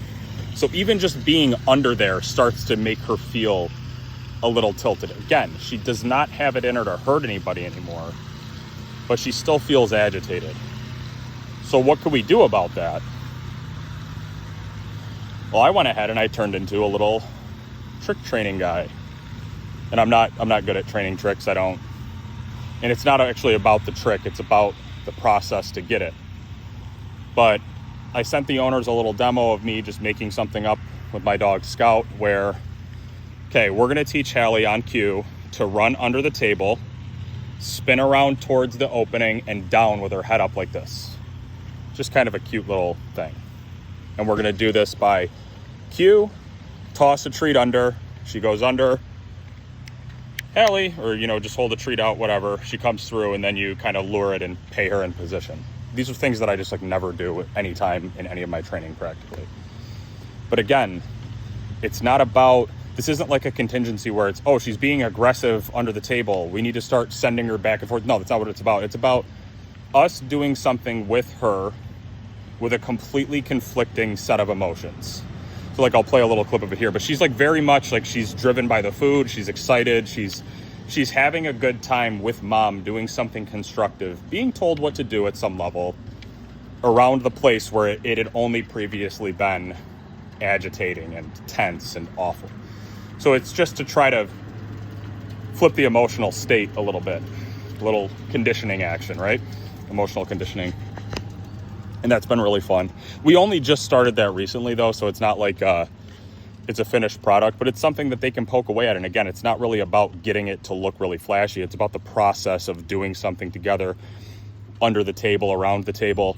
And the next step, which I just gave them the green light to do, now you're not going to be tossing the food anymore. Now you're going to be cueing, And if she doesn't, you're going to negatively reinforce the behavior and only reward after the fact on good reps. So now you're kind of like, hey, we're having fun around the table and under the table, but now there's some urgency and there's some authority involved, right? So it's reversing, basically it's the opposite of what the table has represented to them forever. So that's been kind of funny and cute and all that. I like finding excuses to do little things like that. But again, like that, there's no, functionally, this just doesn't matter at all, but it matters to them, so it does, right? Is there anything else? Grooming, obedience, table stuff, taking her out on the boat, they're doing great. That, yeah, I mean,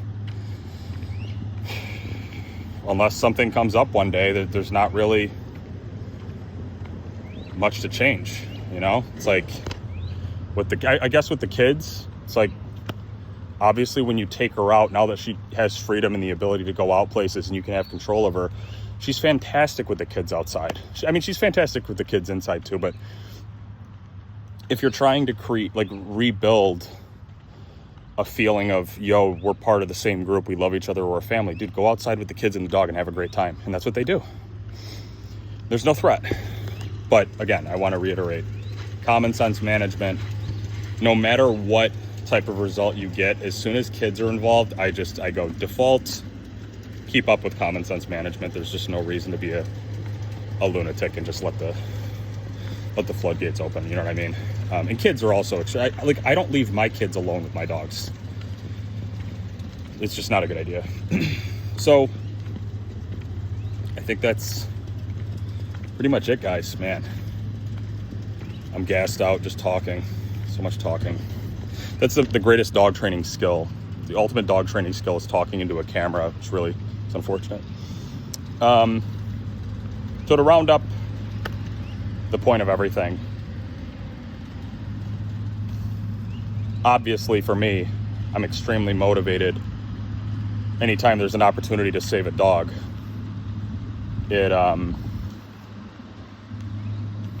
I can't sleep until I know something's being done. I